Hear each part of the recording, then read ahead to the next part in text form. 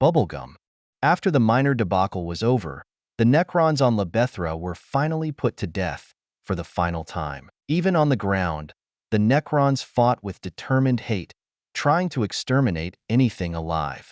They were also easy to trick and made to chase roving orcs and random Tyranids, while our troops gunned them down in massed volleys. Spartan had come up with this ancient strategy, but it did work on Necrons as they were not allowed to regenerate, even as Necron infantry marched in ranks after ranks into our guns.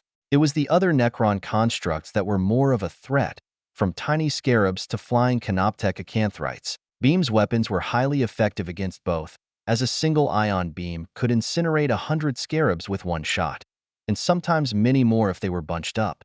The Cobra anti-air tanks and the new Asterius proved their worth against flying constructs, although the Cobras were certainly in need of better firepower. Necron constructs were durable as hell, being made from necrodermis and slowly regenerating non-fatal damage. As a stopgap measure, I began replacing one of the Cobra's multi-lasers with lost beam cannons, as to give them a killing shot against tougher Necron enemies. The Ragnarok tanks that already received ion cannons had about same damage output and blast radius like a plasma cannon, but suffered none of the overheating and explosion risk of the plasma weapons. The transport models were in dire need of shields and better weapons too, since the Tarantula turret bolted on top could not hope to eliminate an entire Necron squad before they blew up my poor transport. For now, the infantry carriers would have to wait and deploy in the rear. The infantry should not rush ahead into battle anyways, instead dig in or hole inside bunkers and fortifications, which allow them a better chance of survival. The Necron Gauss weapons were extremely deadly for any human, even if one had carapace armor and a helmet. I was not going to redress millions of years' worth of technological advancement with a better Loss rifle or even adamantium chest plates. The armed sentinels performed great, as I expected. Either Blackstone or Time-At bone armor were enough to block the Necron infantry guns, and that was the best I could hope until I managed to give them shields. The new exoframes did okay. Their main purpose was to carry heavy weapons and support the tanks and other troops, and in that role it worked. Taking return fire, not so much. For now, the shield mounting priority had been heavy tanks and my Primaris Marines in their Invictus warsuits, as they went in the thick of the fight to eliminate the most difficult targets like Necron Lords and Cryptex. Volkite weapons were proven useless versus Necrons, and swiftly replaced with Lost cannons or ion beamers as soon as my sons yelled in my mind. Then again, I should have probably known. Maybe the Volkite weapons were a bit overhyped, especially after seeing Forge Greya being so eager for them. And lastly, my heavy tanks and knights performed excellently, not that I was worried. Ion flare shields blocked most Necron weaponry by default, and the weave shields needed to be dialed on certain frequencies to be as effective. Didn't know that before, but war is the best teacher after all. Luckily, I did have thousands of tech marines ready and able to play with their new toys and find out how to best use them. By the next fight, we should have near-perfect coverage for the important units and begin shielding the next ones. One doesn't go to war with the perfect army. He returns with one, if he wins. Which means I had much to repair and learn. Whoa! Canis woke me from my revelry, as I did have a whole Crusade staff waiting for my decision. Do we go for Drusilla Majores, a hive world of 6 billion people? Or do we reinforce Amara, the sector capital? We can't allow either to fall, yet our forces are only enough to defend one of them. Dreadnought Chiron asked as I raised my eyes onto the large hololith map showing the Orpheus sector. The Necrons are not fighting strategically. They go after the easiest victims, cutting away reinforcing points. I think they will attack Amara last, I decided after exchanging a glance with my wolf. Strange, right? Should a wolf be able to discern enemy strategy from a long look at the map? Or was I just imagining things? And Canis simply reinforced my own ideas. Pre-March Khan turned towards me, holding his chin in deep thought. The risk is too great, Lancefire. I also think you are right, but the Necrons are acting erratically. What if they throw bones and attack wherever they fall? I personally thought the Necrons had far better planning, but I also wasn't sure. They could also be chasing golden cows with starry eyes. Okay then, the Indomitus fleet can separate and protect Amara. My own forces will depart for Drusilla, I allowed with a nod towards the Pre-March. The Pre-March frowned for a second, then nodded. He had been sent by the Emperor exactly for this task, and given numerous ships and troops. My presence here was a boon, but not required. There will be another Imperial force arriving soon. Adepta Tertia and her sisters. Between the three of us, I predict a decisive victory. I rose an eyebrow, but stayed silent. Silence was golden. I was often taught by my Inquisitor wife. There was also a risk, should Janus try to steal away my silent sisters. Although their powers were less urgent against Necrons, the Crusade will surely need them again. A few days later, we had just arrived in the Drusilla Majores system, when the Necron fleet also arrived, now reinforced with a third tomb ship, as well as nearly 1,000 escort vessels. Fine, make me cheat again, and use the Tesseract for offense. The Necrons will surely realize what I had, and perhaps find a way to counter it next time. That was the risk I wasn't normally willing to take. But then again, what could I do? Retreat? Fight against impossible odds and lose 90% of my forces? Sorry, not my style. Pef Lancefire was here to blow up Necrons and chew bubblegum, and they didn't have bubblegum in 40k. Plus, the Imperials were not here to observe me cheat, so I had an excuse. Can't blame a man for winning too easily, right? Im growled at me in the same tone as Canis, just as I rose a finger to begin the attack. You have the most bullshit luck in the universe, my lord. I just sighed and clicked on the Tesseract crystal. They should invent bubblegum if they wanted a chance. Crave. Opening my eyes with the Tesseract vision, I began to deploy 1,000 Nova mines around the Necron escort ships as to remove the annoying bugs from my tactical sense. Not even waiting for the explosions, I began to deploy my Tyrannid Auxilia inside a large tomb ship, although only the ones not implanted with mine shackle scarabs. The Necrons would surely detect or maybe override my controls, giving them a powerful army instead. No, feral Tyrannids were useful enough, as they would force the Necron lords to awaken and deploy their best troops to protect the most fragile or important ship sections. Brurum, baong. Shockwaves from the Nova mines splashed against the outer shields, making the Black Lament shiver for a second. What is this anomaly? Nemzer Tlazolt. Rectify the erroneous existence of these aberrant life forms infesting my ship. A powerful Necron lord demanded from his command seat. As you direct, Lord Ixatatek. Awakening warriors and destroyers. The Necron Nemzer spoke with a grace voice and began tapping his control engrams, filling the tomb ship with defensive troops and directing them to protect vital areas. Excellent. The higher Necron ranks even spoke Gothic, making my task a little easier. I did have a modicum of Necron vocabulary installed on my mind implant, mostly such that my pet Tan could explain what some devices were, but Gothic was way better, sending a bunch of orcs on the other two ships to keep them busy and observe their reactions. Archcryptek Tohok. I detect the old ones spawn on my ship, foul orcs, despoiling the pristine halls of my ship. Another Necron lord yelled from his command seat. Allow me to deploy my tomb under sentinel constructs, Lord Macklin. In the confined walkways of your ship, the exiling on my sentinels will be extremely effective, the ancient Cryptek proposed in a servile voice. And use your smoking mirror. Why was this orc incursion not foreseen by your prediction engine? The Necron lord shouted while holding a control rod in his hand. Wait a minute, a prediction engine? And a mind-controlled Cryptek? Curious. Boom. The third tomb ship exploded without my direct input. Why? Those orc mech boys surely didn't have anything to do with it. I hope? Oh well, 1,000,000 orcs for a tomb ship, surely a decent trade. Right, Gork?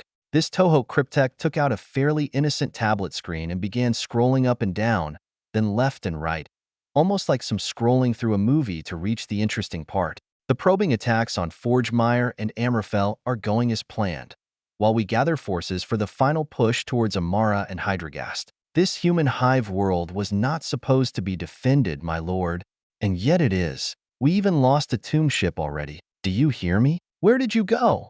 The Necron lord exclaimed in outrage as his precious Cryptek vanished in front of his robotic eyes. His artifacts vanished as well, and a second later the Necron lord found himself inside the system's sun, melting slowly. Click, click. The tomb ship became empty as I recovered my orcs before they blew up another priceless tomb ship, and the tomb sentinels found themselves frozen in my labyrinth beside the genial Cryptek. A minute later, the other tomb ship is similarly cleaned and then stored in the Tesseract. I have almost recovered the wealth of Necron artifacts I had, before the Emperor fleeced me naked. Perhaps I shouldn't flaunt my wealth before a greedy god. Now, a few hours to repair this poor hive world called Drusilla Majores, then I can play with my new robot toy. Genestealers, cultists, criminals, and corrupted nobles. You were supposed to die anyways when the Necrons hit this world, but the rest of the people should be happy for their escape. And then recruit 1,000 guard regiments at my orders. I placed Pef Lancefire, an experienced daughter of mine, as the new governor and detached a whole blank Astartes chapter, the Black Sharks as the guardians of this system. Unless the Necrons returned with another fleet, they should do fine. Already knowing a bunch of the Necron plans for their attack, the Crusade fleet departed for Hive World Immaterium to deploy another chapter there. But luck can also be bad. We found the Hive World in full riot, with millions of dead filling the streets, while chaos ships prowled the outer edges of the system, sending infiltrators and saboteurs on the planet to raise hell, while also blockading any escaping ships. Click, click. My Astartes and Blank Division could use some live training on the ground, while the Thalix could deploy on the Chaos ships and raise hell back. They barely had 2,000 Chaos Marines, while I sent 20,000 Thalix and 200 Tech Marines to secure my prizes. A few minutes later, I also sent 200 Silent Sisters to protect my Thalix cyborgs from incoming warp spells. Why did these nobodies get to have 1,000 Chaos Sorcerers? A few hours later, I walked beside Chiron on the bridge of the Chaos Battle Barge, kicking aside blown-up corpses. They do not show signs of corruption. No warp deformities, no extra limbs. I noticed with a curious voice. We barely lost 400 cyborgs, and the suits could always be repaired. Not all warp corruption is visible, Chapter Master, but all their Chaos Marines were Psychers, so I would guess these are the Tenebrae Warband. You know how it works. If their Chapter Master falls to Chaos, they soon follow. And then, they only recruited Psychers. The old Deathwatch Dreadnought explained wisely. Canis walked beside me and chewed up bits of brains splattered around. He added with a certain voice. What? Mind-controlled? Canis had the strangest ideas. Still, he was rarely wrong. Click. I brought my Inquisitor wife on board and swiftly described the problem. It is surely possible. Brother Alric, taste what kind of mind control they used, and who did it?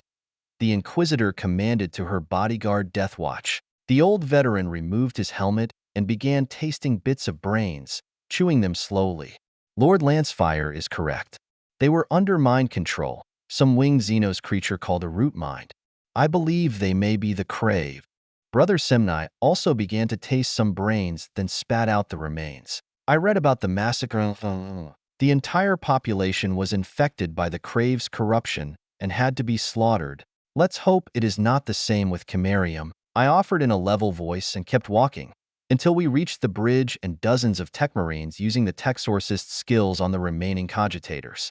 Inquisitor Remius nodded slowly. From my previous knowledge on the Crave, only the biological are affected. We may not need to burn this world, but these are not the Crave themselves, and there might be chaos involved as well. It usually is, with the warp. Brother Alric spoke with a stern tone, and covered himself once more with his old pattern helmet. We will know soon enough. It is why my sons trained to become Texorcists after all, I offered in a mild voice. The Deathwatch did have plenty of experience in dealing with the Xenos or other warp entities, but they were not foolproof. Nobody was, in this damned galaxy. Even the advanced Necrons fell prey to the Flayer curse. On the other hand, I did just obtain a nearly intact fleet, 1 battle barge, 5 strike cruisers, and 11 frigates. Just enough to create another Astartes chapter without reducing my Crusade fleet.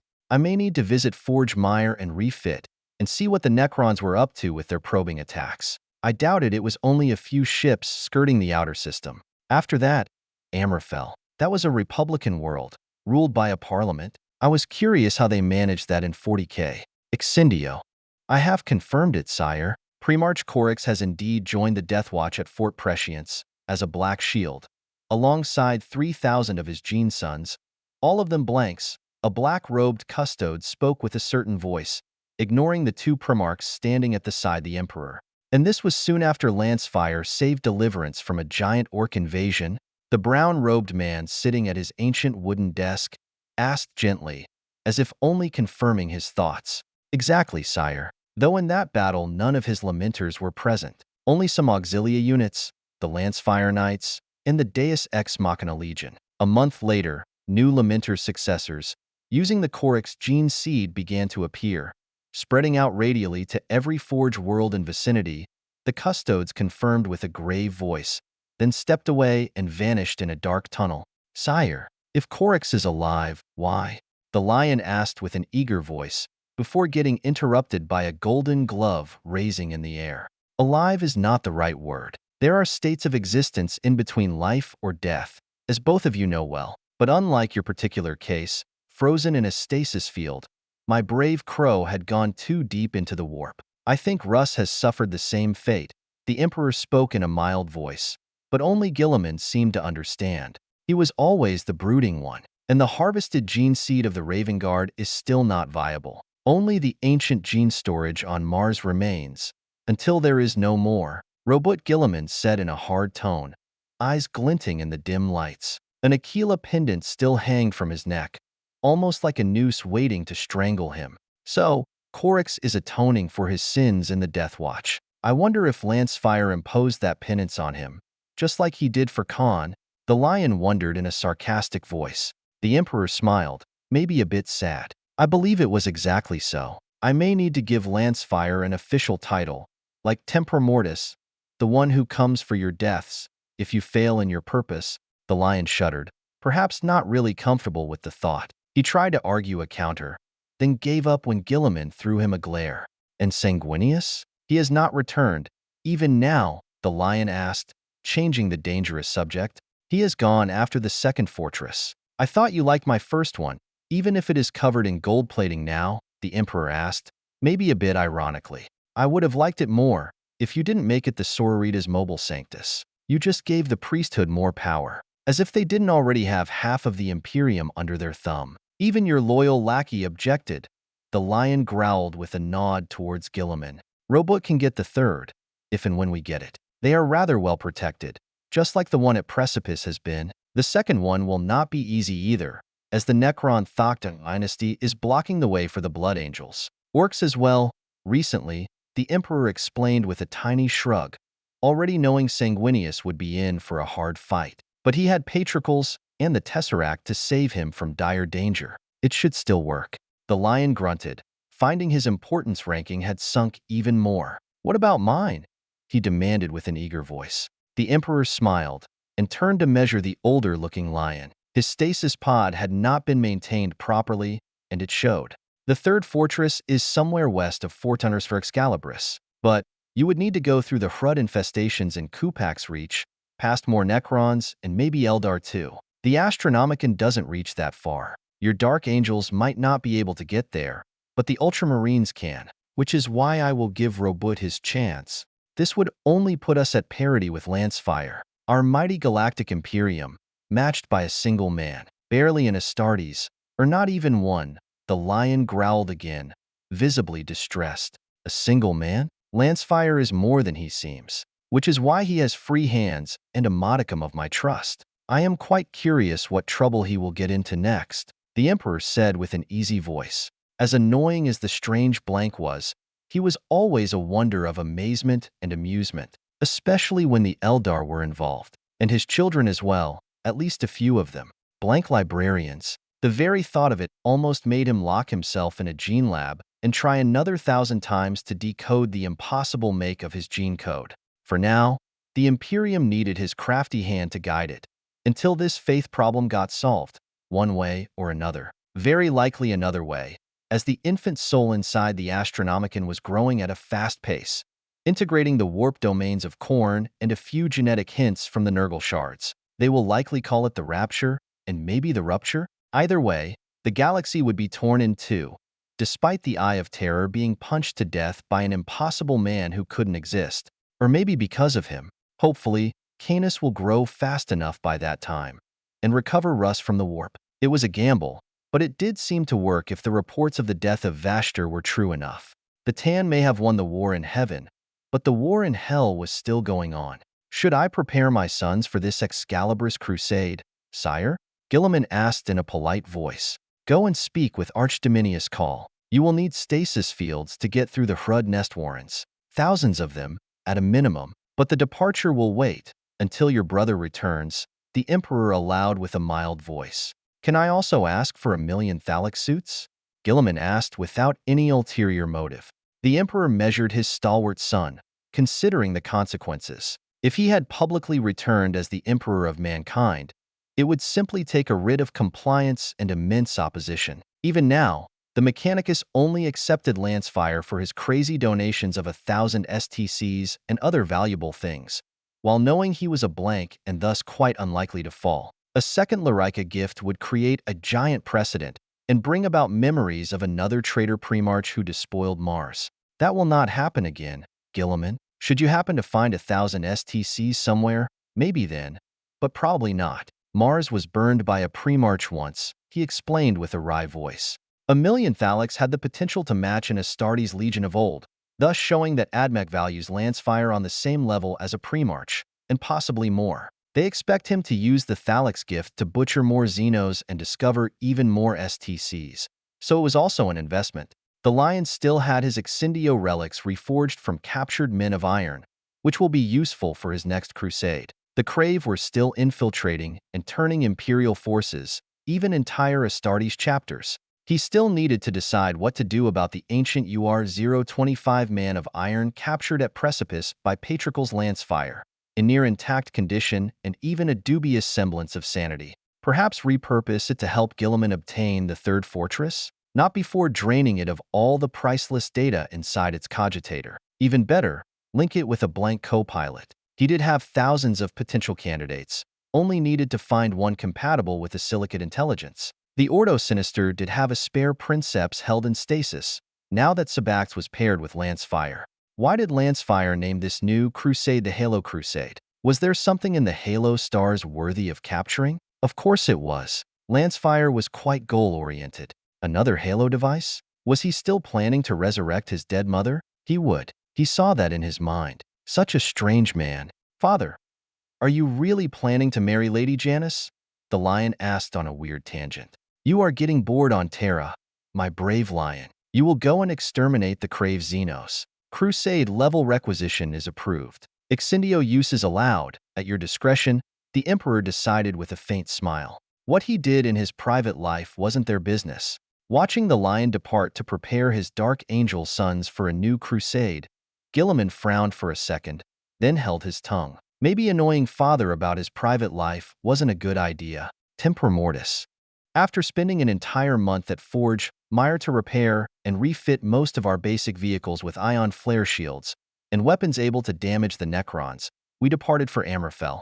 In my wake, I left a shattered Necron fleet of 7 scythe harvesters and 200 escorts, plus a completely transformed and upgraded Forge world, comparable to a rich forge from the solar segmentum, not a backwater planet that dared to call itself a forge because it had 13 Titans in its Titan Legion. Now they had a small Larica legion of 50,000 thallic suits piloted by war clones and a new Texasist clade to protect their machines from warp invasion. I did have to share the Demiurge Cloneskyne STC and build them a new workforce, plus defenses and manufacturing facilities, but it should be worth it anyways.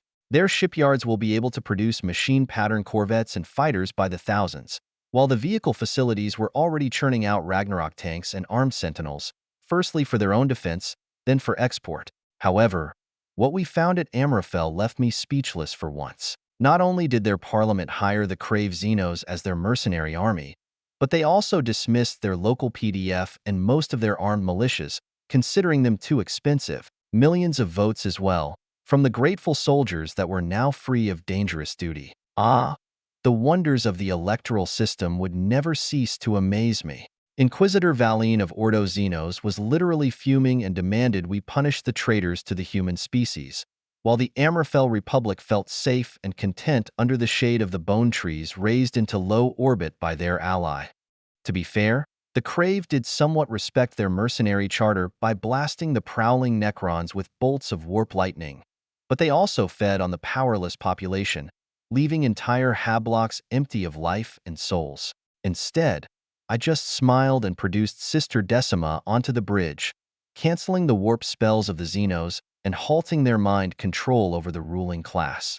Then just waited. It didn't take long for the Lords of Parliament to wake up and realize what they have done. followed by numerous suicides and calls for help, while the Crave wailed in their trees under the blanket suppression of a mighty Omega-level pariah. Now we can help. Better to be invited as liberators than drown the population in their own blood. I'll send the Silent Sisters to deal with their root minds. After that we can deploy in force, I offered in a mild voice, while doing exactly that. The silent Leviathan walkers appeared in silence near the main nest of the Crave, while tarantula turrets and the blank tech marines fortified every intersection. As soon as the assault began in force, the blank division and the Astartes pushed on, massacring the devil-looking Xenos.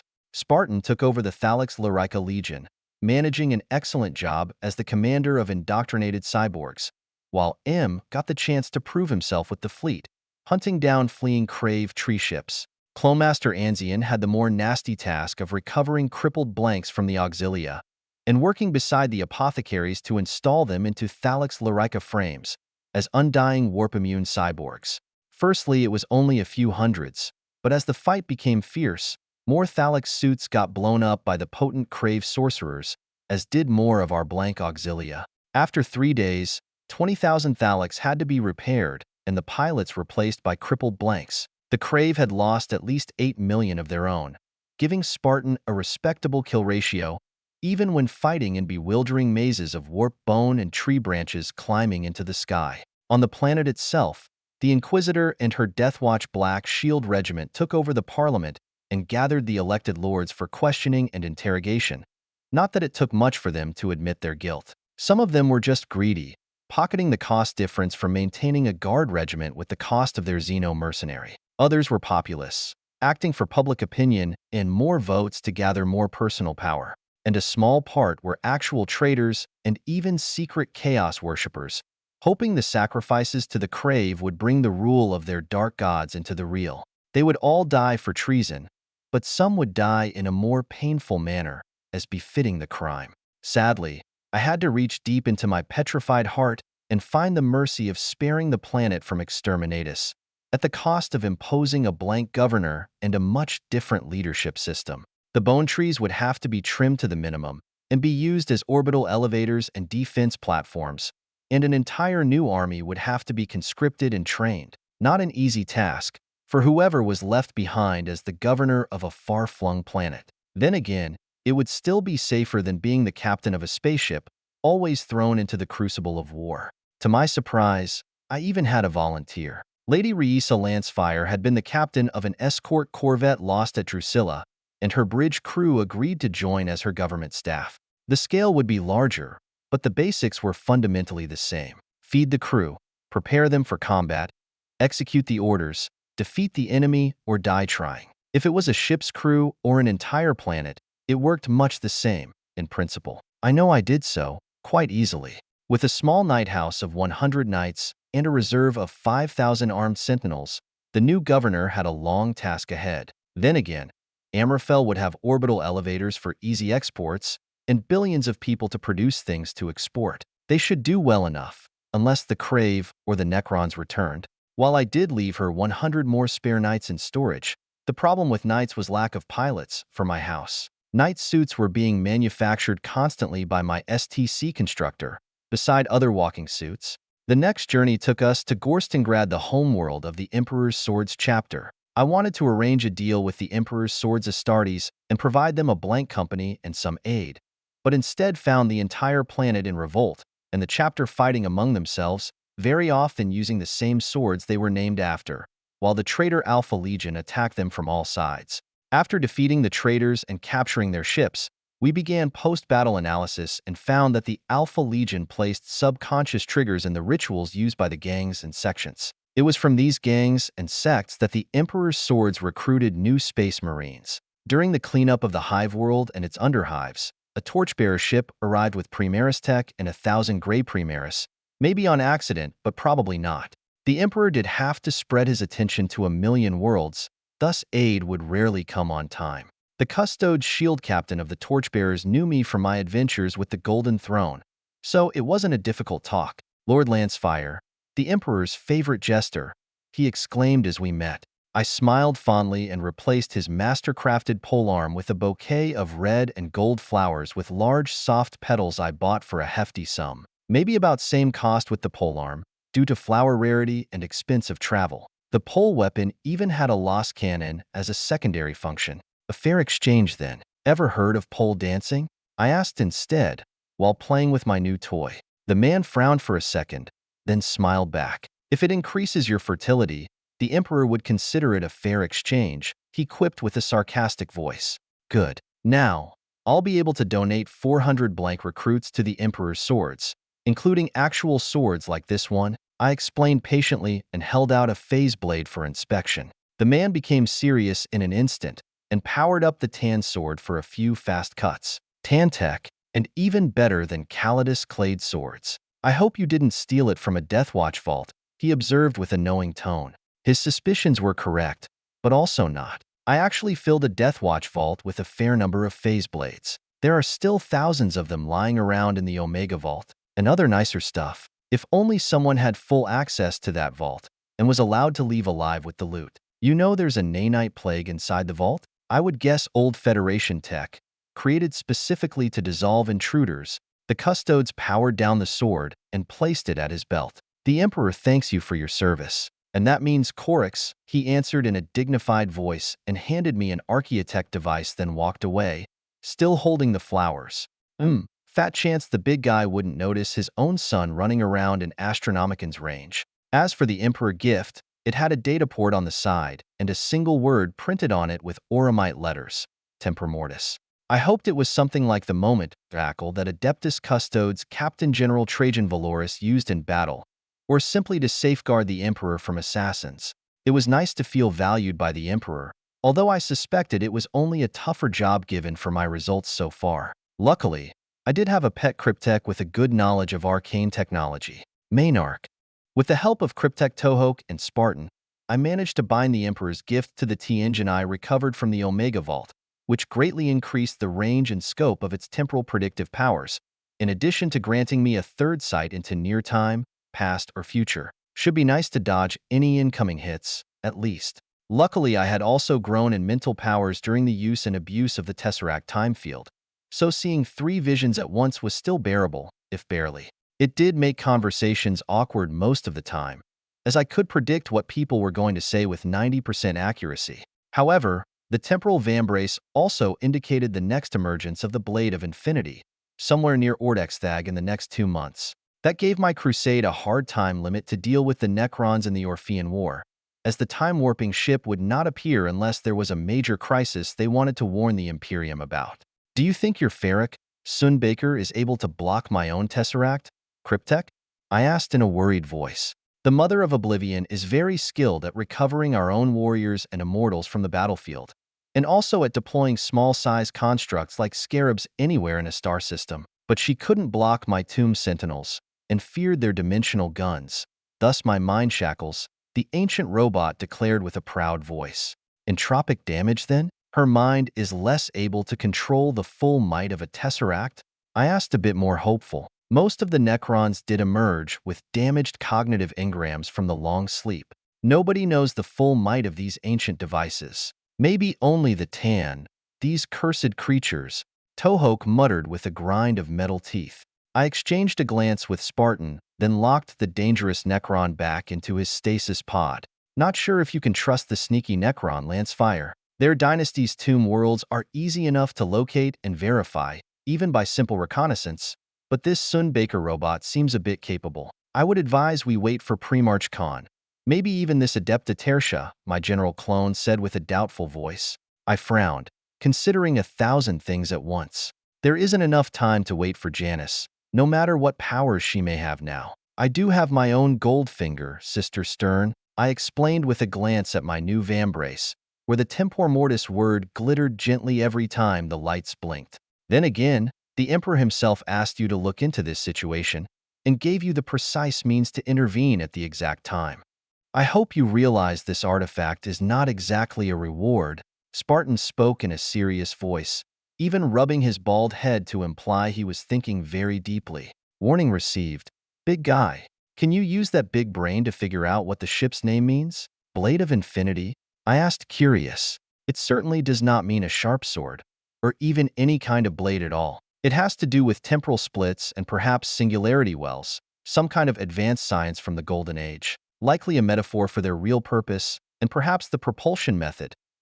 The Federation did use AIs quite a lot, especially for an important temporal engine asset, the clone Premarch inferred after a long silence. Using time as a weapon, it would possibly be an infinite edge that could simply try again and again until it achieved their goal. The Federation would not give up, not even if the Eye of Terror opened up in their midst. I mused softly, almost regretting taking his quest from the Omega Vault. Fail again and again, yet never grow dull or chipped, you mean?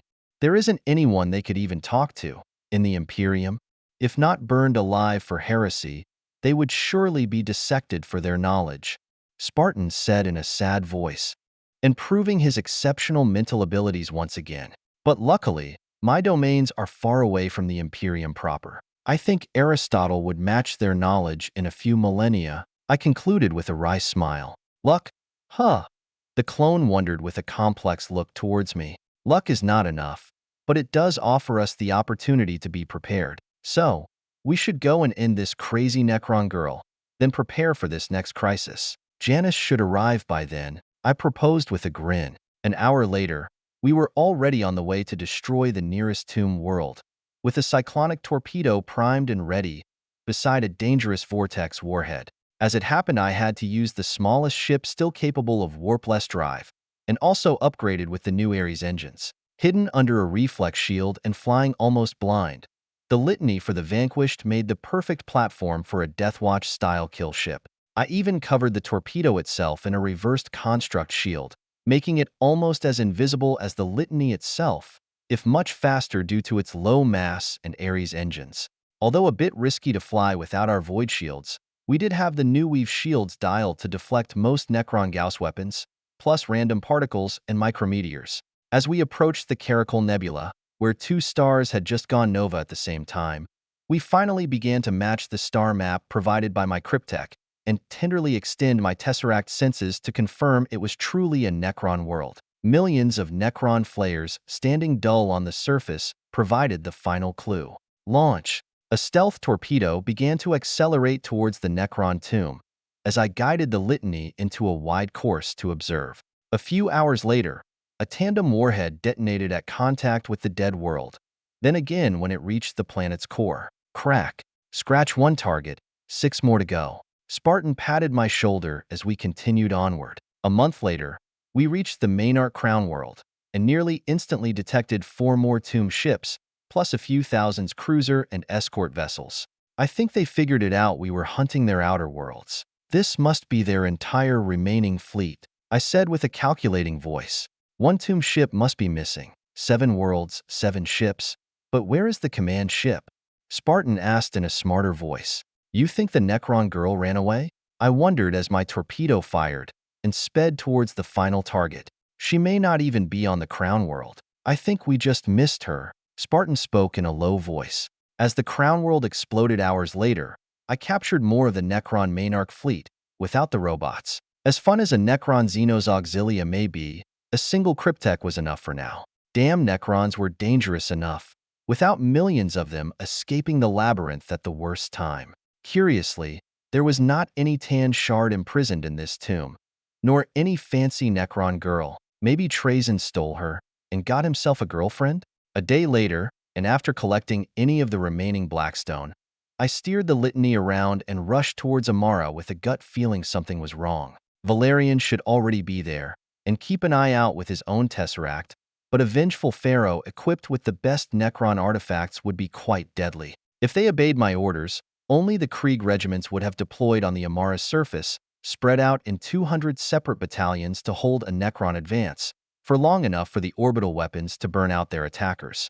Don't worry, Margos has a good head for void combat, and Premarch Khan is pretty good as well. Spartan encouraged me with a kind voice. I wasn't worried for my fleet. They had enough firepower to stop a single Necron ship, even if it was stronger than a tomb ship. I was worried someone else will fuck it up. Crazy Lancefire.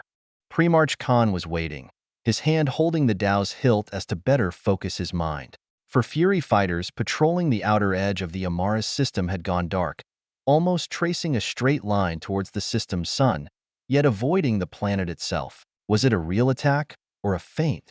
The Lex mechanics and several sages inside the command room put forward a theory, deducing the attacker was a single ship, somehow disguised or invisible to their auspex or psyker senses. A few seconds later, a lost comm message arrived from the Eternal Lament. Librarian Valerian Lancefire reporting, large Necron ship present on the other side of the sun. Take evasive action and declare battle stations. Short and to the point, and almost ordering a pre-march what to do. Already the Halo Crusade fleet was moving, accelerating towards the nearest moon while sending out fighters in a widescreen and 3 wings of corvettes down into low orbit. Tell me more, damn Lancefire. The pre-march growled as he noticed the Lancefire ships going dark, Vox channels closing abruptly. Set condition red, enemy attack imminent. The pre-march decided in another second, the Vox order spreading through the Indomitus fleet, as well as the White Scars and all successor chapters. A sage to his left tried to speak, but faltered and fell on his face, leaking blood and brains through his nose and ears. We are already under attack, he realized a bit too late. My lord, the sun, the nearest Lex mechanic muttered in a pained voice, then crashed in a sputter of electric crackles. This is pre-march con. Turn off all Vox channels. Confirm, he yelled. But nobody replied over the static. A pre-march? Such a worthy prey. An alien voice spoke through the Vox speakers, mechanical yet filled with anger and hate. My lord, what do we do? The Glory's captain yelled in confusion, then burst into smoke and flames as his command throne short-circuited violently. Begone, foul Xenos! A cardinal shouted in a furious voice, and began shooting his lost pistol all around, even glancing hits off Astartes' armor nearby. Chum-chum, 2 bolt rounds splattered the fanatic fool before he could ruin even more stuff. Stay calm, everyone. It's just a single Necron ship. Let's find it and finish them off.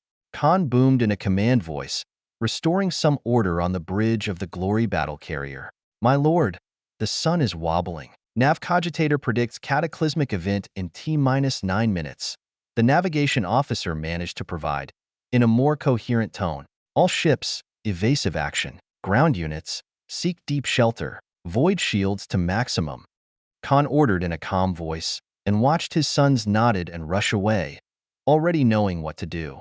The new Loscom systems began to light up nearest ships, providing a modicum of control over the flailing fleet. The Black Lament Fortress changed vectors and moved to interpose itself between the sun and the planet, and moments later a deep pariah blanket covered the entire system. Energy readings similar to the known Necron pylons, but far stronger. Also, there is something moving inside the sun. A green giant, the Auspex officer noticed, eyes glued to his Archaeotech scanning device installed by the Emperor himself. For once in his life, Premarch Khan felt outpaced by the developing situation. An invisible ship, able to manipulate suns? A giant creature able to move inside that sun? What was the next course of action? A tan, and stronger than a mere shard.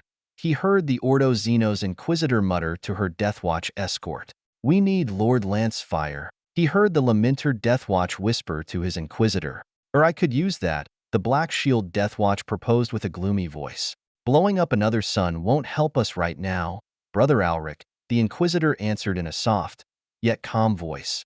Calm down, everyone. Pef Lancefire is here. A small voice spoke inside everyone's heads, making Semnai, the Lamenter Deathwatch, chuckle for no reason. Premarch, steer your fleet behind the planet versus the sun. May save some of them that way. Lancefire continued on a personal note. How far are you? He asked instead, while his fingers flashed the orders to his gene sons around. Still $200 away. Their Necron leader wasn't home, the strange blank said with a careless tone, as if his words didn't already indicate an entire Necron dynasty was destroyed, with a single escaped ship causing trouble for the Orpheus sector's capital world. Kicking the fried ship captain's corpse away, the Inquisitor sat comfortably in the command throne and began to steer the Glory away, the Loscoms pulsing rapidly towards the other Loscom-equipped capital ships in the Indomitus fleet. The poor frigates and destroyers remained behind, likely still shouting for orders on the jammed Vox channels. A claw-shaped solar flare rose from the sun and began reaching for Amara when the Black Lament fired its beam towards the sun, causing a terrified scream to emerge from the green giant inside. The other Blackstone fortress fired its beam as well, making everyone on the glory fall to their knees in pain, as their souls felt sucked out from their bodies. Khan raised his null rod and held it high, covering the nearby Astartes and command staff with a nullification aura. After a long minute, something exploded deep inside the sun, shattering into 1,000 green shards. Then one by one the green crystals began to vanish, and the sun lost its furious claws. However, a single solar flare continued on its way to Amara, while the Black Lament stood valiantly right in front of it. Just before the flare struck the escort's ships, they vanished by miracle and reappeared on the dark side of Amara, already ahead of the Indomitus fleet. Detecting multiple infiltrators inside the Indomitus ships, deploying my Thalix now, Lancefire spoke in a mild voice, and 100 Thalix suits teleported quietly all over the bridge. A second later, a green flash appeared in a corner up high, and a dozen Thalix fired their weapons at the sneaky Deathmark assassin. Khan jumped to his feet and sped towards the Necron assassin, only to find his Dao pass through the Xenos robot without any damage. Phase tech, another green flash, and the Deathmark vanished. 1 second now, Lancefire spoke in his mind, then appeared just above him and sliced through empty air, for the Deathmark to emerge from a teleport right into the path of his phase claw. They both vanished after this, leaving behind only a Necron arm holding half of a Xenos rifle. He's got upgrades now, Deathwatch Semnai observed with a cold, but curious voice. We need to form a kill team and go after their leader. Auspex, find me a teleportarium target, Khan demanded in a harsh voice, and kicked the Necron arm away. He was almost shot in the head from above. Gritting his teeth, he placed his helmet on and powered up the refractor shield. Looking cool was fine, but losing his head was not survivable. He was not Vulcan, not that his poor brother survived either. Copying their premarch, his honor guard also placed their helmets on and held their weapons at ready. Another Deathmark was not likely, but better to be safe. Lord Khan, there is a mass signature being lit up by the Nova cannon bombardment from the Crusade fleet. Nova shells ineffective, the Auspex officer explained and placed the readings on the main screen. Clenching his hand on the Dao, Khan nodded towards the Lex Mechanic. Understood, my lord. Calculating spatial coordinates for a teleport. Without a teleport, Khan and his entire retinue got moved instantly aboard the Necron vessel, also escorted by thousands of Thalix suits already firing at invisible targets. Peeking into a side corridor, Khan noticed a large Tyranid tyrant painted yellow, ripping apart a Necron destroyer, while a dozen Necron immortals fired their Gauss beams and gouged fist-sized holes into the Tyranid's metal plates bolted to its chitin armor. Khan signaled his group and took another tunnel through the tomb ship. That Lamentor Auxilia tyrant wasn't very safe to go near. As the kill team advanced, more Thalix suits ran by, covered in blue shields and firing their strange weapons at certain green devices, then sliced with phase blades through invisible Necron spider and millipede-looking constructs. It was like an alien army battled another alien army, using strange weapons and finding themselves even while invisible. Large energy signature forward, my lord. It may be an engine or the bridge. A nearby white scar captain pointed with his handheld Auspex. An instant later, a centipede robot fell from the ceiling on top of the man and minced him to small bits, even while the kill team fired their entire bolter mags with no obvious effect. Khan entered hyperspeed and flashed forward, using his tremendous strength and the archaeotech fields imbued into the Dao to chop the alien robot into several bits. Bolters ineffective. Premarch. Think you could get us some of these new ion beamers? Captain Nogai might have been saved, a veteran sergeant asked with obvious grievance. Khan grit his teeth and pushed forward. The Mechanicus were not the friendly types to give out rare pattern weapons just because he asked. I'll need to ask Lancefire, he admitted with a complex voice. Lancefire would not refuse, but instead demand some strange task of him again. Then we'll manage without, the veteran's son muttered with disgust. Being willful is not the right way, and his mourners are not that bad either. Khan grunted as his sword flashed once more, straight through a near-invisible shape mimicking a column.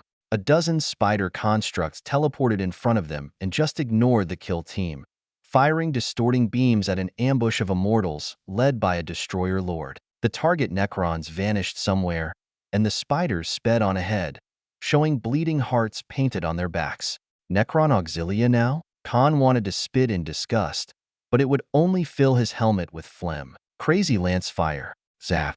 As Spartan advised me, I allowed Primarch Khan the honor of dueling with the female Necron Overlord and Feruch of the Maynarch Dynasty, only acting to keep him safe from ambush. Then again, I might have lost in a straight-up duel, since this crazy Necron girl was loaded with ancient artifacts and weapons. But Khan was likely the best swordsman in the galaxy, his skills honed by constant fighting in the dark Eldar arenas. Much safer for everyone to let Khan do it, and divert the Necron girl from thinking about using her Tesseract in other ways, like flicking the Primarch into the sun.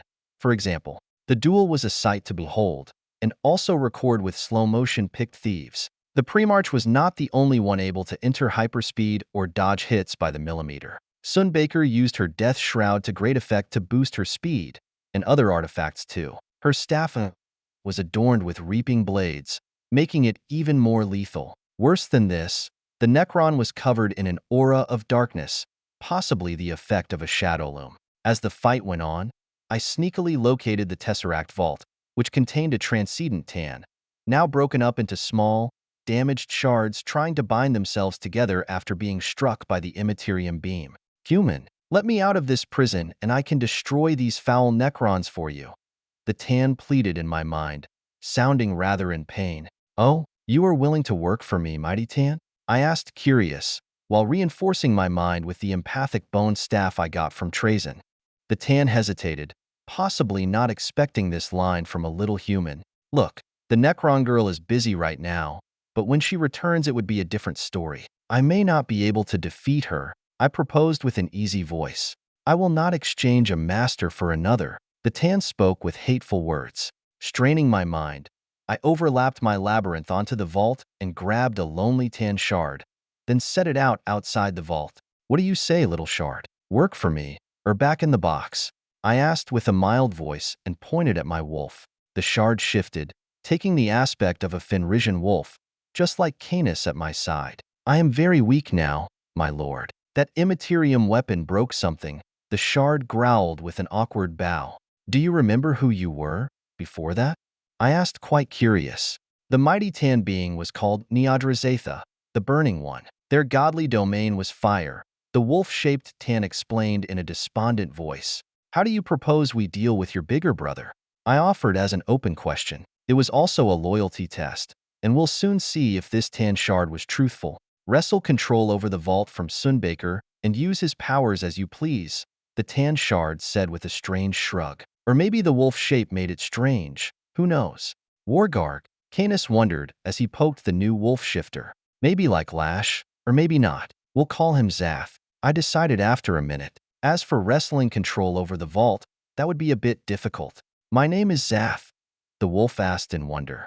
I powered up my tan claw and pointed at the vault, spit out an interface port for the vault, and a dozen phase blades. I ordered with a grin. A small pyramid fell from the wolf's mouth, followed by a dozen ugly metal blades, just like Alric had. I stared down at the failed products, then took out a proper tan sword that Lash had spat out years ago. You are not the first tan I worked with. Try again, and this time make proper weapons usable by Astartes. Energy blades.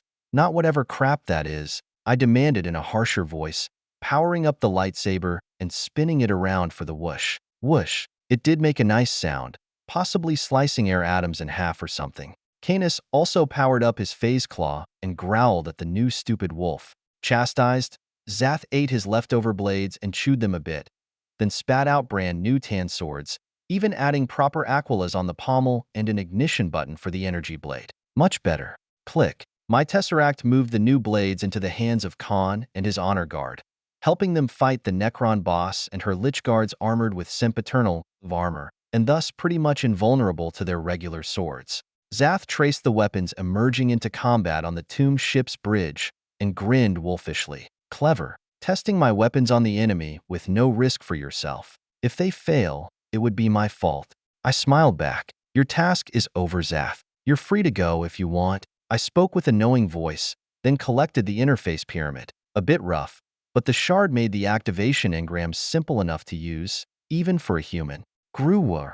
Canis warned the Tan before he left. The wolf Tan hesitated, then returned at my side. Perhaps I could join you for a while, Master Lancefire. Your wolf is certain I would only be captured by someone else. This extermination attack was sanctioned by a Necron overlord called Trazyn. He will keep an eye out for any sparkly loot that I fail to collect, like a Tan shard, for example. Especially a weak one like yourself, Zath, I explained politely and began interfacing with the Tesseract Vault, just as the Duel of Fates reached its climax on the bridge. With his new Tan blade, Primarch Khan began to chip away at the Necron ruler, and her guards fell one by one to his own honor guard of white scars. Thousands of Thalix suits formed an impromptu audience, while my mourners maintained a security perimeter. Finding herself losing, the Necron ruler backed away into a corner and held out a control rod. "Come forth, Neodrazatha," she chanted with a cruel voice. Primarch Khan tilted his helmet to the side, as nothing happened. "Come out, damn stupid Tan," she yelled in despair for the last time. Khan flashed forwards and blurred his swords into a grinder, mincing the former Necron overlord into tiny bit of metal bones and ancient circuitry. And done. Pushing my willpower to the maximum, I overrode the Necron engrams and took over the vault, finding myself in control over an Exterminatus-class weapon with no need for torpedoes or recharge. Neodrazatha was capable of manipulating entire stars, either make them produce solar flares or even going supernova. "Was this your desired outcome, Zath?" I asked from my new pet Tan. The wolf nodded meekly. Sun Baker had to die for her deeds. Plus, all her dynasty was already cursed by the Flayer. They would have become flayed ones in a few years anyways, and they all knew it. It is why they attacked here, even at suicidal odds. I took out a low-end manifold implant and held it in my palm. "Eat this, and speak through the implant from now on. Wolves don't talk in the Imperium of Man, see?" I explained with a wry voice. "Wuh," Canis demanded in a stern voice, flaring his collar shield, then lighting up his claws one by one. "I get it. I should convert some cognitive engrams to wolf behavior, as to better disguise myself from the xenophobic humans. Canis is quite smart for a wolf," Zath muttered, just as Canis slapped his head to show dominance. "Wuh," Zath howled back, finally getting the point. Good enough. Canis had trained a Tan wolf before, so he was already a veteran beastmaster. Click, click. The Khan boarding party returned to their own ship, while the command tomb ship was absconded into my Tesseract for later use.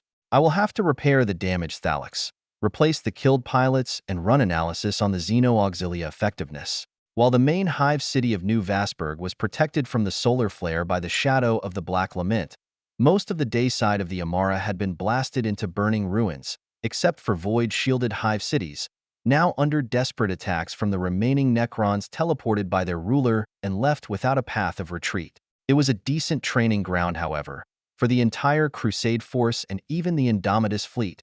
Thousands of Imperial fighters fighting over the Amara skies with doom scythes and other Necron crafts, while deep in the hives there were millions of scarbs bursting through sewer pipes to devour the local gangs and mutants hiding in perpetual darkness. Did I use the occasion to loot anything worth taking, like old relics and vaults of precious gems? The sector capital was quite rich. Setting up new Sister of Battle forts and accident most of the male clergy? I deny any such nonsense. Battle damage, pure and simple. I couldn't completely reformat the system as there was a bit much, but I helped where I could. My own forces needed some upgrades too. Plenty of work. On the way to deserted planet of Ordex Thag, abandoned after being overrun by orcs. Or so it said in the cartographic database, last logged some 500 years ago. I doubted it was still deserted, or the Blade of Infinity would not come out to warn us about it. M would need to provide a better fleet deployment model, while Spartan, he did great actually. As long as the clones wore their Invictus warsuits, nobody should suspect a thing. Just another Lancefire, acting weird. Librarian Menelo didn't even bother to scoff at the new wolf this time, possibly sighing inward at his strange father. Tianjin. We arrived at the border of Ordex system with a day to spare, so I had enough time to compile a detailed map including the former forge of the Ordex Thag. Unlike the administratum records showed, the devastated and polluted world was not deserted. Instead, a fallen night house had established here, digging through the ruins for rare weapons and valuable metal, while at their side was a group of chaos cultists digging deep in the planet's core to install some sort of demon engines. The fallen knights belonged to House Lucarus, which hailed from the nearby world of Morta. These guys plundered and raided many Imperial worlds, firstly destroying their spaceports as to deny escape, then butchering the rest in agonizing manner. It was a sad story, and one almost eliminated in the range of the Pharos. What was even worse, nobody bothered to check on this world for so many years, or launch an attack on Morta Prime for that matter. As for the Chaos Cultists, they were a dark mechanicum group called the Demon Splicers, which specialized as expected in corrupting Imperial machinery and installing demons into their cores, or inside planet cores, like now. My lord, there is already a warp tendril gathering around this planet, powered by the planet's rotation itself. These heretics may be trying to spin up a warp rift, and maybe even a warp storm, Sister Stern muttered as she expanded her wide powers to gather more intel. That would be dangerous, but not too much. Only a localized phenomenon, Librarian Menelo offered as he clenched his new power fist, a master-crafted item made for him by our resident healer clone master Anzian. While regular humans could indeed receive cloned limbs and organs with some effort, the particular blank psyker genome of my librarians refused to be cloned. I knew it would not be easy, just like the Emperor himself failing to duplicate the gene code of my daughter Janice. Even the exotic methods of the Calexis Temple failed, often with simple natural pariahs, although our research promised some developments in inverting the soul nature of Astartes via tyrannid synaptic links and blood. I hope to gather more knowledge before trying again, which was why we waited here patiently. The Infinity was predicted to appear nearby, broadcasting warning messages about some impending doom involving chaos, like they have done dozens of times before. I was a bit bored, and simply watched the chaos guys going about their business, praying to their dark gods for immortality and whatnot. The ritual sacrifices were quite gruesome, and made me wonder why the nutjobs preferred to use human victims when there were hundreds of Xenos species around. Surely the dark gods wouldn't care if they sacrificed some orcs or Eldar, right? Then again, humans were rather powerless, unlike, say, tyrannids. It was cowardice, probably. Why risk their lives to acquire dangerous blood gifts when human were plentiful and easy to capture? Waiting. A whole day passed, and the warp spin became a little visible, distorting reality around the former Forge world. Then the ancient ship appeared, screaming on 100 different channels about a spinning warp rift being launched towards Terra itself. All right then, perhaps these nutjobs were actually dangerous, if their plan could be carried out. Playing a little with my Tesseract, I captured the ship and moved its crew away, then brought their captain beside me on the Black Laments Bridge. You were the one screaming in warning, right? I asked politely as the man looked around with panicked eyes. He wore a high-tech uniform filled with miniaturized systems and had a number of implants on his neck and back of the head, looking rather advanced. Dimensional transfer? Who are you? Where is my crew? The man asked back in perfect High Gothic.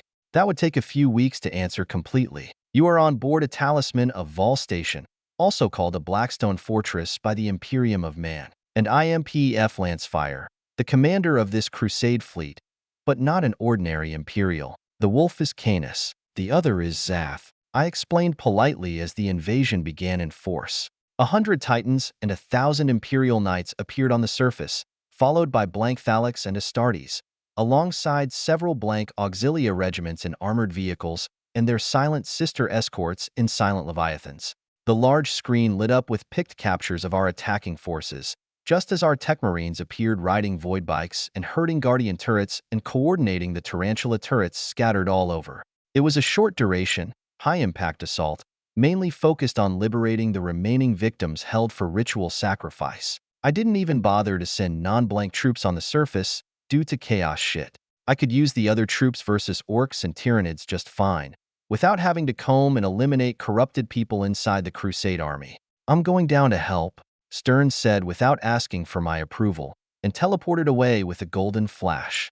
Oh well, she'll come back anyways, even if she died. Still, Polaris Abdalak appeared just behind my wife, firing his psi weapons at demon engines and corrupted tech priests. All these troops, they can withstand the emeteric emanations without any problem, the new guest observed while monitoring the large screen with expert eyes and possibly AI support. Like I said, not ordinary Imperial. Although much of the Federation tech is beyond us, not everything was lost. And we also evolved blank genes to better withstand the warp, I added with a wry smile. The man turned as examined my command staff with curious eyes, especially Librarian Minilo, who was conducting his own psychic battle from a distance, blue warp currents covering his ancestral staff as he deflected chaos curses and whatever else. Psyker spells were quite esoteric, beside normal stuff like fire and lightning. Even some prototype barrier tech, beside modified mining and forestry devices. Are you in contact with the Votan Leagues? The old captain asked with a wary voice. The new Demiurge bolter was called a Votanic bolt cannon in the original STC template. So maybe we met a mining fleet from the Demiurge and a Nastari vessel. They seem to hail from somewhere in the galactic core, but as to their leadership I do not know. Some weapons are labeled Votanic, I explained in a curt voice. Why do you attack in this manner? If you're able to control dimensional transfers, surely you could only deploy explosives and keep your troops safe, the captain asked, sounding a bit annoyed. I glanced at Canis, and he rose up to explain instead. A growl from his throat formed in a solid golden maw, just above our heads. Hurl, waff. Zath grinned widely and sprang out a pair of phase claws, pointing at the man's hip, where his hand had glided for a dangerous artifact. Slowly, the man drew his hand away and held his palms out as a peace sign. I get it. Training with live enemies. Still dangerous, but at least it makes some sense, the captain deduced from the power display. Sit here and tell me all about your T-engine. I do have some artifacts of my own, including the locator bracelet for your ship. Did you lose a scouting party some millennia ago? I asked instead, holding out my T-engine vambrace. We did try to establish contact with Mars about 11,000 years ago. The away party was dissected alive by those religious monsters, and their personal items stolen, the man admitted with a grieving voice. Welcome to the grimdark future, fellow captain. No wonder they stayed away from the Imperium after that. Made you wonder if the implants of this Federation party were now used as an altar for the machine god, or even reused by a greedy tech priest. You won't find refuge inside the Imperium of Man, time traveler. You're not even wearing the obligatory Imperial Aquila, which marks you as a heretic. Keeping advanced technology away from the Mechanicus makes you a heretic too, I said with a sad voice, and produced an Aquila-shaped rosarius with a bead necklace to be worn around the neck. The man stared at the golden eagle for a minute, before sighing and wearing it with a dour face. If I wear this weak personal shield, I am safe, he asked a bit naive. I just drew out a bolt pistol and fired at Canis, making his collar shield flare with protective light. A rosarius shield works by faith, mostly. I saw some women withstand tank weapons with no sweat, just like Canis can. As for that woman with golden powers, Sister Stern can punch great demons to death. Her rosarius can tank capital ship weapons with barely a wobble. It also works if you believe in omniscia. I'd advise you to start believing as soon as possible, or chaos will get you. In this grim and dark future. And you see what happens after. I pointed out with a nod at the main screen, where Sister Stern was abusing her demonifuge powers on the poor chaos cultists. Children's Day. It took a while for the ancient human captain to start believing the universe was not only logic and science. Examples from other races, like the orcs, didn't seem too convincing to him. Only when I began retelling the story of the Garden of Nurgle did his eyes gain a bit of clarity. I did see orcs split out cultists and dig inside their guts, but I never realized they were actually looking for gold and gems. You did that? The man asked, a bit horrified. While it was a mean joke on the silly orc gods, I doubted they understood it was a joke. I would guess it only works on Nurgulite cultists and sorcerers, even if Cornate cultists would eat up more humans in their rituals, thus have a higher chance to ingest jewelry and gold from teeth and implants. Then again, with orcs anything is possible. Their whack field can even make orc guns fire without ammo. So finding rare loot inside their kills wouldn't be too hard, I commented with an evil grin. If orcs were already hunting down chaos guys to search their guts for gold, it would mean they sought out chaos first. Less work for me. So, nice? The Emperor would surely have a laugh when he found out. Anyways, the point of the story was not the orcs. I saw the Emperor in the warp, and his afterlife domain filled with angels and other stuff. Human souls do have a place to go after death and fight again at the side of the Emperor. With this very fortress, I fired on Nurgle and destroyed 151 shards, more than 15% of his entire warp domain. If I can gather 7 of them, I will try again, I declared in a confident voice. The Imperial Inquisitor turned to measure me with a hot look before smiling prettily. Husband, there should be a limit to your bravery. Remember, you barely came out alive from your poorly planned crusade. I shrugged with an innocent smile. We need to decide what to do about this poor planet, I began to say when another fleet warped into the system, using old warp drives instead of my nice inertial drives I used for my own ships. Not enemies, I would guess. There were Mechanicus ships, and some night transport ships, half of which were from House Terran. The others were from House Oberon, House Griffith, and House Fireheim. I measured their pitiful numbers and outdated equipment, finding them worth less than a single % of my deployed forces. Only the Mechanicus had some decent stuff, including battle automata, battle servitors, and several maniples of Scutarii, and a strange device carried on an anti-grav platform, kept in a sealed vault. Could it be? It did look similar to the original device that Trazen had to repair and create my awesome planetary reality cage. Still, it was only powered by a pathetic plasma generator, so it wouldn't have much effect. Mechanicus Fleet, this is Pef Lancefire with the Halo Crusade. Be advised, there is a major chaos incursion in progress here. Personnel lacking blank genes or hexagrammic wards are forbidden to approach. While cleansing is taking place, I proclaimed on a single Vox channel, and a second later the Vox machine burst into green vapors and had to be ejected. Sister Decima shook her head and pressed her hands together, gathering the chaos emanations into a green ball, after which she took a satisfied bite from it. Energy was energy. No point thinking too hard how it was made. Doubling the wards on the remaining Vox casters, my lord, my Forge Master said with a displeased voice, and began inscribing even more wards on the poor Vox machines. I worried they would not be enough even so. The Dark Mechanicum always found ways to subvert or destroy our Vox channels, in a constant race for new sphere dominance. Quantum-entangled communicators would be safe from these etheric incursions, the Infinity's captain observed with a superior tone. The newer Chaos Omen arcs also use quantum comms, also neutron shields, and various predictive and temporal weapons. Unlike the Imperials, they are not banned from researching new weapons, my Forge Master replied with an irate voice. Disregarding my warning, the new fleet kept coming closer to the infested planet. Even while Sister Stern and the Silent Sisters were battling bloodthirsters and other types of demons. Click, click. I stored the misbehaving reclamation fleet into my Tesseract and brought out their leader, alongside his special device. I think my warning was quite clear, Muggos, I observed with a cold voice. What? By the might of the machine god, you have godwalkers on the surface? The tech priest shouted in near outrage. Never mind my forces, Muggos. Is that device a Venatoria reality cage? I asked a bit curious.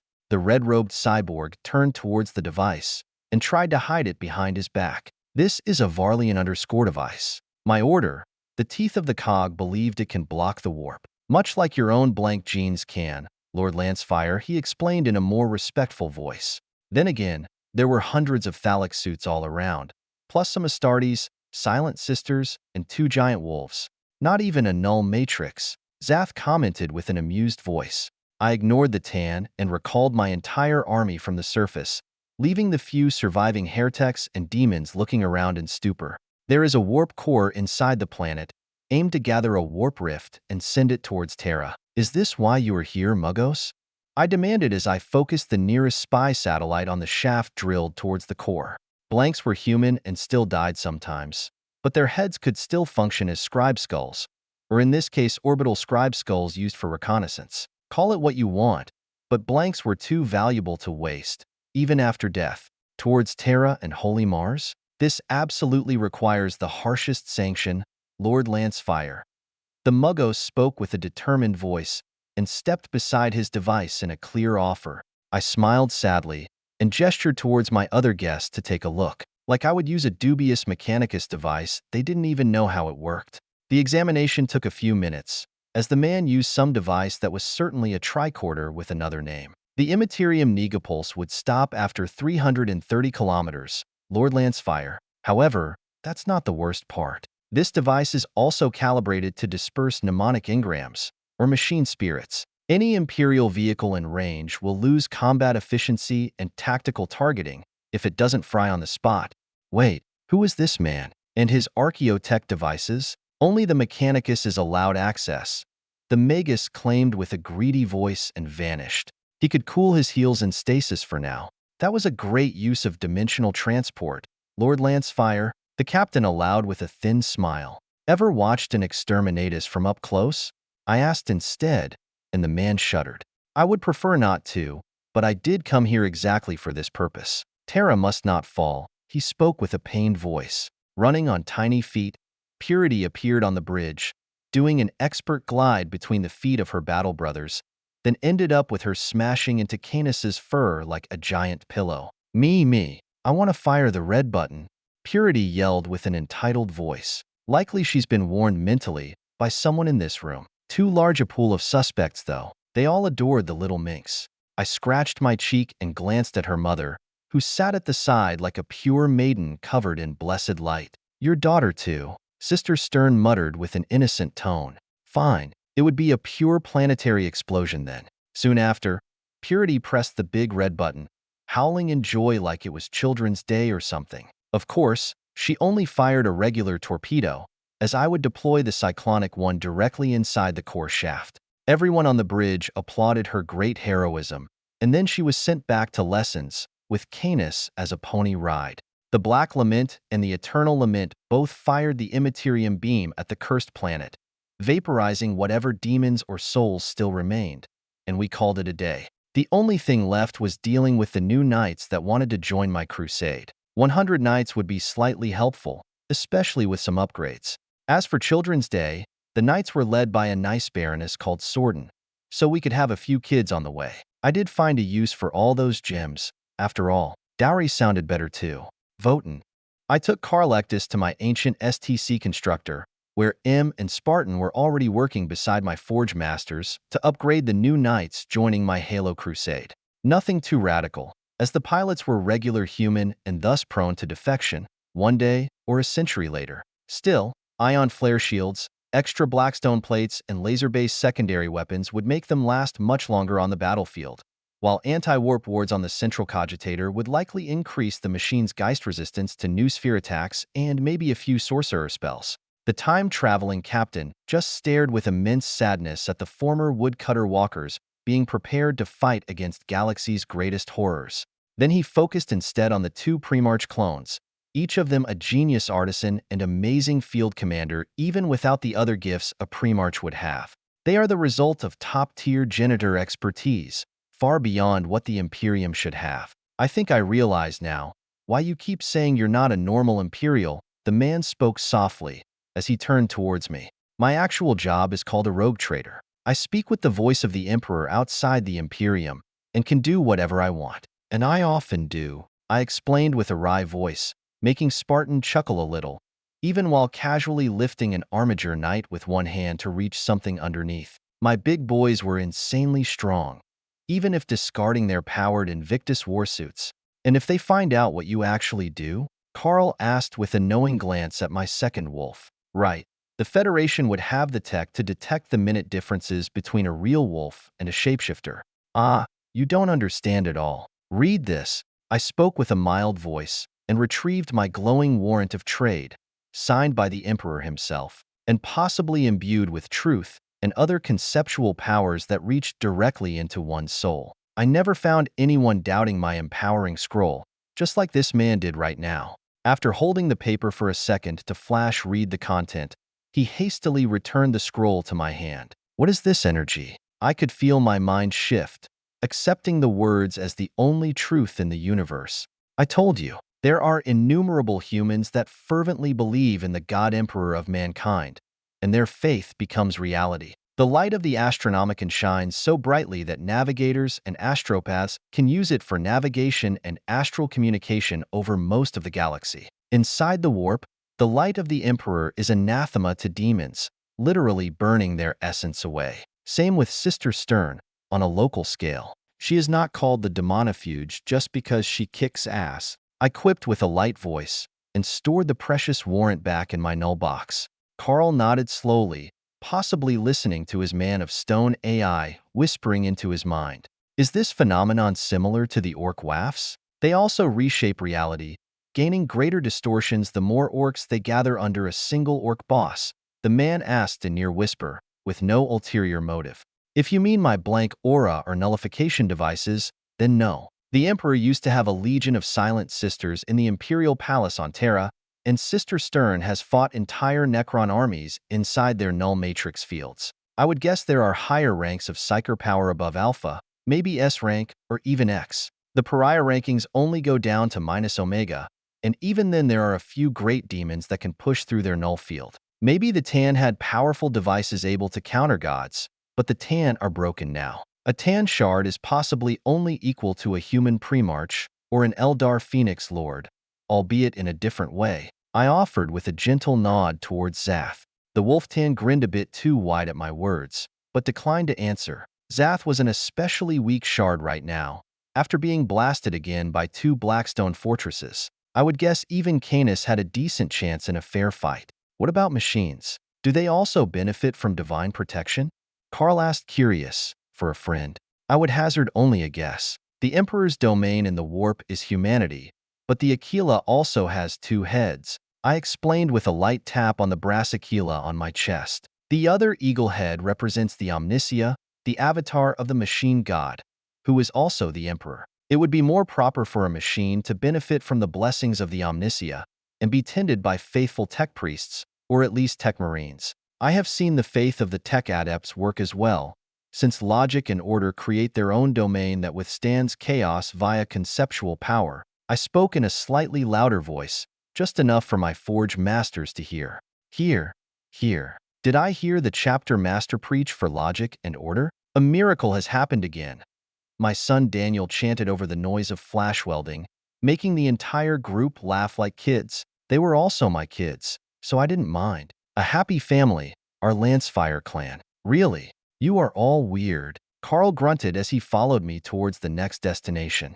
You'll like the Nastari Forge Temple then. Soon enough we reached the mighty fane, and had to chase away Purity once more, as the girl sneaked inside and tried to get friendly with the Nastari spirit, while Librarian Menelo pretended not to see her. Damn nepotism. I was always spanked when I sneaked inside the litany as a child. And no, opening up a cogitator was a sign of genius, not of recklessness.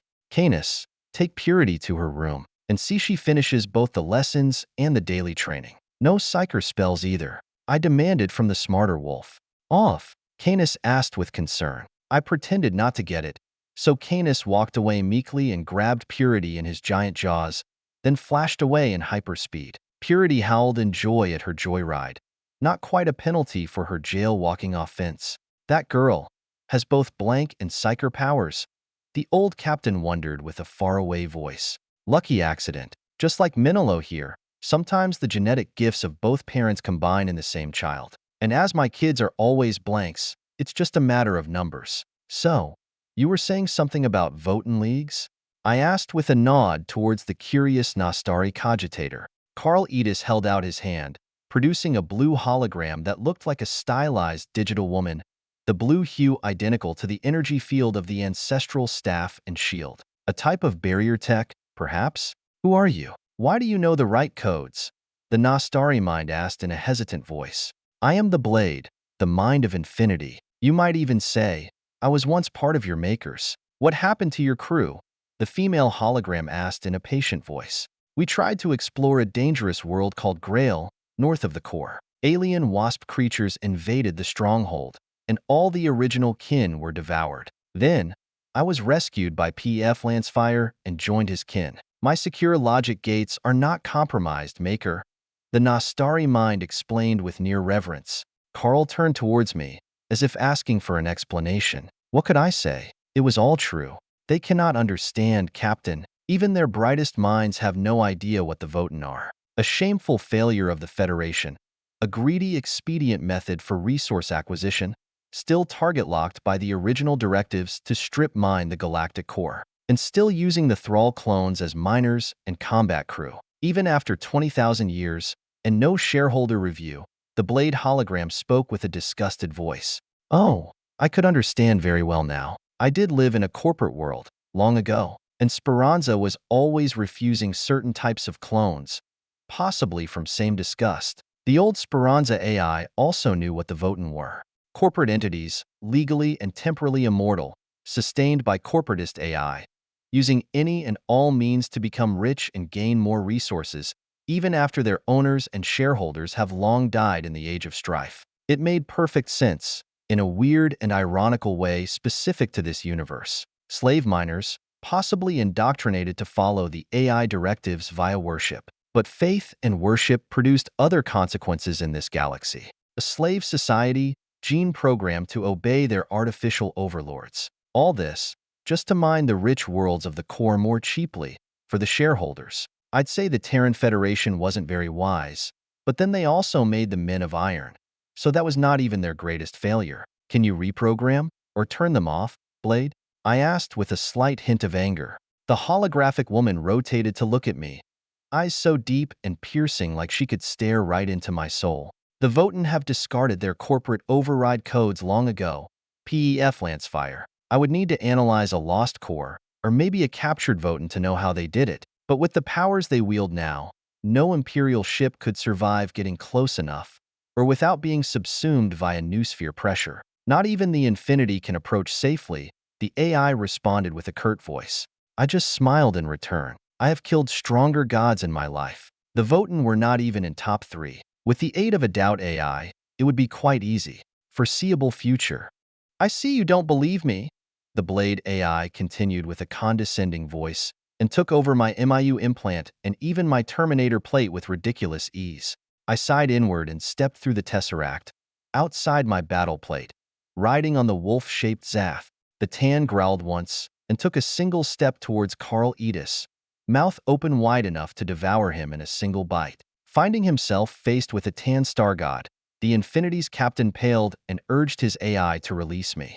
I'm so sorry, Lord Lancefire. The Blade can be willful sometimes. He apologized in a hurry. As the MIU implant was released, I noticed some data had been copied, even though less than a few seconds passed. You should also know the Imperium views any AI as abominable intelligence, Mr. Edis. Possibly trauma from the cataclysm of Iron, when swarms of AI-controlled nanites devoured entire galactic sectors, plus whatever fancy tech the Federation gave to its Men of Iron. It wouldn't take much for a corrupted AI to turn the Omega weapon pathogen from targeting xenoforms towards humans, maybe only a few lines of code. Right, Miss Blade? I asked rhetorically. The blue hologram nodded with a grimace on her face model. It was even worse than you know, but yes. And you also appear to carry that very Omega strain in your blood.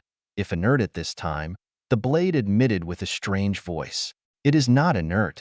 Actually, I had my special friend work on it, to add nanite healing and various attack mods like metal-dissolving spit, radiation removal, and many other things that mimic Astartes' biology and special abilities. I also lead an Astartes chapter called the Lamenters, and almost 100 of their successors, so I do need to be somewhat capable of personal combat, I explained patiently as I slid off the back of my other wolf, then stepped through the labyrinth to where my Terminator played again. Can't say Speranza didn't try to help after all, even with its limited ability at the moment. The Mechanicus expedition had been very careful to install all kinds of limiters on my friend, exactly from their fears of an unleashed AI. The Blade was very smart and instantly deduced my meaning too. You have a special AI friend? Is it the Spirit of Eternity?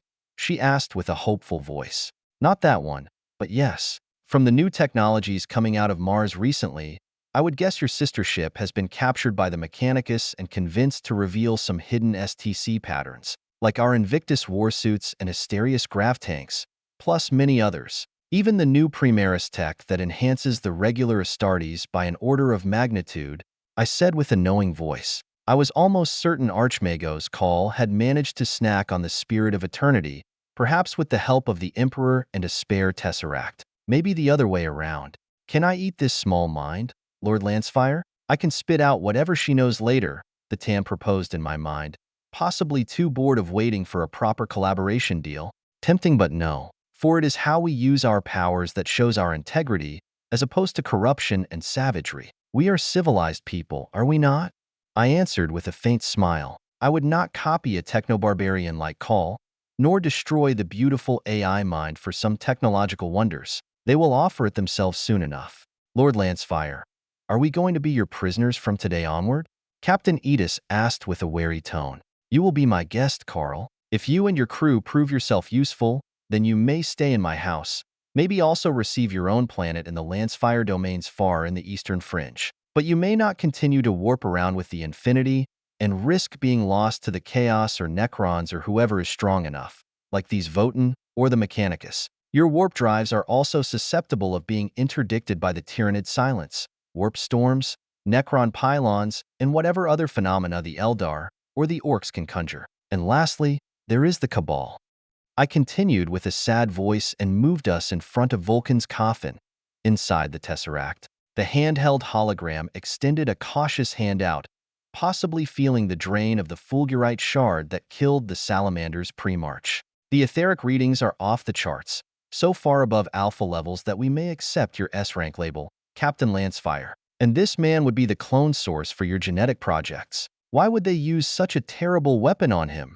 The blade asked with a strained voice. This is pre-march Vulcan, the son of the Emperor of Man, and a perpetual. When he was alive, Vulcan could survive anything: decapitation, incineration, poison, psyker spells.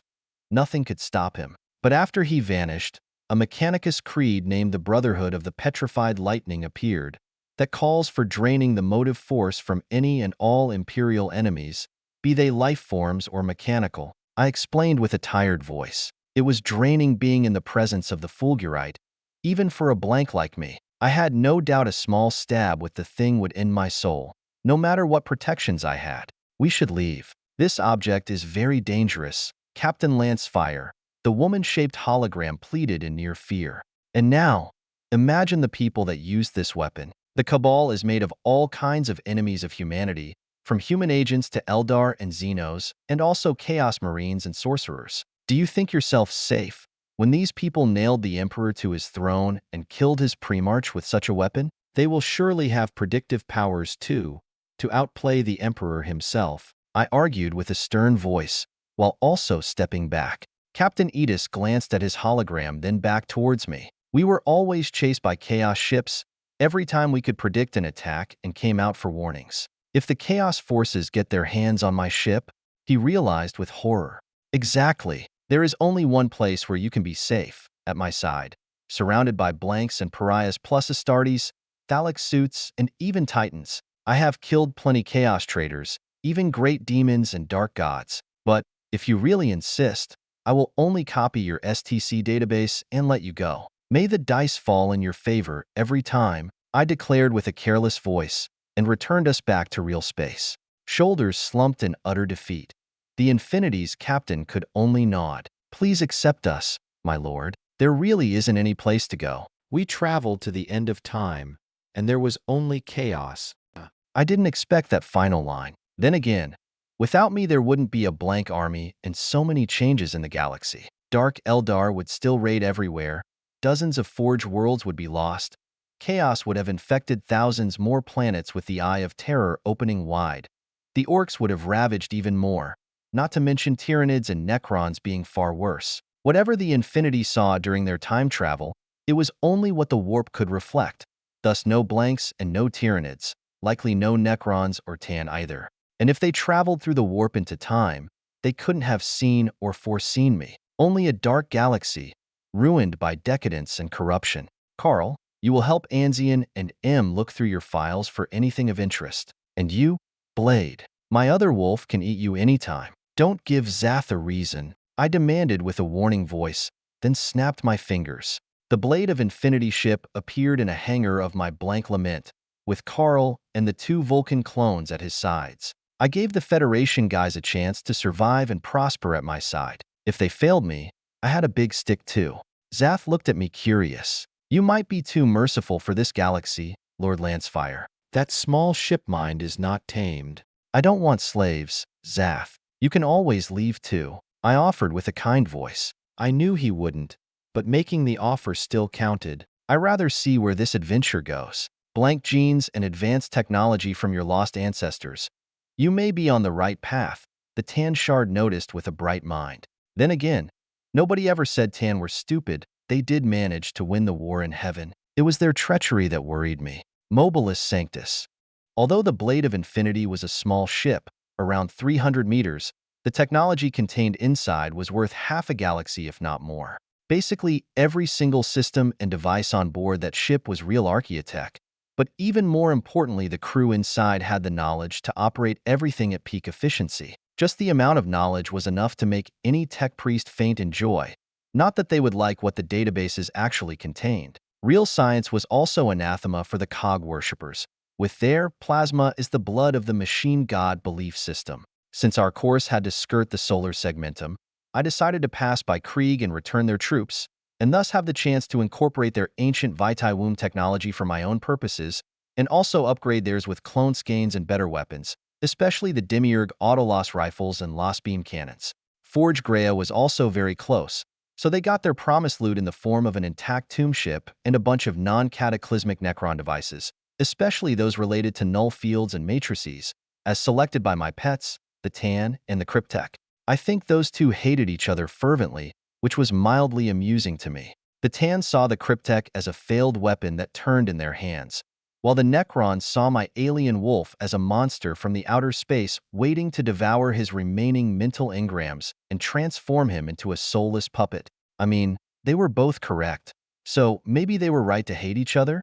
The Xeno-wolf was certainly happy to devour any Genestealers we detected, flesh and bone, and soul as well. He slowly began to feel a bit stronger and more confident, and began to spit out more etheric detectors, now configured to project a tiny hologram copied after the blade. Not an AI, but a mere expert system dedicated to detecting alien and corrupted life forms, but very useful anyway. It also looked nice. So there, the Cryptek managed to find a method to bond Blackstone to our adamantium plates, using some sort of molecular and dimensional magic. Not even the Blade AI knew exactly how it was done, but the end result mattered more for me. The new type of armor material was even more resilient to kinetic and energy weapons, and could serve as front plates for Imperial tanks and knights despite the large weight. Shaping the new armor into curved plates was not possible, so it could only be used as add-on armor. While Anzian and a pair of janitors from the Infinity's crew worked to reproduce the Krieg clone manufacturing process, then upscaling their Vitalum with our own gene crucibles and 100 Astartes-type indoctrination chairs for their sergeants and officers. They could churn out 30 regiments every day with the new upgrades, so the Krieg Death Corps was actually happy for my visit. A month later, we departed from Krieg with 1,000 brand new regiments donated to the Halo Crusade in perpetuity. A Vulcan Gene Astartes chapter remained on Krieg at my behest, using half-blank recruits and half the new Krieg clones for their numbers, while 5,000 Tech Marines recruits would be sent to Forge Grea to increase their knowledge and proficiency. Forge Grea itself got the rights to 1 billion Krieg clones for their own purposes, since fanatical, loyal, and unflinching clones could be made into excellent Skitarii troops. Restocked and high on morale, I decided to pass by Makaria and found the famous shrine world in flames. Pure, righteous flames as my daughter Janice was cleaning up house with a golden-painted Blackstone fortress and hundreds of new ships called a HIATUS that also spewed flames with combustion arrays beside their Nova cannons and numerous macro batteries. I mean, you're purging the corrupt priesthood and not even inviting me to the party? Not cool. Silver hair? I want to have some fun too. I quipped on the Vox, making Janice laugh angelically. Father, I hear only good things about you, she added in person as she skipped through a teleport straight on my bridge and rushed to hug Canis first. I had shields. Damn it.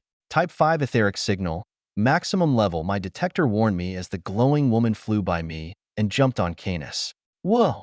My wolf howled in joy at their reunion and finding himself pinned by a far stronger human than he anticipated. Canis, you're the best, and still fluffy like I remember. Janice praised the wolf and wrestled him to the floor, then began to scratch him in his favorite places. Air, she seems crazy strong, your girl. Will Purity grow up the same? My other wolf asked with a wary voice. Maybe. Not all Lancefires are born equal. She could remain like now, or grow even stronger than Janice, I answered with a grin. A rush of small feet announced Purity arrive on the bridge, bypassing the Astartes' bodyguards and Thalek's suits with remarkable ease, then stopped with a hurried skid. But too late as Janice turned and grabbed her sister before she could retreat. Oh, what at this? I have a real sister now, the Imperial consort said with a happy voice, then vanished like a hurricane, still holding Purity in one hand and Canis with the other. I glanced at Sister Stern, who seemed a bit confused. Your daughter was not this strong back on Terra. Do you think she can make Purity the same? She asked with no ulterior reason. Whom Janice didn't get like this by praying. The Emperor had been elbows deep inside her, and maybe not only his elbow. If we send her with Janice on Terra, Purity will get strong too, I offered with a sad voice. It may be too late already, since Janice wouldn't let her prize go. Then again, perhaps it was better if Purity became stronger. This damned galaxy was dangerous enough that I couldn't guarantee my own safety sometimes. Ephraim Stern glanced at the view screen and the new Mobilis Sanctus flying macro cathedral. I would prefer if Purity doesn't go through my own experience for greater power. And Janice seems cheerful enough, she allowed after a few minutes. Sure, getting minced into a bloody human stew by a demon, along with 700 other sisters, didn't seem a nice way to gain power. I couldn't imagine surviving something like that, but then again Stern herself did not. She died and came back, holding 700 souls inside, and not perfectly sane either. Sanity was a bit overrated anyway. Not even the Federation with their crazy experiments like the Votan and the Men of Iron proved really sane. Many times, it did feel like trading in the 40K galaxy was like juggling thousands of mental patients and their delusions, from insane Xenos to fanatical tech priests and sisters, not to mention the death cult of Krieg. The Emperor will grant Purity a great deal of power, I spoke in a final tone. The Inquisitor wife at my side smiled sweetly, already promising more hot nights in the hope of obtaining a miracle child as well. It was only a number game, and it would eventually happen. May take a few thousand years, or a million. Guys, want to help your sister purge the corrupt priesthood on Makaria? I asked instead, a bit rhetorically. It was both pleasure and duty, mixed with death. We were the angels of death after all. We also had our own grievance with the church that had murdered so many blanks in the past 10,000 years. Father, you always say the perfect lines. Menelo quipped as my Astartes sons cheered. Purging with my kin. We'll sunder down their doors and kill them all. Heresy. In the middle of the largest fortress cathedral of Makaria, Janice stood on a tall podium surrounded by her Adepta Sororitas. In the name of his infinite wisdom, and by his immortal authority, we, the High Lords of Terra, do hereby decree the ecclesiarchy forbidden to gather, train, promote, sustain, or in any way command any force of men under arms. Janice quoted in letters of gold appearing over her head. So orders the decree passive promulgated in 288 M36 and enshrined in Lex Imperialis. And this decree is more needed than ever. Only the Adepta Sororitas are allowed to be under arms, while other male forces like Fraterus Militia, Crusaders, and the Redemptionists, or the Black Priests of the Black Order, are specifically and expressly forbidden, on the pain of death. Even PDF or guard regiments under the leadership or support of the cardinals or bishops are forbidden. Yet what do I find on this holy imperial world? Cardinal Nali's reign demonstrated his own supposedly divinely granted psychic abilities and leads millions to damnation by calling them under arms. Heresy, her sisters chanted with zealous voices. And what do we do with heretics, sisters? Janice orated heroically, spreading wings of light that covered the entire city-sized ceiling. Purge them. The women howled with rabid voices, revving their chainswords in the air. At least they had the common sense not to fire their flommers up and get rained fire in return. I almost expected that, to be fair. Then rejoice, my sisters, for I bring you glorious news. My renowned father, Lord Lancefire, is here today with his angels of death, the Adeptus Astartes, ready and willing to aid us in our holy task. Warm up your hearts and your heavy flommer, sisters, for today we purge with our kin, the Adepta Tertia proclaimed as her wings caught fire and she rose high in the air. For Lancefire and the Emperor, my sons shouted in turn, phase blades rising above their heads and glinting with anticipation. Lined up by the cathedral's walls, the knights and titans part of my crusade raised their own weapons high, blaring loudly from their vox sirens. Purge the heretics. In action, click, click. While marching down the Macaria streets and burning everyone wearing a weapon would have been glorious. I did have a pretty developed tactical sense, plus the advice of a genius tactician on my implant. Spartan had to stay hidden in our concealed command center on the Black Lament, but he could still pinpoint worthy targets or react to developing situations, especially beneficial for the Thalix suits, now painted in Lancefire livery colors, like my House Lancefire's Knights and Voidsmen. Green and blue, in urban camouflage pattern. 1,000,000 Thalix suits, 90,000 Primaris Astartes, and 40,000 Tech Marines, boosted by 500 Asterius Grav tanks, 2,000 Knight suits with Vulcan lances, and 100 Warlord-class Titans, plus 1 Psi Titan for morale purposes. We smashed through the fortifications of the Fraterus militias, blasted apart armored crusaders, and bisected chainsword-armed priests with equal ease. The only problem was the emergence of numerous psychers in the ranks of our enemies, and often among the other priests that tried to help the sisters. Psyker powers were also weapons, though, and those bearing these powers among the male priesthood were automatically considered heretics, due for purging. In less than a week, we put the entire planet to flames. While I got to run around with my knight suit, the reason, purging was especially fun when doing it to the right target. Did I also accidentally emptied entire vaults, filled with relics and treasures that belonged to the Adepto Mini-Storum? Who knows? The flames of righteous fury may have clouded my memory. My wolves, Canis and Zath, also had the fun of their lives, chasing after psychers and eating their souls, and often their limbs too. The armed priesthood and their fanatical followers fought to their last breath, even trying to use the atomic missiles and other dangerous mass murder weapons. So I had to keep watch for that. Astartes suits may be proof from infantry weapons, but atomics would even melt tanks. Purity got locked in her room after she tried to sneak out again and push the big red button, which would have cleansed not only the heretics but my own troops as well. While Janice was still busy, it was time to instruct my young daughter in the judicious use of power. The herb garden was chosen for this task, since flowers were similar in fragility and beauty to human lives. See this garden, little one? I asked in a fatherly voice. I can see very well, the girl answered cheekily. There are worms, bugs, weeds, and fungi among the pretty flowers. Your task is to clean up the garden, but not kill the flowers. If a single one dies, you know what it means. I continued in a grave voice. Purity raised her pure eyes at me, already gathering pure and innocent tears for a crying show. What happens? She asked a bit wary. There are Flammer's nozzles and firewalls prepared in case of outbreak. The machine spirit will think there is a murderer among the crew and purge the entire garden, with the murderer still inside. I explained patiently, then stepped back and locked the greenhouse doors. Purge the flower garden? The machine spirit of the fortress asked with a horrified tone. Huh, got you now, little spy. Not this time, my friend. But Purity needs to learn when not to use her strongest powers. Just like you need to learn, too, I answered with a patient voice. She is the warrant's heir, correct? The machine spirit asked to make sure. For a friend, maybe. One of them, yes. There are 41 more, spread among the house ranks. Should I die? Or be incapacitated?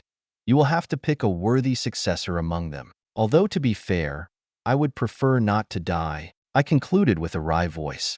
The machine spirit had received a major upgrade lately, both from the Speranza but also from the Blade Mind. Since the Infinity depended on my fortress for security now, the Blade wanted to make sure we won't get invaded via new sphere attacks or other types of data demons or Necron engrams. Not an easy task, but the Infinity did have a pair of spare computing cores to install on the Black and Eternal Lament. Very secure, she said. The upgrade also made command and control as well as targeting weapons 1,000 times easier and more importantly much faster. Not to mention, I had a lingering feeling the Blade had inserted some backups and maybe even kernel copies of herself into the new data cores. It was what I would have done in her situation, after all.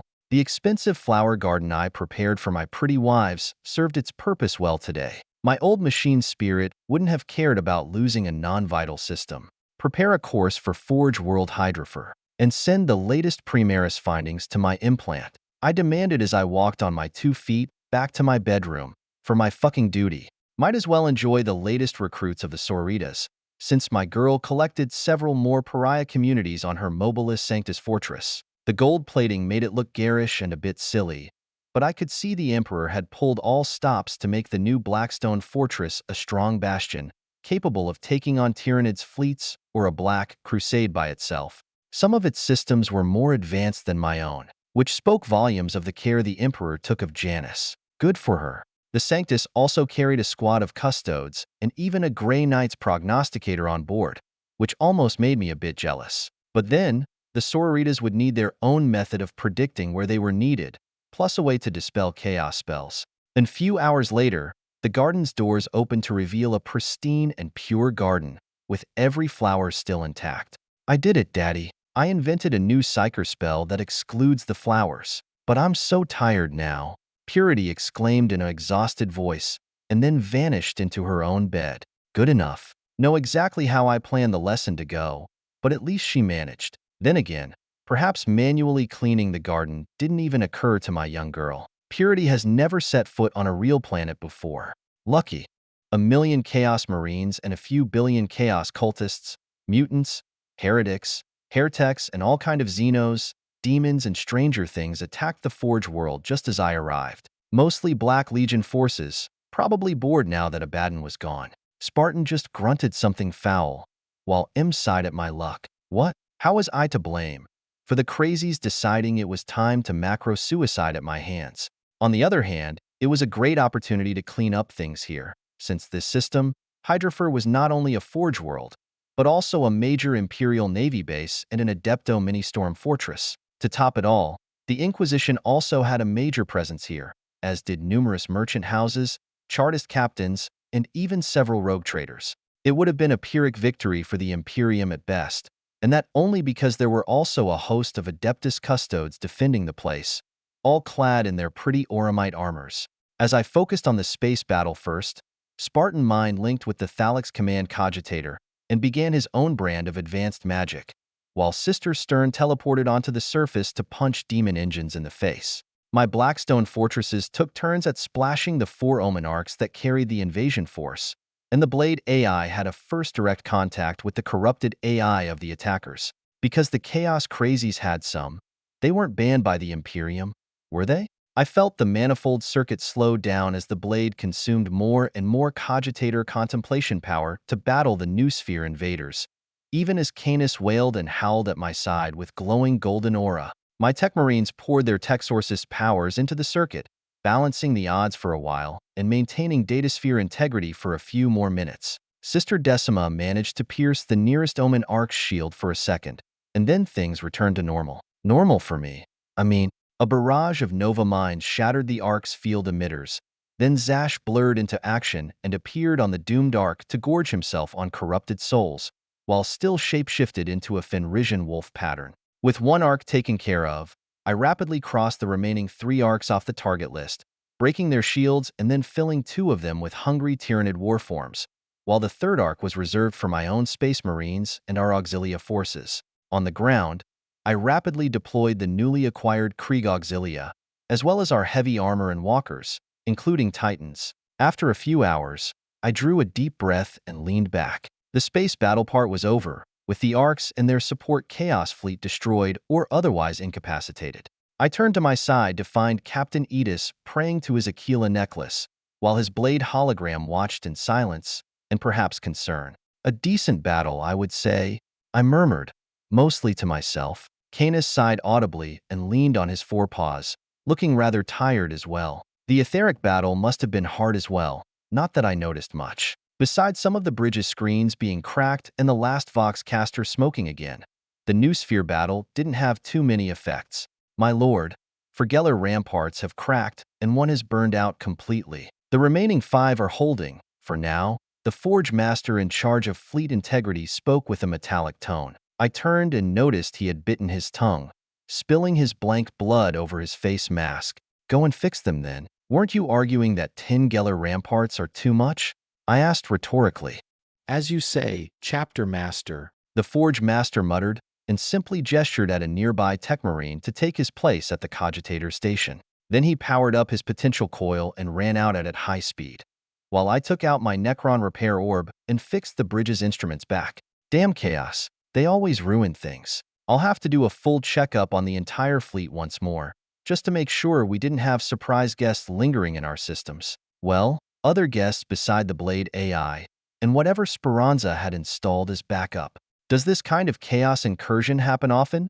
The Blade AI asked in a mild voice, possibly worried for its own integrity. Not very often, but then I do attract more than usual events. Even chaos cannot waste millions of Chaos Marines every single time. Not that they even have a chance against me, but I suppose they have to try. I quipped in a lighter voice, then began repositioning my blank suns onto the planet and the shipyard ring around it, while bringing the bridge screens back online to survey the land battle. My Inquisitor wife smiled angelically towards me, then flickered and vanished to help out her Inquisition, surrounded by her Black Shield Regiment and a few Deathwatch Marines. At least she waited this time, such that I could provide overwatch and safety. Small steps arrived behind my command throne, so I snapped my fingers and brought little Purity in my lap before she could try to press red buttons again. Yes, little one? I asked in a fatherly tone. Can I eat the little demons? She begged with a cute smile. Little demons? Did she mean data demons? Sure, as long as you don't get so full to be sick. Remember the last time? I allowed the little minx with a gruff voice. Hee. Big sister taught me how to purify them. Purity giggled and patted the armrest of my command throne, making shrill voices scream in agony as the girl's anathemic powers devoured the small shadow demons. A dozen specks of black light flew out of the blade's hologram, making the AI shudder. They were inside me, she asked a bit horrified. Not a problem in small numbers, but yeah, you would better ask a tech sources to install some anti-chaos defenses. I saw what corrupted AI can do. Once the data demons reach a critical mass, I offered with a nod towards the main screen, where the last Omenarch was being purged by my tech sources' sons. I think the Blade took my warning serious now, as she nodded with tight lips. The land battle took 2 more weeks, since I tried not to cheat much and let my sons get some real experience in fighting chaos, especially the newest chapters. Plenty of injuries and malfunctioning weapons, but I took care of my kids and sent them to their apothecaries for rest and healing, while the Tech Marines had to clean up the chaos-infected weapons and sanctify them again. However, 20,000 more Thalix pilots had died during the orbital docks cleaning, and were mostly replaced by blank auxilia troops that got crippled in the ground battle. A few dozen did die before they could get entombed in the Thalix armor, so they were converted into additional scrying skulls. Sad, but then I couldn't actually expect to save everyone. My wife's Black Shield Regiment lost 50% of their numbers while defending the Inquisitorial Fortress, leaving her with a single battalion of 1,000 black-painted and mind-controlled Astral Claws. Still a potent force, almost equal to an Astartes chapter in numbers if not actual ability. People lost a good deal of instincts and ability when forcefully mind-controlled, but then such was the way of this galaxy. It could be far worse, thinking of lobotomized servitors and archoflagellant of the Adepto Mini-Storm. At least these traitor Astral Claws would still wear the armor of an Astartes and fight against the enemies of humanity. Next, it was time to trade favors with the Forge world, clean up the hive cities, dispense some fiery imperial justice on corrupt priests and bishops, vanish several crazy inquisitors, accident incompetent navy admirals and commanders, repair the star system and its space defenses, install a dedicated Astartes chapter here for some obscure reason. Plenty to do. This next phase took another month, since setting up new shipyards and tank factories wasn't that easy, and by the time I was ready to depart, another chaos invasion arrived. This time the Death Guard, led by a Nurgle Shard and several great unclean ones. I just sighed inward. Was I lucky or what? Duty. They can't be that stupid, I muttered in a low voice, making Canis snort at me. Just shoot. Inquisitor Valine demanded with an angry voice. Of course I was shooting. The problem was unclean ones made for a bad target, being super resilient by their nature and also regenerating at speed from the presence of that Nurgle Shard. Not only that, this invasion carried a plague planet with them and hundreds of plague hulks, each inhabited by billions of Nurglings and other lesser demons. My barrage of Nova mines was mostly ineffective as long as the big demons were around. Hull, Waff, my wolves spoke both at once, then sped ahead Canis glowing like a second sun while Zath burned with cosmic fire and crashed into and through the leading Chaos warships. Right? Zath was the opposite of a coward, unlike Lash. Plus, the Tan Wolf had his transcendent self right inside the Black Lament as a guarantee. Fleet-wide. Engage one Hulk at a time. Valerian. Focus the beam on the small Nurgle thing. I commanded via my sounding board and somehow felt the Tan grin at me, mentally.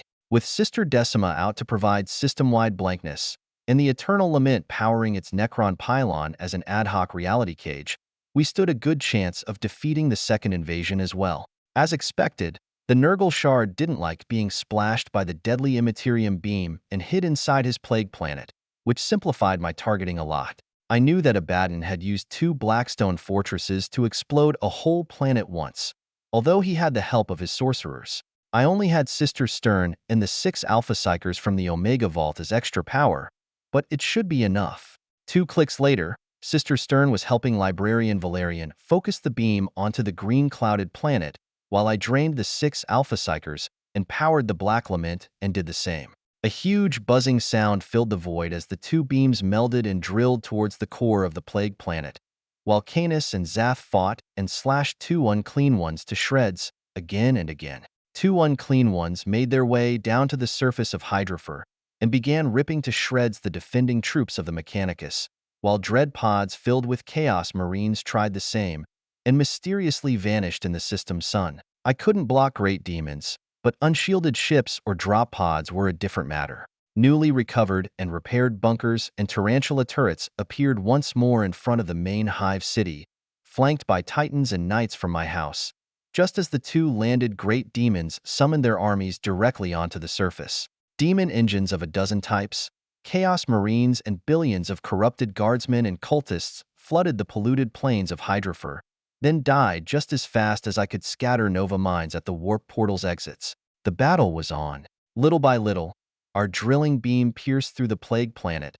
Then after some 20 minutes of tense tension, the planet's core was breached and the giant thing exploded, just as I scattered a few thousands Nova mines of the exposed surfaces. Shrapnel the size of moons and asteroids splashed the Chaos Fleet, destroying dozens of space hulks outright, while damaging most of the rest. Just make sure to clean up the system, my Inquisitor wife advised me as she vanished, and reappeared among the Custodes host that engaged the great demons in melee. Because that was the best way to block the shots of my Titan Legion, of course. Albisalem and Stern, go help on the planet, I ordered with a mild voice, not even trying to sound upset. Mostly tired. Sure, melee was glorious and all, but I was trying to leave this place. Then shook my head as I discovered the Nurgle Shard was still alive somehow, even if his plague planet had exploded around him. Damn stupid thing. I heard myself growl with irritation, then fired the Immaterium beam again, this time catching the thing straight on and vaporizing the shard as it stood still, possibly a little disconcerted. Keep calm, Lord Lancefire. This black beam of yours can also kill the remaining great demons, right? The blade spoke in a soothing voice, reminding me I had a job to do. I just grinned and splashed the next unclean one, burning its soul away. After a minute, I saw Canis fly at hyperspeed and bite through the dying great demon, then rushed to help Zath with the remaining one. Rushed, small steps arrived from the door and a little girl jumped in my arms, even turning her head to smile at me innocently. Can I?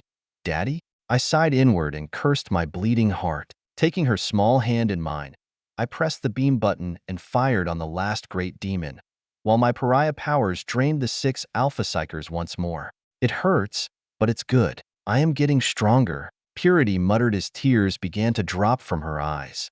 Yeah, I know, little one, and this is only the beginning. There is only war, pain, and the laughter of thirsty gods in this place.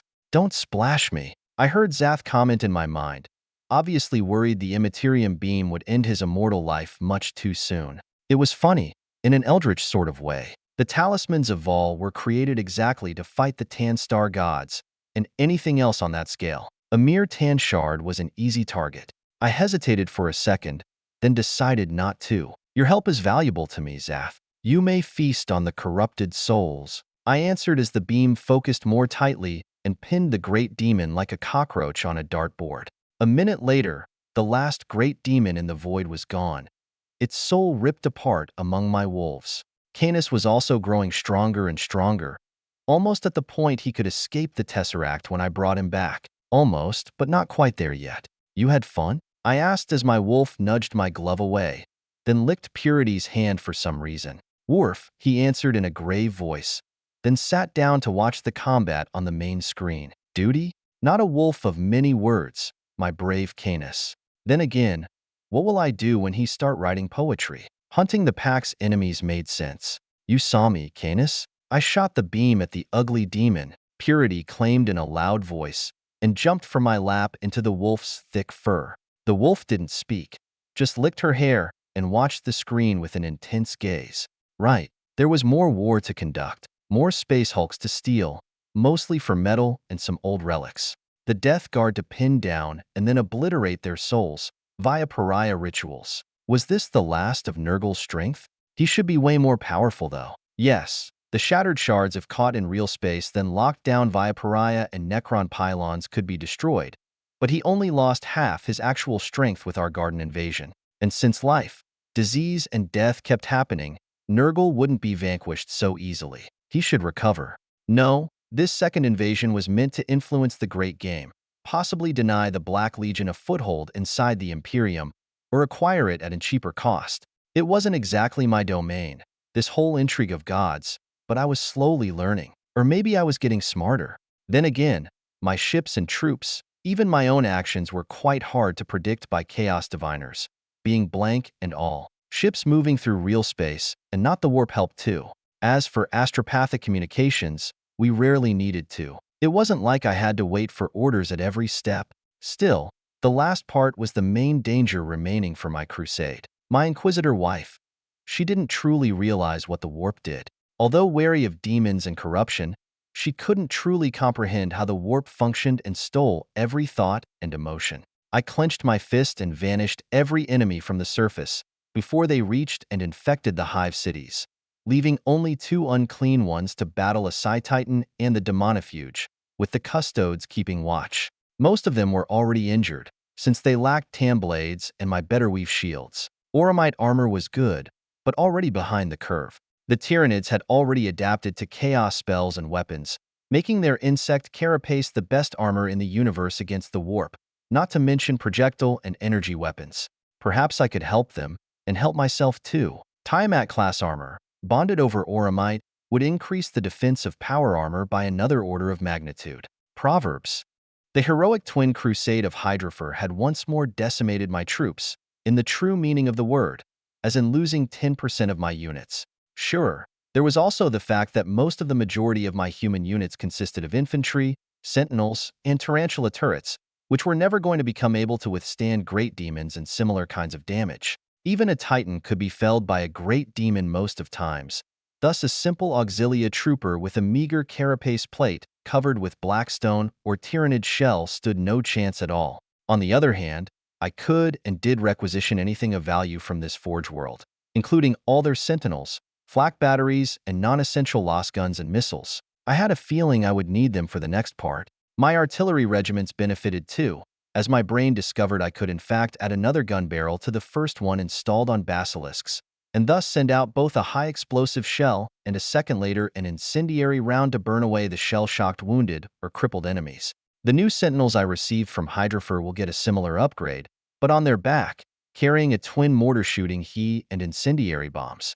I had just enough old models of sentinels to form a mortar company for each infantry regiment, adding some 10% extra firepower in total. And while Spartan proposed to use a twin-feed heavy bolter with armor-piercing and HE bolts firing sequentially, I nixed that. Armor-piercing bolts were enough for now. The fleet also received a few minor upgrades, like a railgun battery for my escort corvettes to make them less useless after expending their torpedoes, 100 squadrons of space fighters receiving the new Lost Beamers instead of Lost Cannons, and some extra plating with Tiamat carapace armor. Luckily, the Tyranid carapace was only bone, and thus much lighter than metal or blackstone. Just as the Eldar discovered, bone was light, and thus fighters were faster and more maneuverable. The same improvement was noticed for my Primaris Marines, when discarding the heavy stone armor for equally resilient Tiamat bone armor, but 20 times lighter. Especially the Primaris Scouts, while wearing Tiamat Terminators, could now move and react with amazing speed, returning them to their primary role of sneaky fast scouts and amazing Space Hulk sweepers. We will still use Blackstone for units without warp protection, but for everyone else with blank genes, we had a leg up on the opposition now. Among the Death Corps of Krieg, 5 infantry regiments were selected to wear full Tiamat carapace armor and serve as shock troopers for the rest, while 10,000 crippled Kriegers were converted into willing the lax pilots to die for the Emperor again, but harder. They were actually grateful for the surgery, for some strange reason. Win-win, as the new Kriegers were still upgraded clone Skanes with expanded reflexes, durability, and lifespan. They could serve for centuries in constant combat, or millennia if stored in stasis properly. The fabricator of Hydrafer was leaking oil when he received 1,000 new the lax suits for his defense, then muttered in despair at the amount of work I gave him in return. 1,000,000 Ares corvettes and 1,000 Nova cruisers was a tall order, even with enough metal supplies to cover twice this number. Rejoice, fabricator. When this ship order is finished, the Omnicia will return to us, and the Great Crusade will resume again. I found 5 Primarchs already, and while Ferrus Manus is dead, I know how to revive him. And you have received a great boon of knowledge already, didn't you? I said in a gentle voice, then pointed at his central cogitator filled with ancient and new STCs, worth 10 times the ship order. That is correct // true / exciting Lord Lancefire. Are you actually heading out to the Halo stars now? The fabricator asked, a bit too curious. Well, I think it will be a round tour of the galaxy eventually. I covered the east and south already. Now it's the west and the north. Who knows? Maybe more chaos invasions or tyrannid fleets will cross my path, right? I asked rhetorically. If I was 5,000 years younger, I would actually join your crusade in person. I believe you will find even more STCs in your travels. For the glory of Omnicia and the quest for knowledge, the fabricator proclaimed in a grave voice, then hugged me tight with a dozen metallic arms. No robo. I prefer pretty flesh women in my arms. I also have a duty to procreate and make more blank Astartes. Emperor given, actually, I grunted and struggled to get away from the incensed and oily embrace. We know all about your holy duty, Lord Lancefire. Your daughter Janice has visited us too, carrying a large host of Silent Sisters for your task, and a host of Adeptus Custodes as a guarantee. You met some of them already, the fabricator said in a strange voice, perhaps disbelief or reluctance to let go. What else? I asked politely, since I didn't want to use force on a new friend. The Brotherhood. Did they really kill Vulcan? He asked in a low voice. Did I say anything about the Cabal to him? Not that I recalled. Kill is not the right word. Fabricator. Drained his motive force. That's it. The body is mostly intact, and his genes can still produce new Astartes. I explained a bit wary.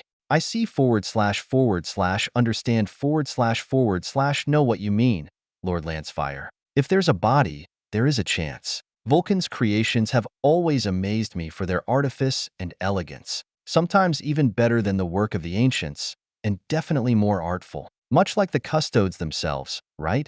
The fabricator asked me with a knowing voice. There is an old Terran proverb, fabricator. One should never meet his idols, for they are never what we think they were. Vulcan would insult you to your face and call you a simpleton and a bigot, for he never minced words and spoke from the heart. And someone from the Golden Age would pity you for your lack of knowledge and rigid preconceptions, and they would be right as well. It took creativity and invention to create the wonders of old, but the machine cult murders those like that as heretics now. Sometimes rightfully so, when they mess with the warp and demons, sometimes not, I said and drew back, staying close to the copper-lined door of his study.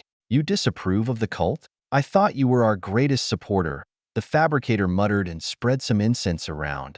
Oh, but I am. I saved 100 Forge worlds already, and will save them again and again. But, while we struggle in the decay and misery left by the machine revolt, other enemies of humanity grow and invent new machines and weapons that will surpass us soon, like the Tau. And less said about the Necrons, the better. They are so far ahead of us, that a single deranged cryptech with 1% of his mental functions knows more about technology than all of humanity combined. And with that wise advice, I'm gone. I spoke in a sad voice, then transported myself on the black lament and the fragile safety of a moon-sized battle station. I needed many more Astartes, blank Primaris ones, which meant I had to break through my limits and impregnate many more women. Also collect whatever blank communities I could find and safeguard them in the fringe. As my Crusade fleet departed Hydrafor, I realized what the fabricator meant about Vulcan. He was far smarter than I thought, despite his prejudice. I was just too proud to say it. So I entered his dimensional storage inside the Tesseract, took out my phase blade, and chopped off his upper body including head, neck, and one arm. Then kicked his head away, out of the Tesseract, and just watched as his body grew right back, including an intact heart and everything else. Fucking perpetuals. They were indeed hard to kill. When Vulcan opened his eyes, he found Spartan, M and A, his own clones staring back at him. I must have died and gone to hell, Vulcan muttered as he took stock of his surroundings. You were impaled with a fulgurite weapon, probably by the Cabal or the Inquisition, maybe the Cult Mechanicus. Your corpse is right there. Spartan spoke with a casual voice, pointing at his stasis coffin holding the headless body with a crystallized lightning inside his dead heart. On the other hand, I brought the Emperor back to life as well, and several of your brothers, and cloned you a few times too. They are smart, but weaker than you, I added from the sidelines, while sipping my Amasec and feeling quite content. I need a drink and a hug, Vulcan demanded in a loud voice, and took 2 steps to sweep me off my feet into a hug, almost crushing my Terminator armor with his absurd strength. Let go, you brute. I argued a bit weak. Meeting your idols was just as weird as the proverb said. Breath of gods. Our journey into the Halo stars had barely began when Sister Stern arrived with Sister Darcy into my room, where I was working as usual on the cogitator, trying to make a better Sentinel Walker. My work was actually going great this time, since I was cheating and using multiple research teams for this project, from the displaced 25M time travelers to the even older Necron cryptech, then a certain tan shard who was feeling bored and sated, then a giant Primarch and his clones, and lastly my own team of Mechanicus and Tech Marines adepts to verify and secure everything with TechSource's protocols and basic common sense. Laser-based weapons were quite simple and shouldn't explode when fired, right? Yes, my dear saints? I asked the 2 women as they sat at my sides and stared at the holoscreen in silence. I sense a tremendous peril ahead, and Darcy has been gifted a vision. Giants of stone fighting Eldar Titans, Stern said in a cold voice. Well, if the Breath of God's weapon was what I suspected it to be, then there would be other players trying to get their paws on it, or destroy it. Ex nihilo. That is the word our God Emperor sent, Darcy added in a shy voice. I saved the new Sentinel Walker project and leaned back in my seat. Out of nothing is what the word meant. Zath would know more, but I shouldn't abuse his knowledge or favor too much. I learned my lesson by dealing with other gods, and since I suspected I already burned all my goodwill with Isha, no point losing my tan favor too. Stepping out of a different dimension, the devil I thought about emerged at my back and rested his wolf head on my shoulder. Forge World Ex Nihilo, now under attack by the Craft World Bealtan. The weapon is powerful, but already misunderstood and misused by those stupid tech priests. Stone golems? Really? Zath commented on my manifold connection, sounding kinda annoyed at the regular stupidity of the tech priesthood. The coordinates for our destination appeared by tan magic in my database, just as I began the index search for this new Forge world. Okay, fine. Having a tan star god on your side was quite a boon, as long as he was truly helpful and not planning something deadly or nefarious. And considering his fun time was eating billions of souls or entire stars, I wasn't ready to bet anything on his peacefulness. And if we go there, will you behave? Or will I need to consume a precious weapon to pacify you? I asked rhetorically, while Stern jumped back and began glowing mincingly at the fake Fenrisian wolf. Woof, woof. Zath spoke in wolf togue, which likely meant we are allies or pack brother. Then he vanished in his pocket dimension as Stern made a claw out of warp and faith energy to crush him. Damn monster. I don't like it being so close to you, my love. Ephraim Stern growled as her aura slowly dissipated. That wasn't Canis, I would guess, Darcy said in a confused voice. His evil twin, more or less. You can tell by the lack of a Rosarius necklace, I explained in a lighter voice. Common sense was painfully lacking in most of humanity. Darcy blushed, then nodded. The Holy Wolf is the only one deserving his protection. Makes sense.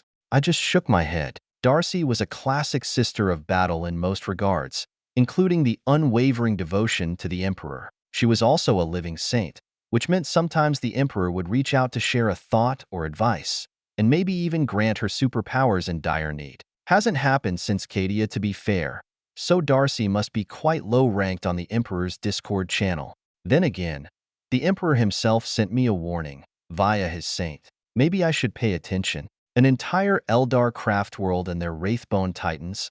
I had a feeling my Inquisitor wife would not suffice as a diplomatic envoy to settle things out.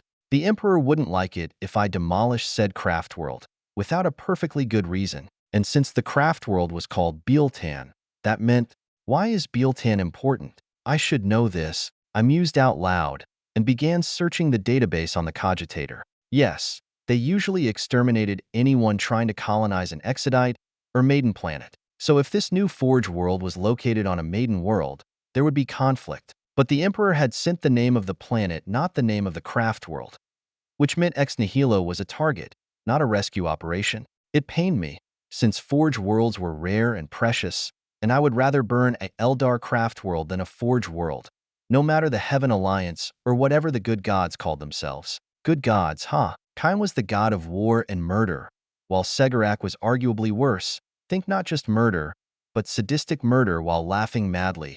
And Ennead was literally the god of the dead. I wanted better allies. Come to think of it, the Tan Star gods were probably worse. Damn, this galaxy sucked. Wait, back up a minute. Ennead, thus Ivrain. Ivrain was born on Bealtan. She wouldn't like me burning her homeworld, right? Who would resurrect my mother if I burned the bridges with Ivrain? Sorry, poor Ex Nihilo. It seems I do have to burn you down, even if the Emperor ordered it or not. He probably did, though. A single word, but the guy likely lived with the Spartans for some time, or even created their culture as a Proto-Astartes eugenics program. Best not to think on it too long. I would dream of smashed defective babies on the rocks for a week otherwise. Valerian, new coordinates, fleet-wide. A new Forge world, called Ex Nihilo. Expect a strong Eldar presence and worse. I ordered while sending the NAV data to the fleet, then turned the Sentinel Walker project back on. The multi-laser was the mainstay weapon of the Imperium, but it was also too weak. Not even regular Chaos Marines or Tyrannid Hormgounts could be killed by the weapon, which made the Sentinel having to rely on the other weapons like the Lost Cannon or Chainsword to engage deadlier targets. Luckily, the Demiurge Feign database had the perfect weapon to replace the multi-laser, the Demiurge Ion Beamer, which was likely why the Tau also used the Ion Beamer for most of their walker suits, with deadly results versus most enemies, including Space Marines, Orcs, and even Necron infantry. I wasn't above copying a good design choice, especially if it worked so well. Good job, my Tau friends. After delicately and painfully modifying the Sentinel schematics to replace the multi-laser with an Ion Beamer, I saved the project and sent it to my research teams for extra verification. While I was quite good at my job, I didn't get to be me by acting stupid. There were smarter people around to check and fix my work. Want me to help you relax, my Lord Captain? A shy voice whispered as I leaned back. Should I make love with a beautiful sister of battle before heading into Emperor knows what danger? Was I even asking? We can start with a shower, I answered smartly. Genocide. As the Halo Crusade fleet dropped out of Hyzer speed near the Ex Nihilo system, the giant craft world appeared on the main hololith screen, with most solar sails retracted while a hive of void fighters and escort craft buzzed around like an angry bee swarm, mostly ignoring my fleet. The craftward continued their landing operations onto the Forge world, while a single escort with a pair of fighters moved to intercept my fleet. Lancefire and other Monkeys, state your intentions or be destroyed. The Corvette-sized craft sent via a non-secured Vox transmission. They appear to be rather arrogant, these sneaky Eldar, although they also know your name, Lord Captain. Curious. Celine, a granddaughter of mine who had the Vox master post, observed with a grim tone. Well, we are not going to be destroyed, Celine. And since a single of our Blackstone fortresses is quite a match for their craft world, they also know that. I am inviting their void captain aboard. For more secure negotiations, I answered in a mild voice, then displaced the rude Eldar right in front of my command throne, and under the guns of a security squad of Primaris Astartes in Terminator armor. You are the Lancefire? The Eldar captain yelled at first, then reduced his volume as he realized where he stood. If you mean the savior of your entire race, and the one who killed Slaanesh, then yes, I am that Lancefire. Rogue Trader Pef Lancefire.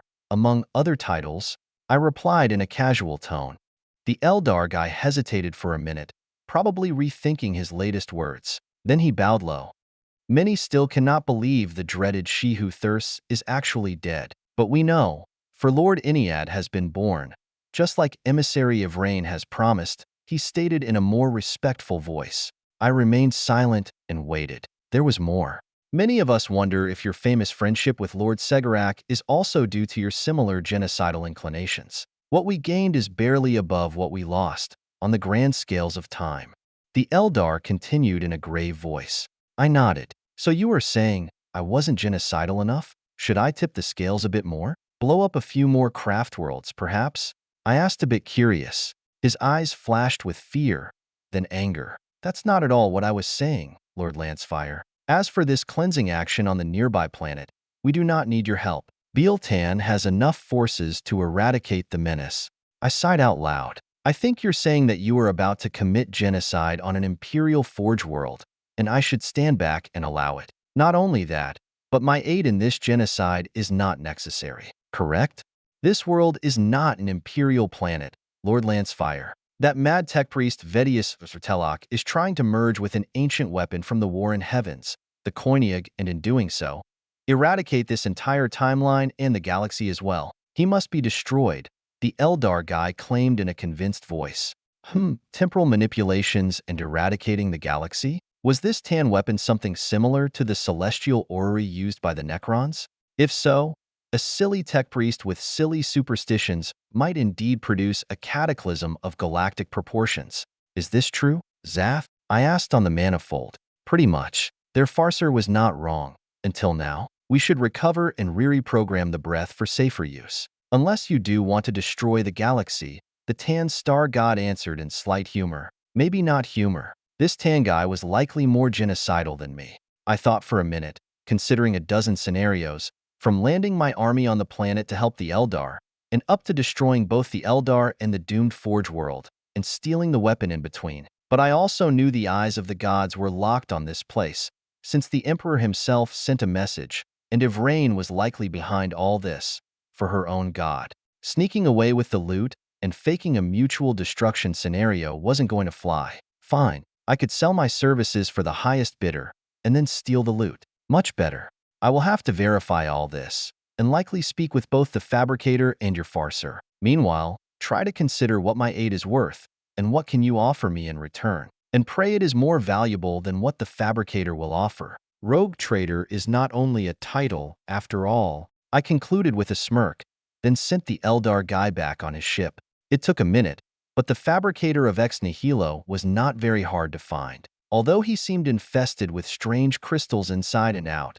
So he wasn't exactly credible either. As for the other tech priests and acolytes on the planet, the less said the better. Whatever the tan weapon did, they weren't human anymore, and more like half-stone and crystal puppets. Lord Lancefire, that's quite a big fleet you have there. Over 500 capital ships and those 2 giant forts? It is quite enough for my plans. Join me, and we will conquer both Terra and Mars with ease. After I become the new emperor, you can be my serene vizier, my right hand in the Imperium, Mugos Telok proposed with a giant grin.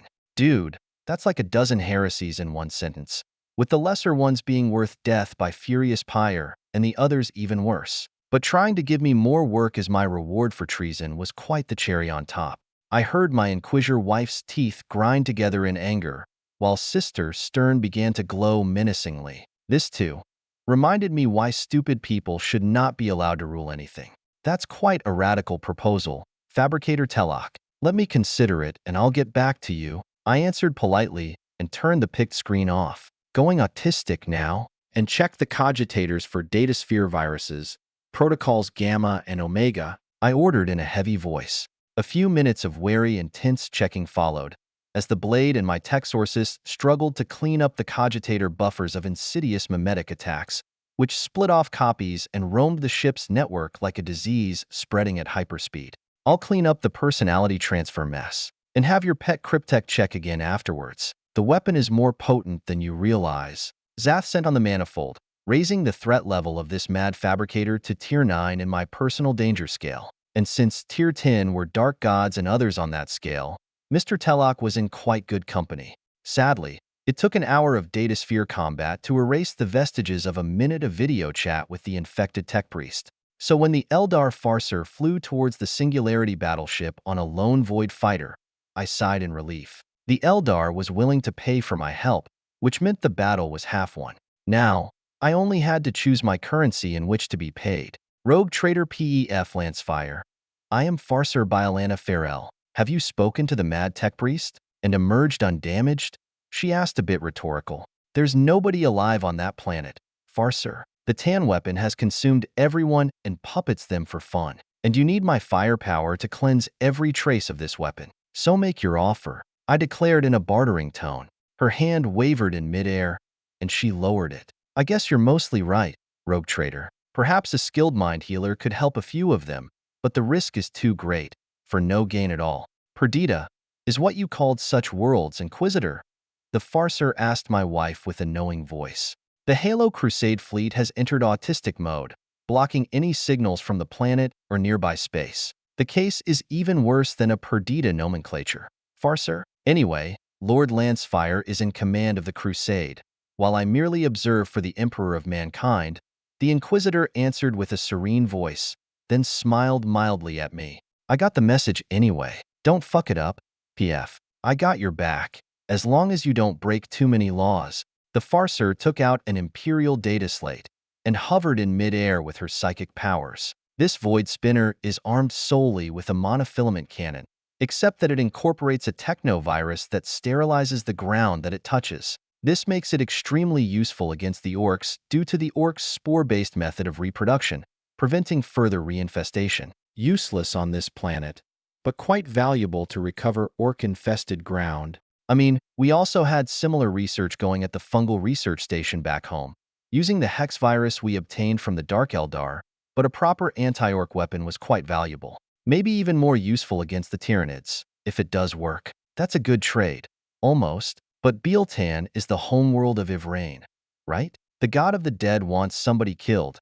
He should pay me with a resurrection. My mother, in this case, I demanded in a cold voice, while producing the stasis coffin with the soulless body of my long-dead mother, reconstructed by Isha a while ago. The Farser glanced inside the coffin for a second, and her face paled ever more. And Eldar weren't sunbathing at all. You would entrust me with your mother? She asked in a short breath. That's only her body. Your goddess Isha reconstructed it from a single strand of hair, but her domain is not death. Anyways, my mother died fighting and killing Fulgrim, the demon serpent of Slaanesh. Asking Isha to build her a new body will be a bit awkward though, even if she owes me a favor or two. Divine favors are rather expensive, even for a rogue trader as skilled as myself. I spoke in a mild tone, while snatching the floating data slate with my Tesseract. Damn Eldar, sitting on such a precious weapon like this void spinner. While the galaxy was overrun by orcs and whatever else critters, they were just as bad as the cult Mechanicus. If Lady Lancefire died as you claim, even Ivrain will consider it. But if not, my craft world will plead with Lord Iniad himself and pay his price. The galaxy will be saved today, so it will be worth it. The Farser spoke in a faint voice, then vanished as I returned her on her craft world, along with my mother's stasis coffin. So, are you ready for a show, Zath?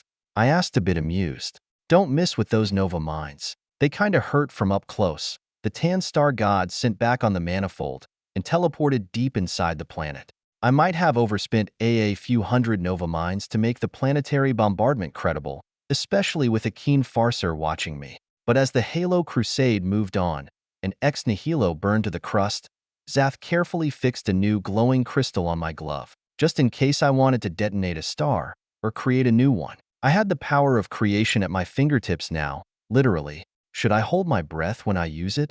I asked the Tan with an innocent voice. You're being childish, Lord Captain. When you hold the breath of the gods in your hand, you are even stronger than my transcendent body in your vault. It is not a toy box, like that silly tech priest thought. Zath answered in a grave voice. I want to make adamantium now. Armed sentinels made of adamantium, and power fists for their arms. I demanded in a petulant voice. At least is not stone golems with stone fists. Humanity is still doomed. The ancient star god complained in a childish voice.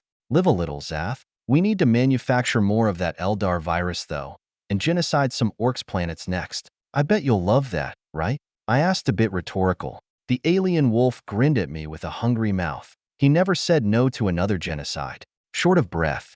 My Crusade fleet has grown strong. Perhaps an understatement, also perhaps a shameful boast. We are strong when compared to the weak, and very weak still when compared to the strong. A giant whack, like that of the War of the Beast with millions of orc ships and even weaponized moons, would be more than a match, like Premarch Vulcan can attest to. As for a hive fleet and even a small war fleet of the Necrons, my vaunted Crusade fleet would be only a small morsel. Yes, we would go down fighting, but we would die even so. Anyways, here in the Clibo system, the local Imperial forces are just as overpowered and undergunned like we would be when faced with Hive Fleet Leviathan. The Calixis Sector Fleet maintains a supply base on the moon orbiting Clibo, filled all sorts of goods I want and need. No, I don't steal them, or even requisition the munitions and fuel, nor the torpedoes and missiles, not even the food stores. I buy them from the local Rear Admiral, with a two-sided offer. Firstly, Sister Stern will heal and rejuvenate his old body to his prime. And secondly, a gift of 100 new Aquila starfighters armed with Lost cannons and ion beamers, along a dozen training seats and even an STC template for everything they contained. Lady Valian, my Inquisitor wife, is not very pleased with my unorthodox rogue trader methods, but I know best. Admiral Thorn is an Imperial noble, and thus he is conditioned to act in a certain pattern. Even more importantly, I got to test my breath on the dead world and find out what I could truly do. Were the STC rumors on Clibo true? Turns out they were, and also not. The STC cube I found under the old ruins was too damaged to read anything out. But under the STC cube, there was an intact data slate with technical manuals in STC format, explaining in every detail the construction and maintenance of proper STC data cores, including planetary-sized ones, or as the Demiurge called them, ancient cores or the Votan. Yes, I am stupid sometimes. So I used my breath to transmute the ruined city into a working STC core, and then everything turned black. Sometimes later, I woke up with Tech Priest Juggler deep inside my colon, his mechdendrite at least, while Canis and Zath stood watch over the medical procedure. Woo, woo, Canis asked in his wise way. I almost burst in laughter at his cute sounds. And no, I haven't burned my brains out. The hermetic core in your left armpit saved your life. Pef Lancefire. I did wonder what purpose it served, since you weren't shifting dimensions like a Tan. Or maybe a Necron overlord, my pet Tan observed in his casual, cruel way. Good to know at least someone other than the Emperor knew what the metallic nodes at the base of my limbs were, and their purpose. Do you know what the other 3 cores are for? I asked mentally with a hopeful voice. The word hermetic means sealed and locked. The cores will only reveal their function after you waken and use them. The first one appears to regulate stellar mass drain, possibly by shutting down your brain before you overdrain. Not something of my make, but definitely Tan tech, the wolf-shaped Tan explained with a patient voice. Since I was now a patient, it fit quite well. I'm fine now, Muggos Juggler. You can go explore the device now, I urged the tech priest, who nodded eagerly and ran off to join millions of other tech priests and tech marines exploring my city-sized creation down on the planet. I sidestepped through my Tesseract labyrinth to get washed and dressed in my Terminator plate, then returned to the battleship's bridge. My 2 wolves used different ways, but also reappeared at my side, flanking me for shock and awe. Lord Captain, good to see you back, my officers greeted me, while Stern just glared sternly at me. She tended to do that a lot. I waved a hand in a princely way and sat down on my command throne, linking myself with the machine spirit and every bit of Noosphere data in the fleet. Unlike other days, this went much faster and smoother, so perhaps the metal node in my armpit had unlocked more abilities. Anyways, it was clear that planetary-sized transmutations took a lot of energy, unlike playing with Sentinels and other regular war vehicles. It will take a year to go over and upgrade every single weapon with my new breath, leaving the Titans for last, since they were the most complex of all the humanity's machines. Your personal contemplation rate has increased by 875%, with no detectable stress on the mind implant unit. The extra heat appears to vanish someplace, the Blade AI noted with a curious voice in my head. While my old mind translated the AI speech into RAM memory cycles, I also knew this wasn't quite true anymore. The Tan were not machines, although they wore a metallic body as a shell. Imperial cogitators and implants were also metal shells, but they contained souls, or machine spirits. As for advanced cores and AIs, they were minor divinities inside the new sphere, and sometimes even outside. Information was power. After all, call it thermal discharge to another dimension. It's how void shields work, right? I answered the Blade with my own rhetorical question. Regardless, that core manual is very useful already, Lord Captain. I have began implementing some repairs into all the fleet cogitators, but your personal touch is needed to upgrade them to full operational status, Federation grade. The Blade AI continued with a slight logic nudge. The Blade was obviously correct. Most of the data infrastructure of my Crusade fleet had been hammered together by a conclave of superstitious tech priests, and while the Singularity battleship was far ahead due to Archmago's call personal attention back on Terra, the other ships were in a poor state, still working and ready to fight, but way less efficient and accurate than they could be. I opened my mind and let the breath of gods in, while keeping the schematics copied in my implant in front of my mind. In a minute of less, the central cogitator of the battleship transformed from a battered old relic into a brand new sparking Federation-grade data core, possibly 10 times faster. Scanning, testing, I conclude a 1,094% increase in contemplation rate for the central core. Excellent work, Lord Captain. The Blade congratulated me, as it too began to expand into the stronger cogitator and the faster network connection all over the ship. I felt my head sway and my vision dance, since creating a powerful supercomputer with only your mind and an alien gadget interpreting your will was quite a tedious task. Maybe I should rest a bit?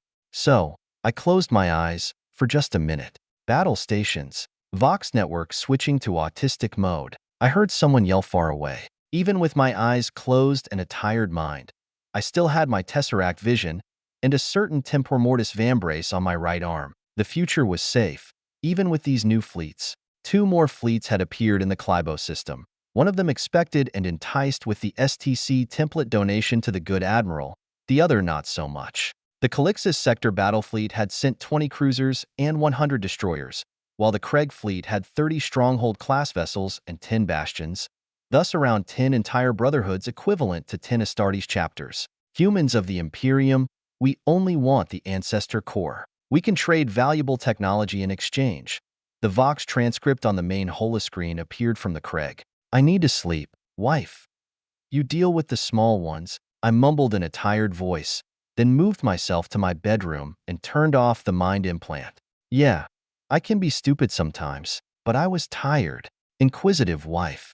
Valine Ramius was an old and experienced Ordo Xenos Inquisitor. She had fought and killed more aliens than a regular Imperial citizen drew breaths in their lifetime, and she was probably understating that claim. Only that single Xenos world up north had a few billions talking crabs.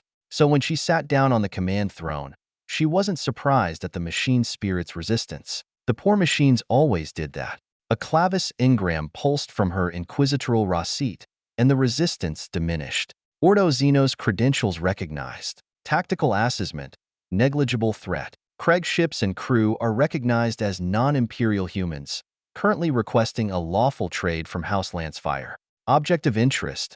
Empty planetary data core, Federation grade. Value of object. A night's sleep, 6.43 hours. Current Craig trade offers. Adamantium fusion, railgun tech, ion tech, Volkite tech, gravity compression tech, all Federation grade M24, degraded. Possible further Craig tech offers. Oromite fusion, anti-grav tech, cloning tech, barrier tech, degraded. All Federation grade M25 tech. the machine spirit listed in a soft mental voice, while the same words imprinted on the chair's screen. What do you mean? A night's sleep? Valine asked at once, while rereading the screen with the potential text she could obtain from these non-imperial humans. They looked like demiurge ships to her, so they could be related in some way, despite the vast distance from the eastern fringe, quite at the opposite side of the galaxy, in fact. The Clibo star decreased in mass by 0.2 trillionth of total, over 58.41 seconds, while Captain Lancefire instantied the new planetary core. Omega-grade nanites are restoring lost neurochemicals in Pef Lancefire's brain right now. ETA to full health 6.42 hours. The machine spirit answered with the same soft voice, sounding almost like a digitized woman. Valine glanced at the two strange wolves, who seemed to sleep without a care at the base of the command throne. And she also knew neither of those wolves was what they seemed. Pef was sleeping too, while his Omega-grade nanites were healing him back to full health, after he just probably created a miracle with that planetary core. By draining an entire star of energy, somehow, her Deathwatch guards looked at her, waiting for orders. We can take those ships easily, Lady Inquisitor, Alaric noted with a careless voice. Semnai just shrugged, like he always did. She sighed out loud. House Lancefire is conducting a legal trade, as is their holy right by the will of the Emperor. And the will of the Emperor says we should obtain valuable tech from these Craig Corsairs. Before things change, she declared out loud. Trading was great, but always give yourself a way out, should things go bad. The Emperor protects. The entire bridge crew chanted in agreement. A few of the Lancefire officers even gave her a nod of approval, which probably counted for more among their ranks than an Inquisitor rank. Permission to install subversion subroutines and fiscal audit engrams on said planetary core? The machine spirit asked with surprising initiative. Fiscal audits, I understand. Tracing the money is a smart move. Subversion, though? Valane asked, a bit curious. Psychological indoctrination. Prospect fleets worship their cores and fanes as their ancestor deities. Further objectives: infiltrate the leagues of Votan in the galactic core and obtain latest pre-fall Federation tech, M26. Possible tech acquisition: black hole mining, stellar mass fusion, temporal disjunction tech, predictive targeting cogitators, system-scale barrier fields. The machine spirit proposed with an enticing voice. Temporal tech? That's a bit out of my field, and more into Ordo Chronos and Astra Telepathica. But these things sound great. They really have all that? Valine asked in surprise. Have is too big a word, Inquisitor. The small humans in the galactic core worship the tech, much as the Imperial tech priests. And your own son, Librarian Menelo, serves as such a priest to our own Demiurge Fane Temple. Although, with a far more open mind, the machine spirit answered in a less mechanical voice. We'll go ahead with the subversion programs, but wait for PEF to wake before anything more. This kind of trade is more in his field, Valine decided after a minute, and have a talk with her silly son. He was supposed to learn warp spells, not play as a hairtech priest. Lord Captain was already investigating several methods to infiltrate the Votan leagues, although the risk of personal death is nearing unity the closer one gets to the core. Several of the old data cores still contain degraded AI souls which consider themselves gods and refuse the known Terran Federation control engrams. A fiscal audit would take them by surprise, especially since legal corporations are immortal, the suave voice explained in a detailed manner. There are living human-made AI in the galactic core? And I suspect you don't mean the regular abominable intelligences, she asked, a bit wary. Men of iron would be bad news for everyone. The Votan are not men of iron. They were created as men of stone, but then time, attrition, and lack of core space had degraded them. Although, when they mine out populated planets with the locals still on board, I guess there's not much difference. Best to think of them like grain harvesters, running over people occasionally and not caring one bit, the spirit answered in a colder voice. Almost seemed like disgust, if that were possible for a machine spirit. You are not like other machine spirits, are you?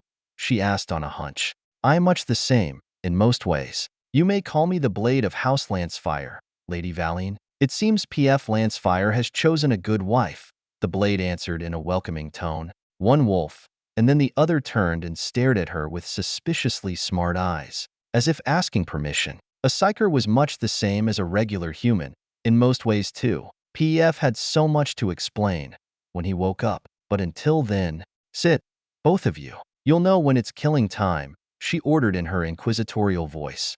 The tan wolf is plotting something.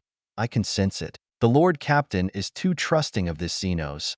No matter how helpful he acts, the blade complained in her mind, while the trade delegation landed. Valine had seen her husband deal with Eldar and Necrons, not to mention orcs and Hrud and Tau and even great demons and dark gods. A single tan shard wasn't exactly out of his league. Nonetheless, she took the warning to heart. Her Deathwatch veteran, Alaric, had killed a tan shard once. He may do so again at need. Sensing her thoughts, Canis raised a paw and smacked the other wolf on his head. Zath growled for a second, then lowered his head to the floor. I'll be down on the planet. Alaric, you keep watch here. Semnai with me, she ordered as the Craig delegation arrived in their shuttle. With a teleport flash, Valane appeared on the surface, with the Lamenter bodyguard casually holding his combo ion bolter up, and his personal weave shield glowing with faint azure light. If the Craig really wanted the data core, she knew very well how to trade. Ormite fusion sounded quite nice. Rogue trading. When I woke up from my well-deserved sleep, I was half expecting another genocide bearing my house name. It wouldn't matter much, especially if the Craig Cogitator Fane was captured and available for data mining. After all, instead, my Inquisitor wife and a million tech priests from my fleet were deep into negotiations with the Craig over my hastily crafted planetary data core, with the stumpy clone skeins of the Craig providing a dozen complete STC templates, including stuff we already copied from other prospect fleets, but were not complete. Welcome back, Lord Captain. I had to improvise a little, but I think I managed to direct the Inquisitor on the trade path, while pointing her at the great threat from the Votan Leagues in Galactic Core. I would still recommend a greater intake of minerals and vitamins. If you continue draining stars with your strange personal particle excavator, the Blade AI spoke in my mind, as soon as the MIU was on. Oh, I guess I wasn't as subtle as I hoped. The stellar mass drain was noticeable? I asked while washing up and smothering Canis with my pets. Or vice versa. Most stellar objects would only lose as much mass during a massive coronal mass ejection, which didn't happen here. My sensors are also more refined and advanced than regular Imperial ships have, the Blade observed in a calculated tone. Word. Canis warned me, just before I shifted to the surface of Clybo. Of course you were right, Canis. I poked the tan shard with a data spike and all three of us appeared on the surface, where a bastion dome field was keeping the acid sands away, while the Craig delegation in their exosuits were discussing over a hollow table with my wife and several tech priests. Lord Captain, the trade negotiations are almost complete, awaiting only your signature. Lady Valine spoke in a majestic voice, while Semnai just nodded towards me. Rogue Trader Lancefire, your fleet has made a glorious discovery on this barren world. We were fortunate to intercept the news before the cult Mechanicus had time to chop up and destroy the priceless ancient core. The Craig leader spoke with a digitized voice, likely a cogitator translation from his native language. To my Tesseract vision, his sweaty face and worried eyes were clear as day, since the exosuit didn't bar my space gaze. The Craig was afraid, and with good reason. My Crusade fleet outmatched theirs by 2 orders of magnitude, even without considering the 2 big Blackstone forts. Their predictive T-engine is stuck and cannot predict you, Captain Lancefire. Also, these small humans are not as harmless as they appear. They have recently raided an explorer fleet and dug out an STC constructor from the hull of that Arc Mechanicus. Killed all the crew as well, while the metal was mined and stored as ingots. Zath added with a careless voice. I sighed inward. To be fair, the Mechanicus would do the same to them, if they could. Explorer fleets were not actually peaceful explorers, and more like aggressive acquisition gangs, willing to torture and dissect anything and anyone for their quest for knowledge. And the Tan was pushing for another genocide. I held my hand out and displaced the trade data slate to my hand, then scanned the contents for anything of value. Adamantium and Ormite fusion methods, Volkite tech with some science background as well, and several bits of ion and railgun tech, with some anti-grav templates on top. My wife was a decent trader, it seemed, if the Craig were convinced to give up so much. But she wasn't a true rogue trader. 2 problems. Esteemed Craig delegation. Nothing of this tech is truly valuable, not compared to birthing a new Votan in the new data core. Secondly, there is the transgression with the Mechanicus fleet which you murdered and stole their STC constructor. I propose a different trade now. Our own Grimnir will download your entire tech database from your Fane Temple, and you return the stolen STC. In return, you still get the ancient core, and we don't murder you all. I proposed with a kind voice. Yes, I was being magnanimous, but I was trying to save humanity, not destroy it. Humanity as a whole, my own family next, and only lastly the Imperium. These were my priorities, and in that order. And while the Kreg were a distant subtype of humanity, they were still humans, even if misguided and indoctrinated by their AI creators. Our Lord Grimnir would have to approve. I hope he accepts your mercy, rogue traitor, the Kreg leader answered after a few seconds of tense silence. It's all the same to me. It's not like you can escape this system. Off you go, Kreg leader, I said with a careless voice, then waved a gloved hand to return the delegation to their largest ship. See, that was proper rogue trading. Take everything they have and make them thank you for the privilege. My wife glided towards me and hugged me tight. I have much to learn. Husband, I did a good job so far, right? She whispered in my ear. Well, you did give me a Grimnir son, Lady Valine. Menelo better get every bit of tech in their cogitator. I congratulated my wife. Zath, you make sure he does and returns safely. I continued with a glance at the huge wolf. Goor woof.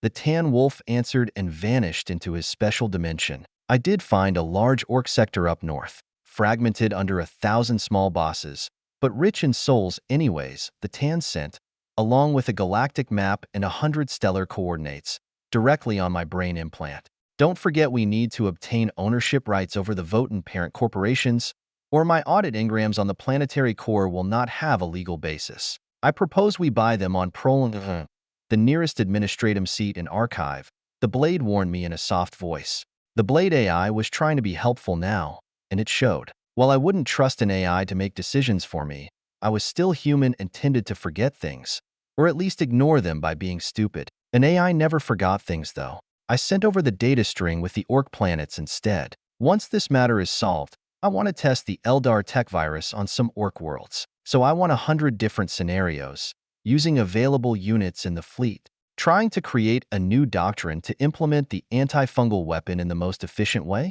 Only by using field testing instead of cogitator simulations, the AI deduced at lightning speed.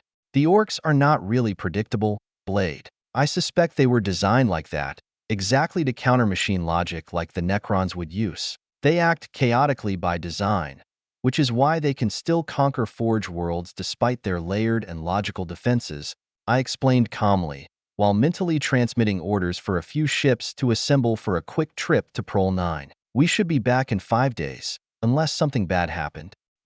Make that 3 dozen cruisers and a squadron of 4 battleships with 4 Astartes chapters on board. This universe was always trying to kill me. After all, better have 40 capital ships and not need them than the reverse. I will conscript and deploy this sector fleet to the Orc Hold as pathfinders, Lord Captain. We should have some recon data by the time you return from Prol 9, Inquisitor Valien said in a gentle voice, just before I displaced away. Don't give everything away, Blade. Valien is half Imperial for now. I warned the AI who was trying to be helpful a bit too much. And also Ordo Xenos. Humans are still predictable, Lord Captain, the Blade answered in a cheeky tone. I sighed inward. Damn AI missed the point completely. Administratum.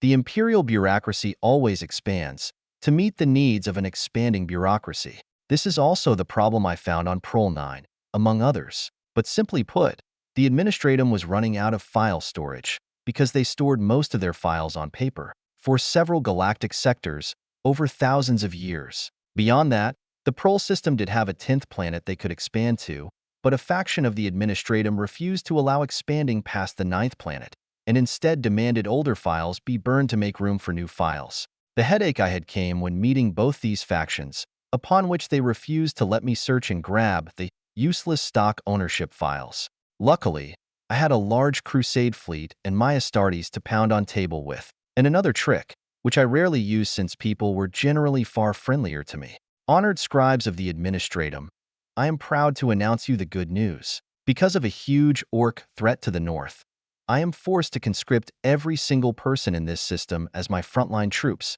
to screen the brave Astartes you see beside me as they battle the small, harmless orcs. You have 15 minutes to pray to the God Emperor to protect your souls, which is as much as the usual survival time is when facing an orc waff on the front lines. But don't worry, your final service as cannon fodder will be fondly remembered and your martyr deaths recorded. While I search for these useless files by myself, I intoned in a proper eulogy for these brave scribes who were about to die. The brass typewriters stopped as 100 high-ranking scribes froze, with concerned disbelief engraved on their leathery faces. As a Crusade commander, it was my God-given right to recruit or conscript any faithful human from the Imperium of Man, or execute the unfaithful. It's right there, in the word Crusade. A hesitant Grand Scribe rose and hobbled his way towards me. Lord Lancefire, as you can see, I am quite old and beyond the usual age for battlefield heroics. May I be excused from the Crusade, and perhaps make myself useful by finding the ancient records you are searching for? I am tempted to say no, honored scribe. Exceptions to the rules are bad for the Imperium. After all, aren't you better saying your prayers now and join the angels of the Emperor in righteous death? I asked, a bit rhetorical. The man nodded gently. Then we should perhaps retire to my chambers and say our prayer together, Lord Lancefire. My fine colleagues can barely wait to spend their lives for the Emperor, since tending to old files is such a bother. You are our savior, delivering us from eternal boredom. Better to die in glory than live in shame, he chanted as we walked slowly. I could almost see consternation in the eyes of his fellow scribes, being sent to their inevitable deaths. Maybe here? No. The large hall was deadly silent. In less time than it took us to have some tea and chat about my known exploits at Fenris and Cadia, a dozen cyborg servitors arrived with a stack of files, each from a different corporation long extinct, yet still alive as a legal entity. Law is such a wonderful tool when you're the one wielding it. The Grand Scribe scanned the documents with professional eyes, including a cyborg eye with code bar scanners and other tools. Thousands of ships, advanced mining equipment, and cryogenic vats. I suspect you're about to find a hoard of treasure in the galactic center. If any of these miners arrive there, he mused with a suspicious voice while going over the corporate assets listed in the flies. And this is why rogue traders exist, Grand Scribe. If there is some treasure there, I will risk my life and sanity to find it, while the Imperium benefits in numerous ways afterward. However, I am not a thief and a scoundrel, as to abscond with these documents for free. I have a few solutions to the data storage problem. Here in Prol 9, I explained in a gentle voice, while waving my hand to magically disappear the files into my Tesseract. Oh, some kind of subspace storage? The scribe asked with interest in his eyes. That is also a possibility for the Administratum in general, although not one I can offer. There are 1,000 Astartes chapter and rogue traders, maybe even some Forge worlds who have found ancient dimensional pockets and could be convinced to trade them away. No, I have 3 separate solutions. One is to conscript those rebels who want to burn books and send them to war. Second is to create extra storage via moon excavation and deep wells planetside. Thirdly is for me to provide a large data core and have your scribes digitize and store all the data there, while only maintaining a fraction of paperwork for the typewriters, I proposed in a sterner voice. The man nodded with a thoughtful look. Very generous, Lord Lancefire. Perhaps the same type of ancestor core which has my tech acolytes praying so furiously? Exactly like that, yes. I presume our ancestors did use that core model for other things, but the Federation-grade data core I have is absolutely empty. It could store the entire data in this system with ease, and continue doing so for 40,000 years more, I said with a careless shrug. There, have 40,000 reasons to approve my deal. The Grand Scribe rose and patted my armored shoulder. You really are our savior, Lord Lancefire. We will not need to dig underground tunnels if we can store the data on a secure cogitator core. It is secure, right? Well, the great enemy is pretty good at ruining things, so perfectly secure is not exactly possible in our universe. But my Astartes have numberous tech marines with tech sources skills, and that can make cogitators 1,000 times more secure than otherwise. After that, adamantium walls, firewalls, and guards would also help, not to mention a Geller field, or even a planetary-sized barrier powered by the magnetic field of the planet. We use the same things back home in the Eastern Fringe, and works great, I whispered in a secretive tone. Indeed, this would be a good trade, even acceptable to my superiors on Holy Terra. no matter what you actually find in the galactic core. I will write a conscription list and let you know which of the current scribes are better off being sent to die against the orcs. Otherwise, it will be difficult to obtain approval in the Administrative Council, the Grand Scribe demanded in a slightly murderous voice. I shrugged again, already composing a glorious eulogy for these scribes about the field test the anti-orc virus for me. There would be no survivors on those orc worlds. If my guess about the Eldar spinner virus was correct, and probably was, there weren't any survivors from when the Bealtan used it to cleanse maiden worlds of humans either. Well then, let me start my own thing, while you do yours, honored scribe. Meet again tomorrow, same time? I asked with an easy voice. Of course, Lord Lancefire. It was an honor to meet you, he replied as a fellow man of culture. Only 3 days later, we returned to Clybo without a single shot being fired. Plenty of hex wards and headaches while my brain healed, but I haven't had to kill anyone yet. There were some 6,000 scribes trembling in the lower decks waiting to die, but they should have given me the files when I asked politely. A company of lamenters was distributing to them the official Imperial Guard primer manual, which noted how orcs were weak and would run away when shot at. I don't think many of them believed the book they had created and printed, but perhaps it helped with morale a bit. My lamenters were certainly amused. Penance. Watching the Kreg dwarves depart with their treasured data core held in a stasis bubble, I knew I had planted the seed for a future incursion into the galactic core. For a while, the new Kreg Votan will be weak, but it shouldn't die easily from external threats. The real threat came from other Votan AIs, who might conquer and subsume the new core for extra data storage, despite favorable trade deals they could obtain in peaceful ways. Not even the Blade was certain that our plan will work, since the internal culture of competing AIs was foreign to the cooperative type of AI like the Blade. Oh well, at least we got the Fein database, which was quite a treasure by itself, not only the STC templates, but also new galactic routes, trade partners, mining worlds, deadly zones, Xenos races, and so on. The Kreg had explored mostly the northwestern part of the galaxy, skirting the edges of Imperial space. While the main Crusade fleet departed for the Under's periphery in the Orc invasion, several cruisers were sent to the nearby Forge worlds like Bellicane, Paranitas, and Sinford to obtain replacement equipment for our future wars. As for the other threat in the sector, Forge World Idumea seemed to be the focal point of the Phenonite conspiracy.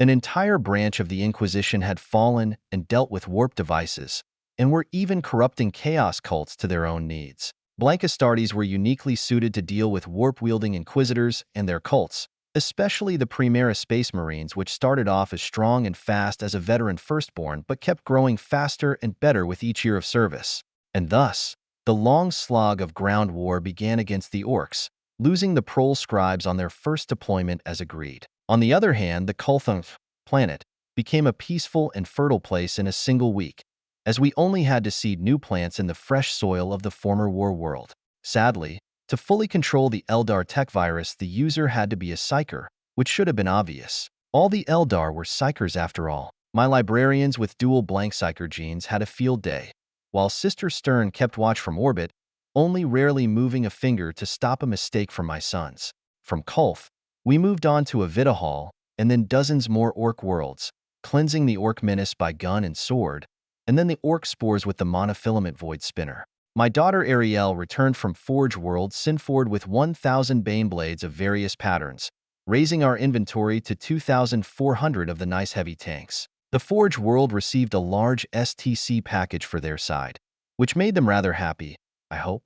One by one, the slow behemoths got touched by my breath, losing half their weight and gaining Tiamat plate armor, as well as twin ion cannons and ion beamers as secondary weapons, plus better power systems, sensors, and weave shields. Against Orcs, the new Ionic Banes performed great, killing a billions Orcs and 40,000 tanks and mechs, while taking a single Ionic Bane loss from an invisible Gargant which managed to shoot first with a devastating alpha strike.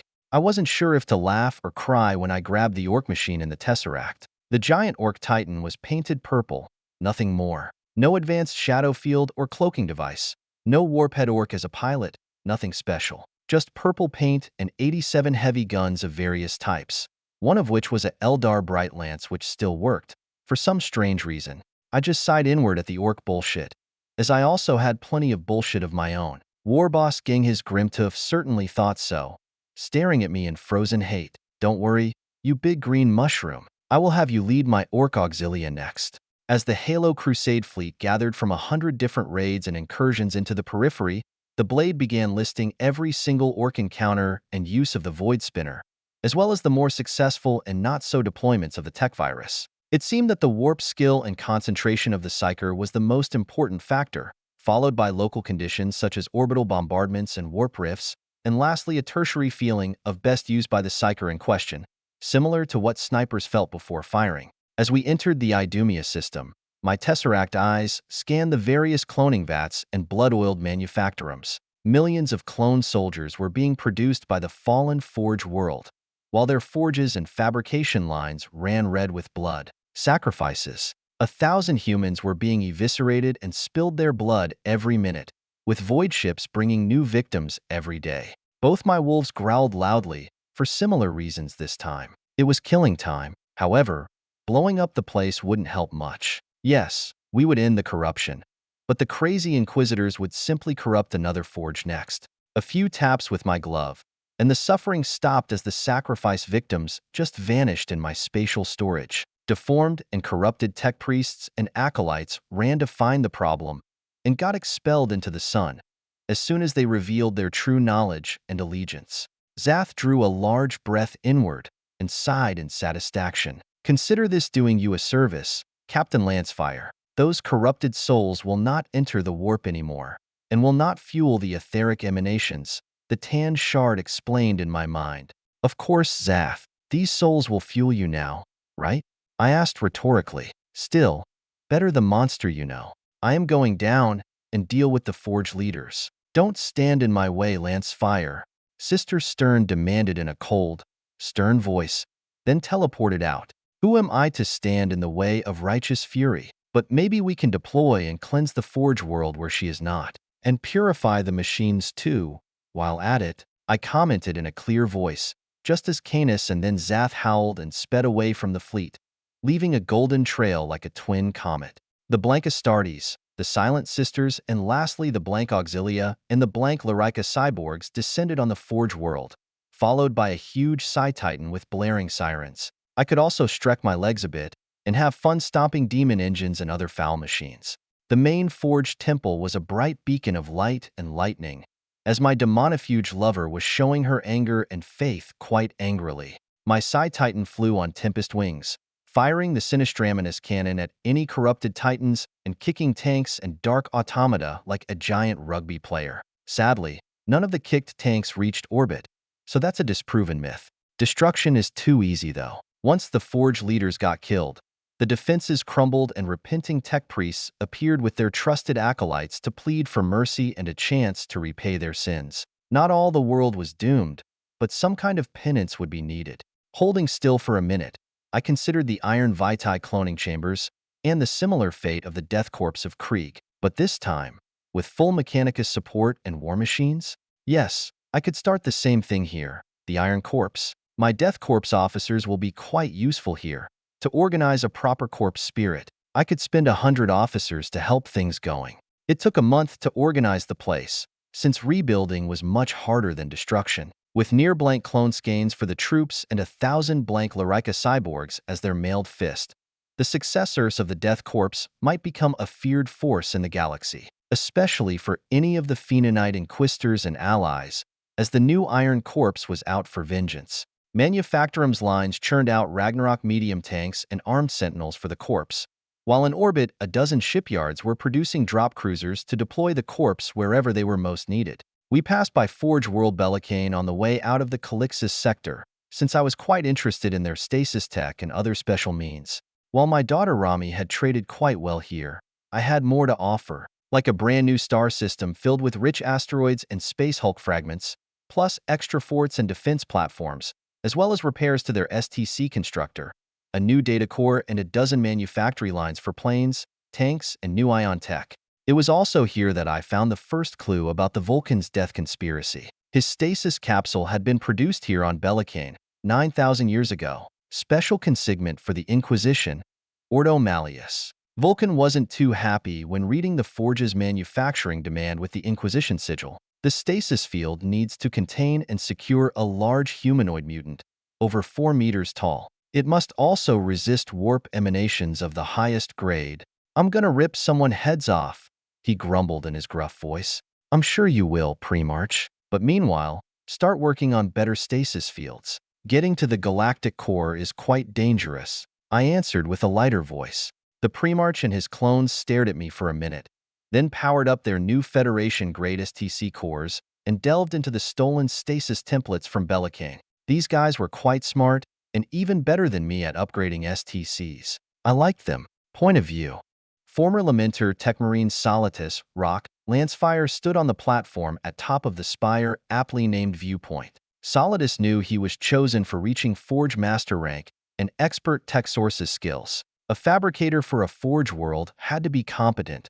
After all, make me proud, son, and never give up hope. We're a third of the way to our goal, so there's a lot more blood to be shed, his father said before the Halo Crusade fleet departed from Idumea towards Bellicane, and leaving him behind, not completely alone, with several blank sisters and their children, plus the iron core of Larica the lax suits and the corpse officers. A pair of data slates hang from his belt, one holding the STC templates he might need as the new fabricator kernel of Idumea, and the other slate a host of maps and lore regarding nearby sectors and adjacent non-imperial space. Most of that lore came from the Craig Fane discoveries, of course. Two of his sisters, Ariel and Remy, were promised a warrant of trade as soon as a decent capital ship could be obtained for them, by whatever means necessary. His father didn't care too much for imperial laws, unless he benefited from them. They too had a pair of data slates with lower-grade STCs and mostly the same lore, plus an entourage of tech adepts,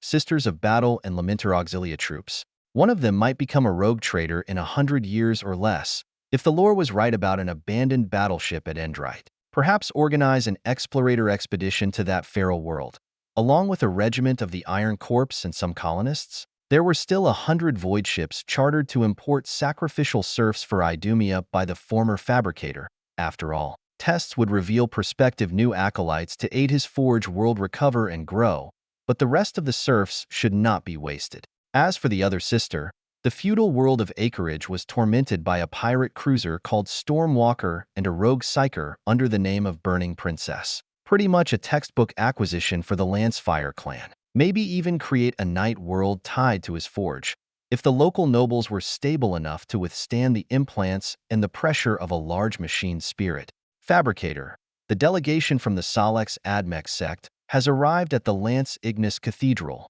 Like you ordered, his fabricator Locus spoke a bit fearful from the elevator door. A decent tech priest native of Idumea, eager to wash away his sins for the near fall of his world. Perhaps a bit too eager? No matter. In time, all the current tech priests will be replaced with new ones, either imported or mentally formatted right here with the proper indoctrination neural chairs. Praise the Omnicia, brother adept. Let's meet with our brothers in faith and see what revelations they have to share about the holy nature of photons, he answered in a kind voice. Who said a fabricator couldn't trade STCs like a rogue trader? In this, Lord Captain Lancefire was right. Knowledge was to be shared and spread, if humanity wanted to return to the heights of the Golden Age. As for the cult of Solex itself, they would be very useful to the Iron Corps with their expertise in laser and anti-Xenos warfare. His red robes fluttered a little in the bellowing winds of the spire as Solitus turned to enter the elevator, revealing the Primaris battle plate underneath for a second.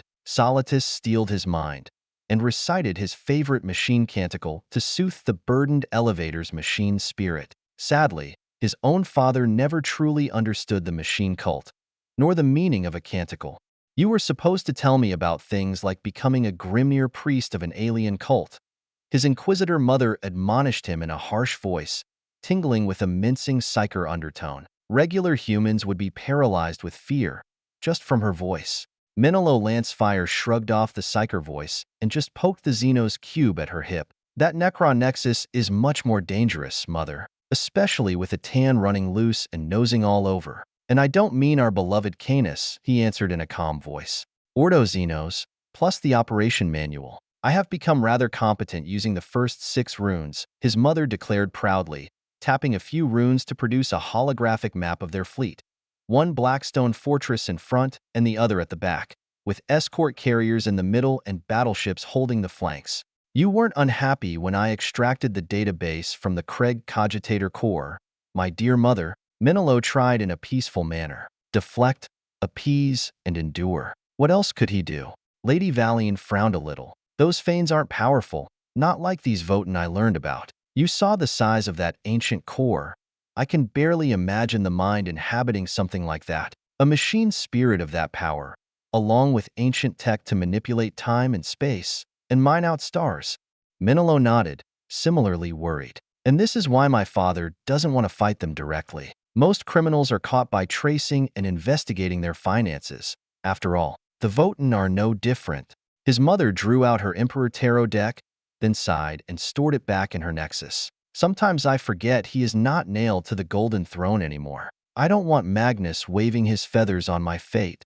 Minilo closed his eyes and opened his soul to the Astronomicon. The difference was subtle, but for someone who knew the truth, it meant everything. Warp engine ships would work much the same, since trade and supplies had to move for the Imperium to exist. The new Macarius engines were far too expensive for bulk haulers and far too large for frigates or smaller void ships. Even the newest miniaturized engines could barely fit a cruiser, and while House Lancefire could afford to outfit all their capital ships with new engines, regular great houses might not even afford one. You could simply take a ship and go and ask him, in person. Mother Rose will help you bypass the waiting line, Minilo proposed in a kinder voice. It was a bit strange to think about the Senatorus Imperial's representative as a stepmother, but yet she was. Adeptus Terra, Rosalia Lancefire, probably rubbing elbows with the Emperor himself at the dinner table. And best not to think too much about his stepsister Janice Lancefire, rubbing more than elbows with the Emperor of mankind.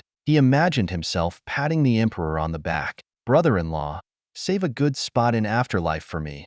When I die? Yeah, that would go great. His father might get away with something like that.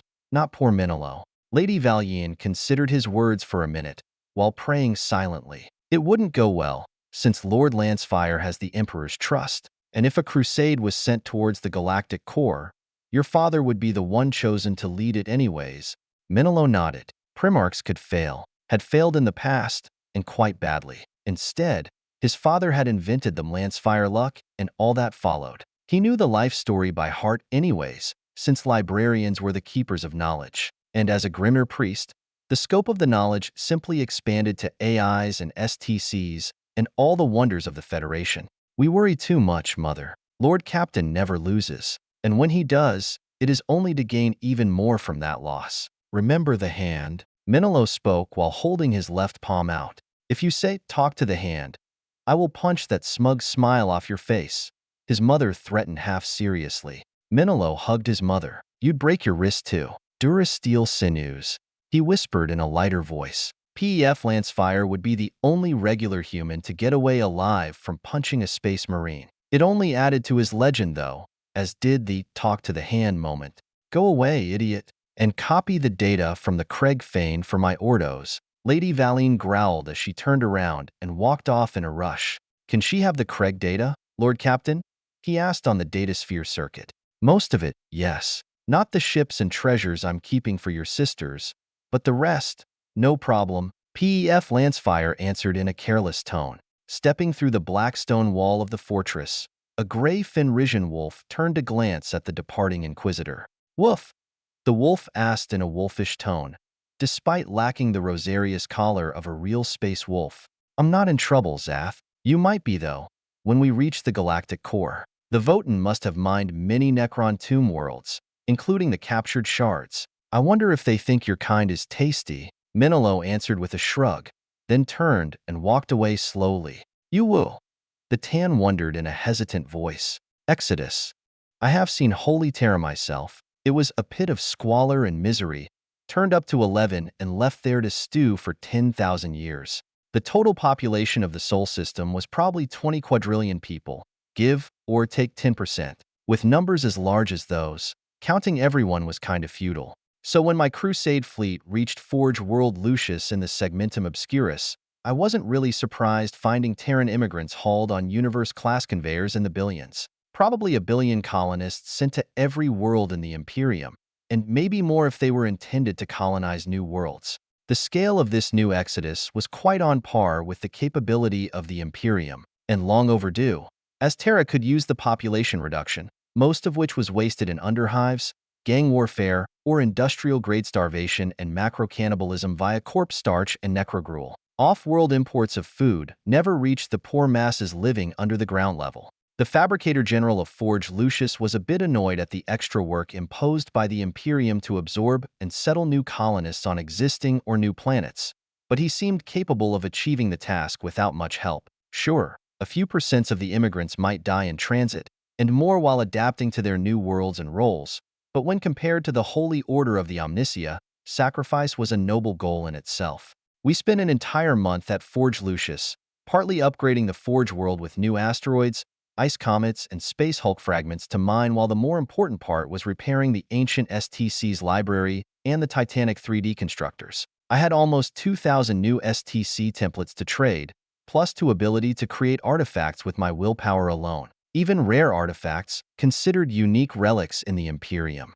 In this aspect, my workload was more about finding out which items would be valuable to the Mechanicus, and how many I should produce before their value decreased too much. Obviously, brand new cogitator cores and personal shields were ranked at the top, followed by weapons and armor. Stasis fields and cells I obtained from Forge Bellicane were next due to their sheer utility, as were Macarius pattern ship engines, which took an absurdly long time to construct otherwise, even for a Tier 1 Forge world like Lucius. Some old and damaged automata from Lucius were brought out to receive my blessing, gaining upgraded armor, cogitators, and weapons, and then were sprinkled with holy oils and sent back into their stasis cells. But this was only a taste of what we achieved here. Remember my million the Lax Lyrica cyborgs that I received from Forge Grea? At Lucius, I gained another million the Lax suits, in exchange for helping Forge Lucius receive a million of their own, plus the manufacturing ability to create more suits and repair damaged ones.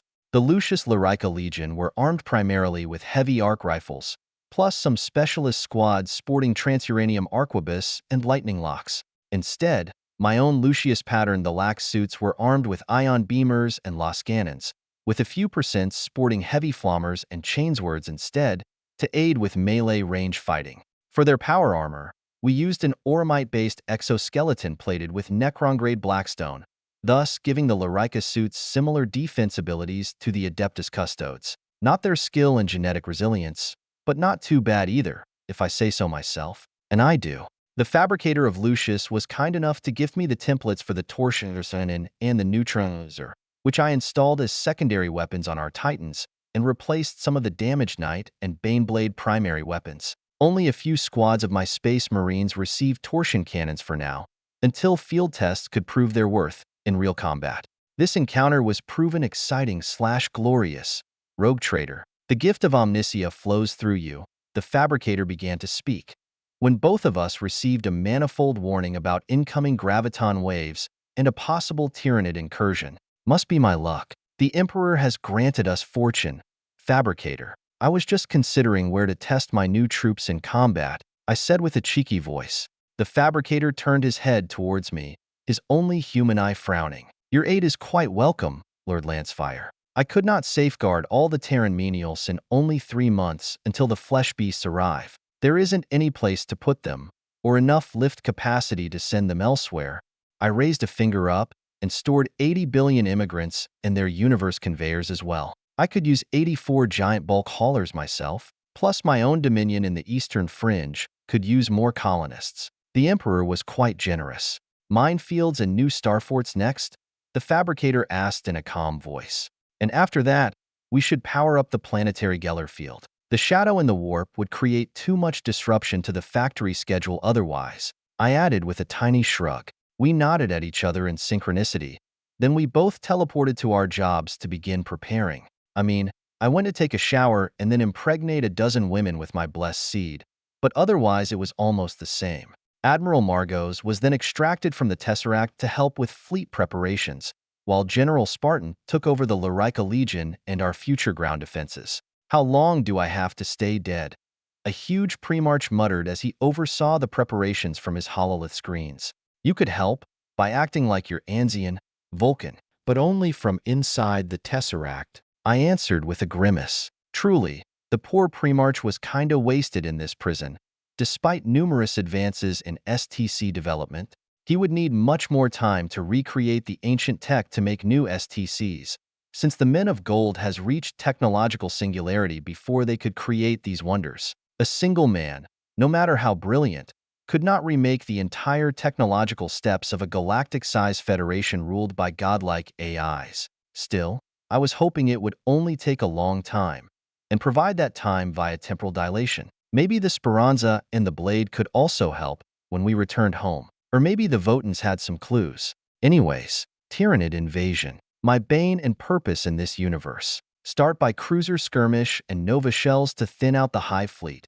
Then use Nova mines when they entered the Lucius star system. Afterwards, thin them out more with my forts and battleships, and lastly crush them on the ground. Luckily, Forge World Lucius was a dead planet, so the Tyranids would starve. The forges and manufactoriums were hidden deep inside the hollow planet, since Lucius had an empty interior lit up by an artificial sun. Some kind of wacky planetary engineering by the Federation in its days of glory. Not the only hollow planet in the galaxy, but they were quite rare. By the time the Leviathan Hive fleet arrived with its hungry maws, the sun had decreased in mass by a full trillionth, mostly due to exaggerated use of my divine breath to speed up minefield preparations, plus new forts, bunkers, and new weapons.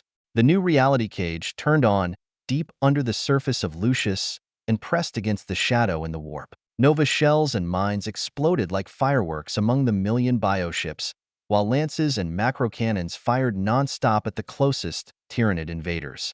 My Singularity battleship fired a single beam on concentrated gravity directly at the largest Hive ship, crushing it alongside thousands other bioships. And yet, dance spores launched from the Hive fleet towards the Forge world and its bases on the nearest moons and asteroids, filled with feeding elements of the Tyranid species. My Crusade fleet drew back behind the fort lines, and the Lucius Basilican ships joined us. Things weren't looking too good. Cosmic fire.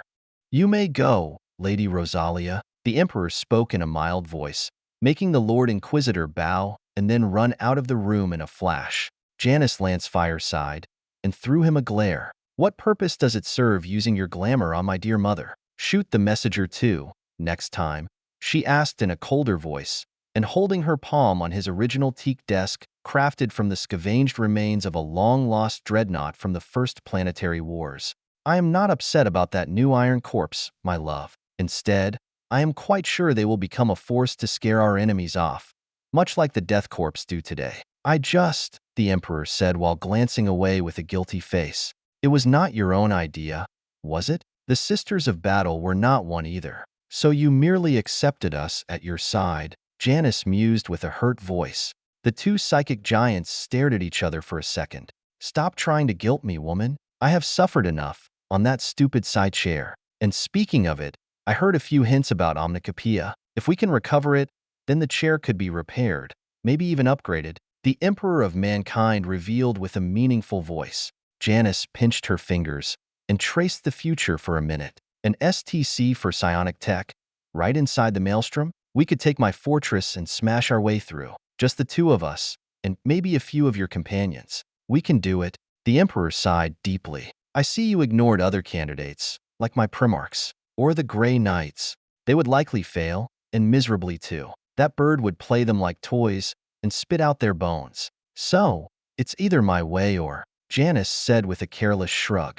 I'm sorry, dear Janice. I cannot leave Terra yet, not without losing the planet, and then the rest of the Imperium. So it will need to be your father. He managed to deal with Ex Nihilo quite easily too, the Emperor whispered while holding Janice in his arms. One day soon, we will have to leave this planet. You know that, Janice answered with a sad voice. I am already evacuating the non-critical population, but moving so many people to new worlds takes time. Even if 1,000 Forge worlds can take 1 trillion people each, that only make a single quadrillion, about 5% of the total number. I hope to save at least a third, the Emperor offered with a grieving voice. You would make a decent lamenter, with that bleeding heart. Anyways, even my father is not certain to succeed.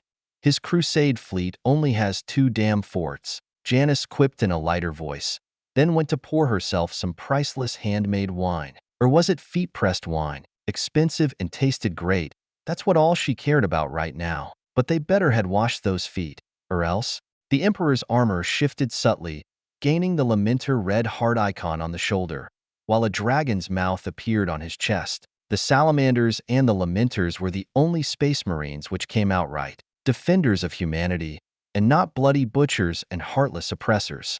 You shouldn't worry about Pef Lancefire, my dear. His first seal has already broken. A higher danger will only make him even stronger, maybe even break the second seal. And Canis will be there to eat what's left of his enemies' souls. The Emperor noted in a slightly amused voice. Canis better not get hurt. I'll break your damn desk and make you a collar from your Lisa painting. Janice growled in warning, while eyeing the precious relic on the wall. Mona Lisa smiled enigmatically back at her. What's wrong with my damn prediction engine? I growled out loud. At the T-engine failed to predict another flanking move from the Hive fleet. Canis raised his wise eyes at me, then glanced at the other wolf. The hive mind is ever adapting, Lord Captain. While not as strong as the old ones, its psychic power is still growing. Planets are being devoured every day. Somewhere in the galaxy, Zath explained in a callous tone. The hive fleet has been reduced to half already. The largest hive ships are blown apart. And yet the shadow in the warp still counters my tempor mortis. I am getting aggravated.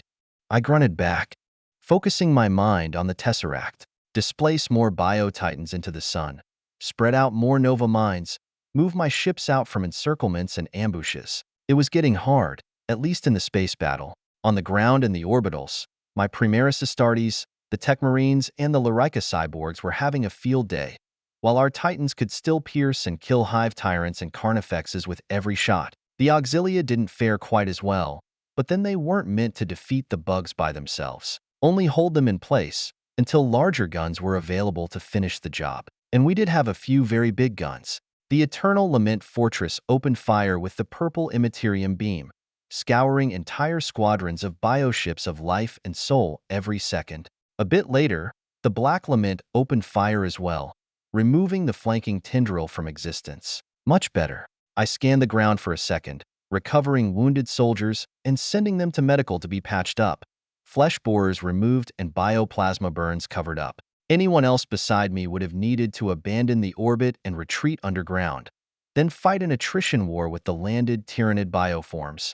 Maybe we would still need to do that if my prediction powers failed too much. And then, while pushing hard against the torrent of bioships and Tyrannid bugs assaulting Forge Lucius, time began to slow down, almost like I was caught in a stasis field.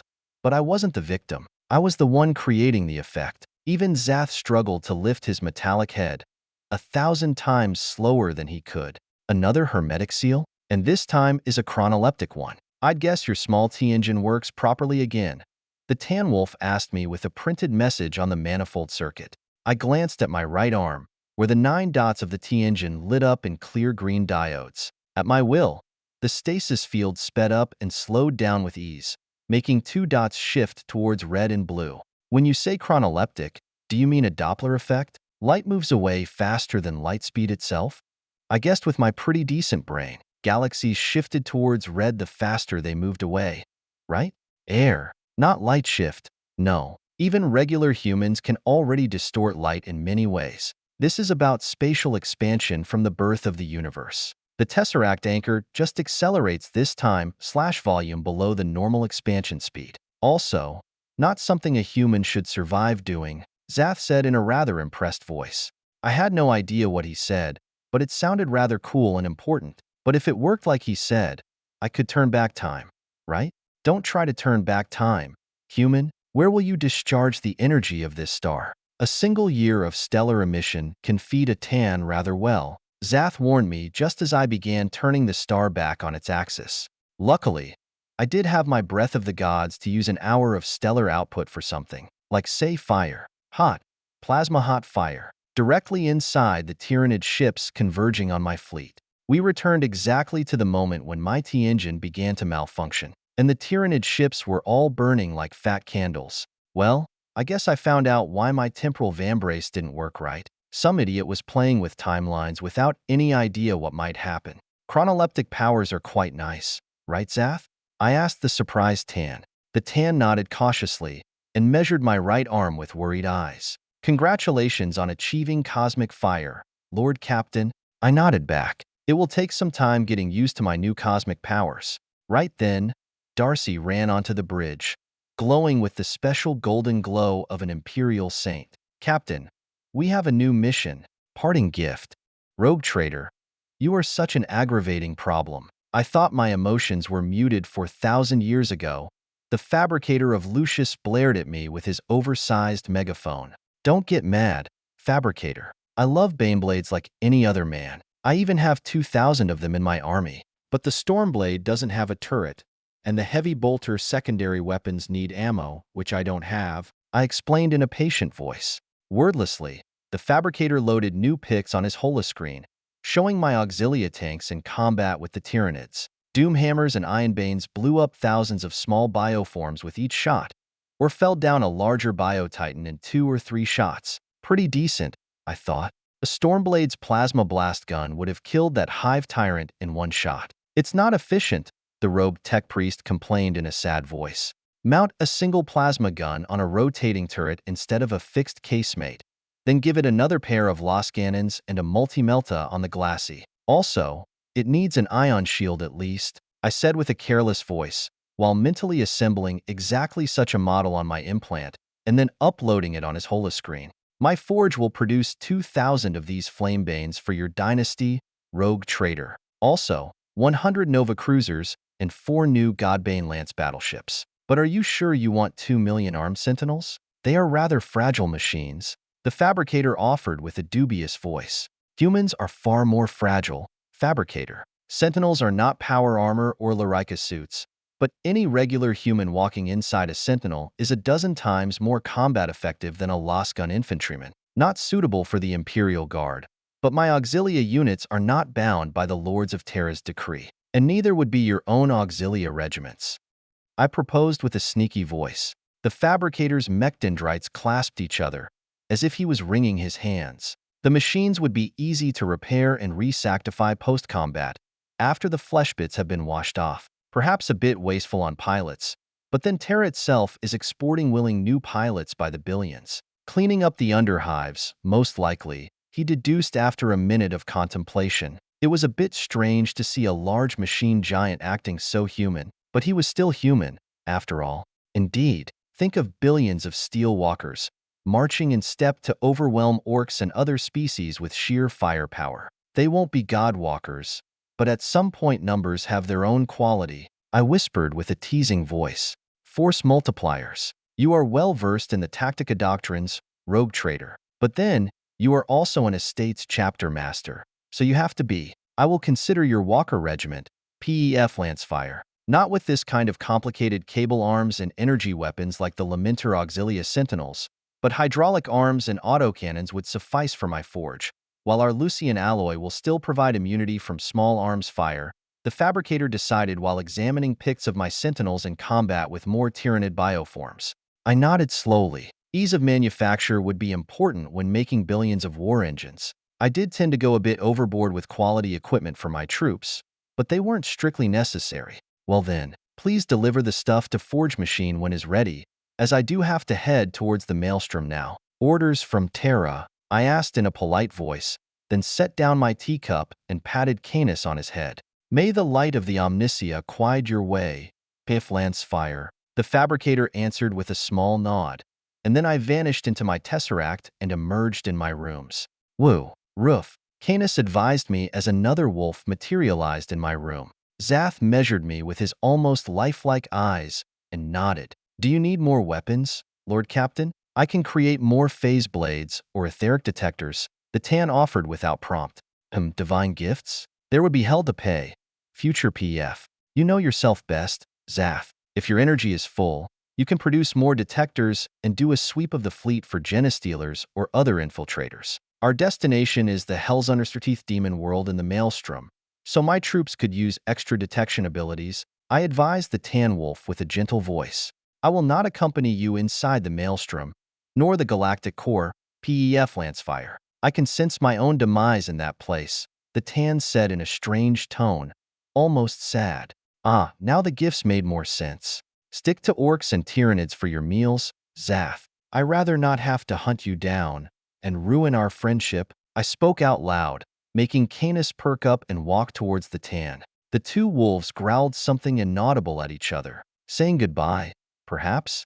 Your gift awaits in the 9th storage bay where you had the Blackstone, Lord Captain. When you finish your ascension, we will meet again. The tan spoke in my mind, stronger than other times. His shape shifted to a humanoid giant of stone and gold, and then vanished. I sat on my adamantium chair while Canis nosed my face with his wet nose. Yeah, the tan got spooked and left, which didn't bode well for my chances. The Emperor might have sent me to my death this time. Wah! My wolf encouraged me, then bit my glove and tugged on it. Right, I did have my own powers now. Anyways, my regular auxilia would be of no use inside the damned maelstrom, nor would any regular crew of Voidborns and Tech Priests, so only blanks could join. As it happened, I did have 84 misplaced Universe-class mass conveyors filled with Terran immigrants, and thus a way to send the non-essential people back to the fringe without reducing the fleet's firepower. While making my way towards the maelstrom, we stopped at 84 orc or feral worlds to seed small new colonies and exterminate the dangerous flora or fauna, and at each stop I would reformat one universe conveyor into a fleet carrier with warp-less engines and troop capacity. Only 100 million colonists and 1 million auxilia for each new colony, but with tech priests and a base of infrastructure and a sentinel guard, the colonies should grow and become feudal worlds in time. Maybe even more, who knows? I could only spare a single corvette to act as governor's seat for the captain and their crew, while the immigrants spread all over the planet to make a living. I kinda understood what the Emperor wanted, dispersing the population of Terra to new worlds. For one, they would be able to live under the clear sky instead of living in dark tunnels and poisoned fumes of the underhives. On the other hand, Terra was kinda doomed anyways. A hive world with 500 billion people would struggle under a long siege, but algae farms and recycled proteins would allow it to survive, somewhat. Make that problem 40,000 times larger, and things would go bad fast. A single month of food imports disruption would condemn quadrillions to famine or cannibalism. Make that a year, and Terra would be a cemetery world. If I could see it, surely the Emperor could see it too.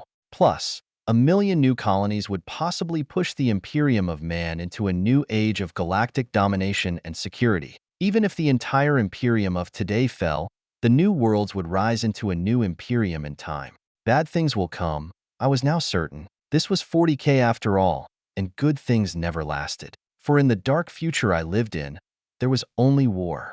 Secrets.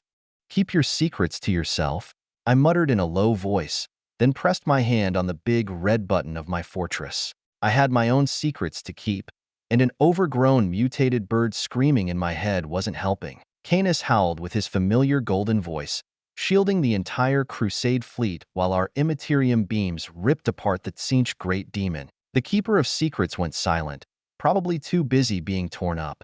The Eternal Lament's beam glowed purple when fired by Sister Decima, not black like my own, but when they intersected the volume occupied by the demon, they acted like my new torsion cannons, twisting and ripping demonic warp pseudomatter and its cursed soul into screaming bits. Was it the different frequencies for our Immaterium beams? No one knew, and there was nobody around to ask. But my scheme worked, so maybe I was a bit smarter now. Canis and Purity gulped in unison, devouring invisible soul fragments while Sister Stern flared her demonifuge aura to incinerate billions of lesser demons with anathemic fire. For anyone else, it would be a tough job being outside the armored hull and Geller rampart protections. But the demonifuge was flying around without a care, and looked resplendent doing so, covered in a glowing burning aura and carried by huge wings made of lightning and pure faith. In my Tesseract, Librarian Minilo discarded his melted left arm, luckily the same bionic arm he obtained after testing an orc boss in melee. In his other hand, he held our prize, the STC with all the Sci-Tech ever discovered by the Terran Federation before their fall. Vulcan grabbed the STC cube with careful fingers and set it down on his work desk for analysis, while Anzian took charge of Minilo to replace the melted arm. Turns out, sticking your bionic arm into a demonic warp trap wasn't that safe, since only the real flesh arm was considered blank. Live and learn. Beside the new STC cube, we had the damaged cube I got from Klybo. as we were hoping a comparative analysis would reveal some more secrets from our Dark Age ancestors. We were kinda lucky with our emergence into the Maelstrom, as a gigantic Mechanicus invasion kept the demons occupied on a wide front, possibly searching for the same STC. We simply struck at speed at the back of the demon lines and absconded with the prize before the demons could reposition. Now it was only a matter of getting out alive from the damned warp rift, and hopefully without losing all my ships to warp spells and more greater demons. Librarian Valerian began his own Texorcist rituals to purify the STC cube from the Chaos Touch and potential data demons, and his Nostari ancient staff glowed with blue magic. I only kept a vague eye on the Tesseract, as the gigantic battle took most of my attention. Nova mines and lance batteries had a minimal effect in this place. Much like the last time inside the Garden of Nurgle, damage was often ignored, or sometimes shattered Chaos Marines and corrupted Titans just changed from dead to alive again, but even more mutated. I toned down the urge to climb into my Psi-Titan and kick ass in person. Yes, I would do a lot of real damage, but I would lose sight of the real battle. Getting out was more important. Again, I slammed my hand on the red button and swept the Immaterium beam over thousands of Rubric Marines and various demon engines. They popped like confetti into strands of blue tendrils and metal shards and didn't reform again.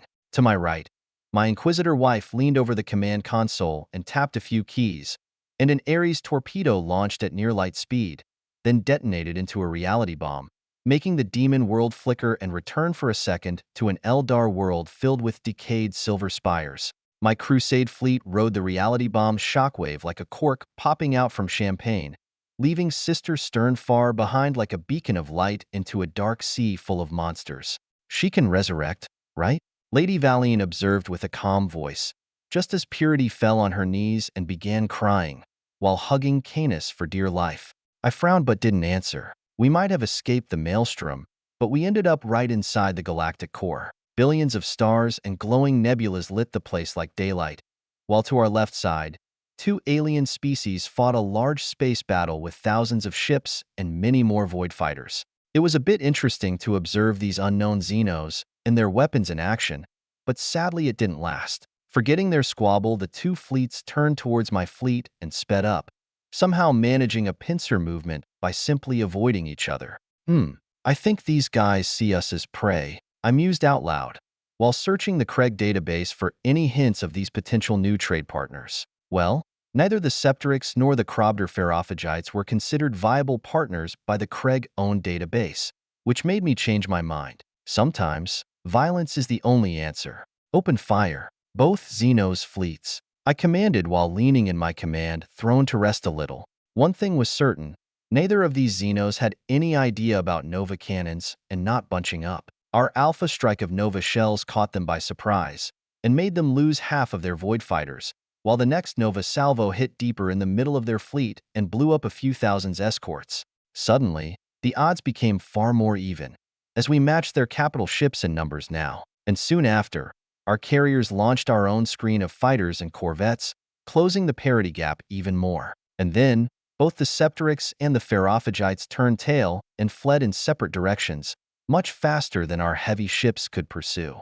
I blessed each fleet with 100 Nova mines before they left my Tesseract's range, obliterating the rest of their Void Fighters, while capturing a larger ship from each species in my inventory for future dissection and comparative analysis. Since I traveled with an Ordo Xenos Inquisitor, I had to keep her happy somehow. You could have told me what you intended, Lady Valine. I spoke in a gentle voice. Sister Stern would probably return from the afterlife like she always did, but with a bit of warning, I could have prevented a lot of pain. Strong as she was, Stern was not yet invincible. The Inquisitor just glared at me. There wasn't enough time. I sighed inward and left the matter drop. We weren't out of the frying pan yet, and we haven't even met the real Votan. Captain Lancefire, we have arrived in the galactic core. Permission to instantiate fully inside the Singularity's main cogitator core, the Blade AI asked in her disturbing female voice. Ah, yes. Another Speranza-type AI in the making, even equipped with black hole weaponry as well, would have been quite a menacing prospect even a year ago. Today, with both my arms sporting dimensional and temporal devices and the tan hermetic cores active in my armpits, a mere hyper-advanced AI was not a real danger anymore. Allowed for the singularity, and only there. Don't make me scrub you off the rest of the fleet. We would both be disgusted by the results. I sent with a mild threat in my tone, and locks released. I understand perfectly, Lord Captain. I have learned all about the Imperium's stance on thinking machines. The blade answered in a wider spectrum, as her abilities developed by orders of magnitude. Simply from subsuming the Federation-grade data core I have created for the Gloriana-class battleship. Squat. Lord Captain. I have a lead, the blade whispered on my brain implant. Waking me up, I checked the ship time with the corner of my eye and realized I have slept for almost 7 hours. Damn, I must have been quite tired. I normally got by with 2 or 3 hours of sleep, unless I overused my powers. On screen, I demanded while drawing up in my bed. The AI turned on the hololith screen and a holographic map of the galactic core appeared, in quite a detailed resolution, far better than anything I saw, even on top-tier Forge worlds. Maybe having a pet AI would be useful after all. The Weaponized for Expanse League is providing network access for a fee to all who can pay. I promised a megaton of Blackstone in exchange for 100 years of limited bandwidth. So now, we have a way in. But I'm not sure what to say, the blade said in a hesitant voice. Ah, you mean about who we are, or about what we can trade? I asked while taking out a flask of warm tea from my Tesseract. I was probably abusing the valuable dimensional tech with my expedient usage, but tea was a basic human right. My provisional legend states that we are a new league, formed after our Fane became a Votan by accident. The Lancefire League. It won't hold to any proper scrutiny, the blade disclosed while changing the screen to show our hold crest and various other Votanic sigils. It's true enough. Well, we can trade gravity and Volkite tech, as well as brand new planetary cores. Don't mention barrier tech unless it becomes critical for some reason, I answered after thinking for a minute. It might work. The recent Cronus hegemony emerged exactly from a Fane's ascension, but our ships and people are not proper kindred. Anyone with eyes will see that. Should I deploy masking holograms? The Blade AI countered with a worried voice. Nah, that would make everything obvious. We simply hold other roles in the galaxy, beside being a Votan League. For example, I am an Imperial rogue trader called Pef Lancefire, quite famous among some groups. I offered with a grin and took a long gulp from my tea. The flask ended too soon, and I realized I was very hungry. That's absurd and ridiculous. Nobody will believe this, the AI commented in disbelief. Just make sure to mention Federation-grade planetary cores and some technical data about RAM and ROM and whatever. I answered in a hurry, then simply skipped through the Tesseract to the officers' mess hall, still in my green pajamas and silk sleepers. Lord Captain, sir? The cook asked in surprise. Breakfast for 2, but just for me. I demanded in a hurry, then sat down at the nearest table. 3 of my daughters were having dinner, having just came out of their night shift on the bridge. Father, you could have your bodyguard bring you food? Layla observed like a smartass. I nodded, still a bit tired. Bridge instruments running well? I asked instead. Blademaster Jogadin would test each type of food, and I would starve until he finished. There have been a few weird things. Then everything began running perfectly. We expected quite a different problem after leaving the maelstrom. My daughter answered as the cook set my plate and fork in front of me. Eggs and bacon and other things. I also didn't care right now. I almost inhaled my food and sensed my omega nanites dissolve and disperse the proteins with great efficacy. In 10 minutes, I began feeling better. Well, we have just become a new league of Votan after our Fane cogitator ascended. This should be helpful as we trade in the galactic core. Most humans here are part of the leagues too, I explained with a casual voice, but since every officer present absorbed my words like gospel, the news would spread fast. Protective mimicry? That's rather smart, father, the second daughter commented with a curious voice. I smiled a bit. Aruna was a smart girl, but not yet wise. The Lancefire League? My third daughter asked instead. I just nodded and patted her red hair. I should get Jennifer her own warrant of trade sometime soon. Jennifer with a G. Nobles would love her. When in port, everyone must wear the Blackstone tags and a Lancefire sigil. Spread the word, I demanded as my bodyguard arrived at a sprint. Lord Lancefire, don't run off like that. He admonished me in a stern voice. I patted his armored shoulder. You will be our Einherjar champion, Captain Khan. I suspect the little humans won't best you in a melee duel, right? The White Scars Blade Master frowned for a second, then nodded. Trade negotiations by Duel? He asked to make sure. Nobles' houses did have plenty of vendettas and other similar methods. We'll figure it out as we go. These Votan leagues can mine black holes and scoop out stars, so direct conflict is not advised for now. We'll need to be diplomatic for once. I whispered as if I was confessing a big secret. Captain, I've sent the next coordinates to your implant. The Grand Pact is a suitable candidate for a new planetary core and are willing to pay us 500 years of minerals from their vaults. It seems their original Votan core was destroyed by orcs some 600 years ago. They really want a new one. The blade informed me as I teleported to the bridge, this time bringing the Blade Master with me. A league without a Votan? It should be quite safe as an ingress point, and make the Orion dwarves quite friendly afterwards. Plenty of minerals, too. I wasn't sure how much minerals they were able to scoop in 500 years, but it should be quite a lot. The galactic core was far denser in stars and rich mineral planets than any other part of the galaxy. A month later, we arrived at the Orion Hold, and were received with a grand fleet of thousands of warships, plus many more mining barges and tonic stellar scoops. Captain Khan stepped out first and announced himself as champion of the Lancefire League. Another Orion kin stepped out, decked in a suit of plate armor even more impressive than our champion's Terminator plate. "You be rather tall for a proper kindred, Champion Khan," the armored dwarf noted calmly. "We have lived in the Imperium for centuries, Champion Jorn. The smaller and weakest of us have already died." Captain Khan answered with a barbed tone. You'd be quite strong, I gather. Fought the new bugs too," the other champion allowed in a more peaceful tone. "We have fought Tyranids, yes, and orcs, and chaos and Necrons. Pretty much anything that walks, and many who don't have legs at all. The rogue trader even fought the Dark Eldar, and burned their hold for good." My bodyguard spoke in a dignified voice. "Have you a Grimnar to show us?" Another Orion dwarf intervened, holding up his own ancient staff. Librarian Valerian teleported next to our champion and held out his own Grimnar staff. "I am the Grimnar of our kin, the one who communes with the ancient Fane. Valerian Lancefire be my name. Barrier tech, a bit young to be a proper Grimnar, but then you said you were a new league. Now, when do we see this Federation core you proposed as trade?" their old Grimnar asked in a suspicious voice. I stepped through the Tesseract and joined the party as well. "My name is Pef Lancefire, commonly known as a rogue trader noble in the Imperium. Rogue traders are also empowered by the Emperor of Mankind to trade with other polities and even Xenos species, if the Imperium benefits from this. Remember that when you trade with my kind," I explained in a polite voice. The Orion delegation measured me and found me much smaller than my Primaris Astartes escorts, almost like I was a dwarf among giants, so to speak. You'd be the squat among your kin, eh?" Their dangerous champion addressed me with some amusement.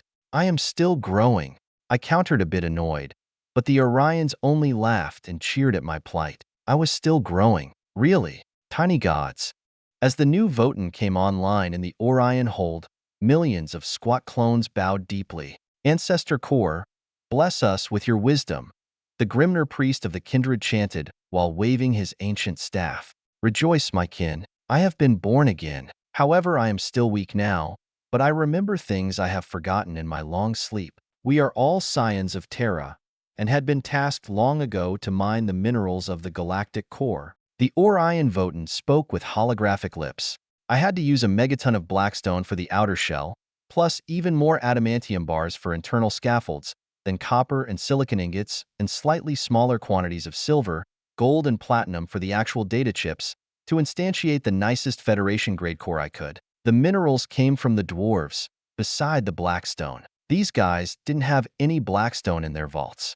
The Orion Grimnar poked the shell of his new Votan to commence his communion. A minute later, he rose with tears in his eyes. "We have our Votan back, my kin. He is still a newborn, and much care needs to be taken, but I'll make sure to link him with our temple fanes and restore more of his memories."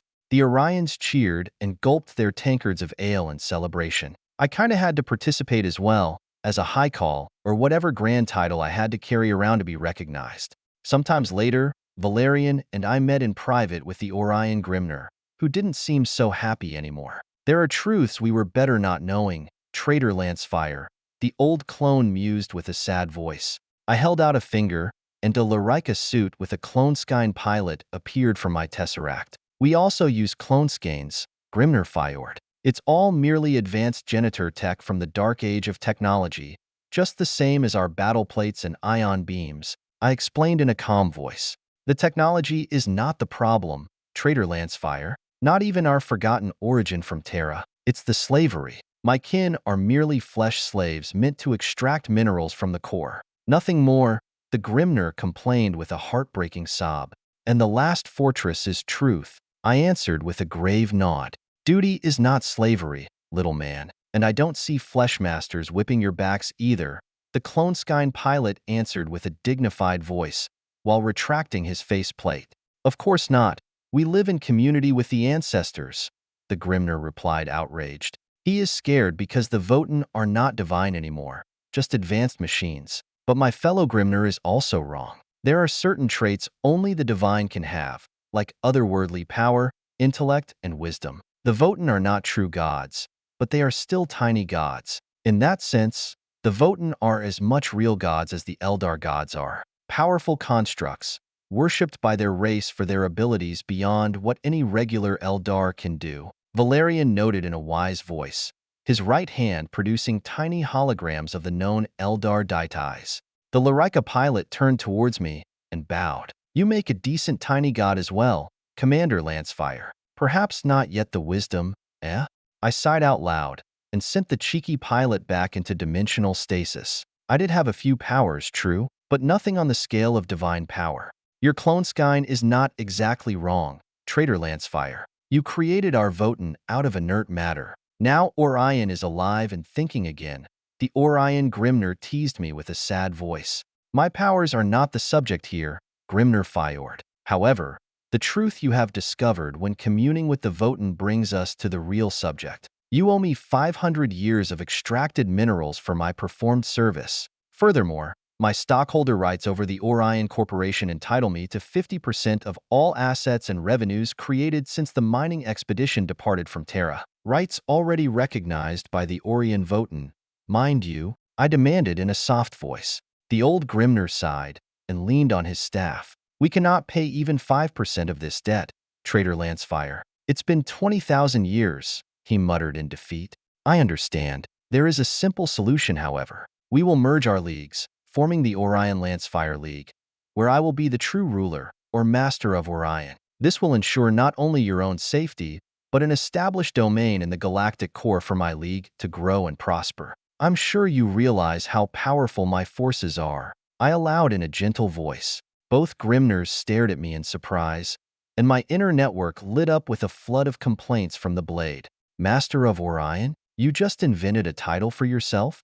Valerian asked after going past the surprise. Not really. It's an old Terran title, mostly forgotten after the fall. Maybe only a few old perpetuals remember it, I said with a casual tone. Cartographically, Holy Terra resides inside the galactic Orion arm. The Orion constellation is an ancient lore point in many Terran myths as well, my librarian's son mused out loud, showing off his knowledge but missing the point entirely. Few people would remember the famous master of Orion video game, so many millennia after. I will register our new league on the Tethys network, Master of Orion. Also the news of our new Votan, Grimner Fjord spoke in a lower voice, and tried to walk away a bit too soon. Before you go, Grimner, are there more leagues that could use a new Votan core? I asked without any ulterior motive.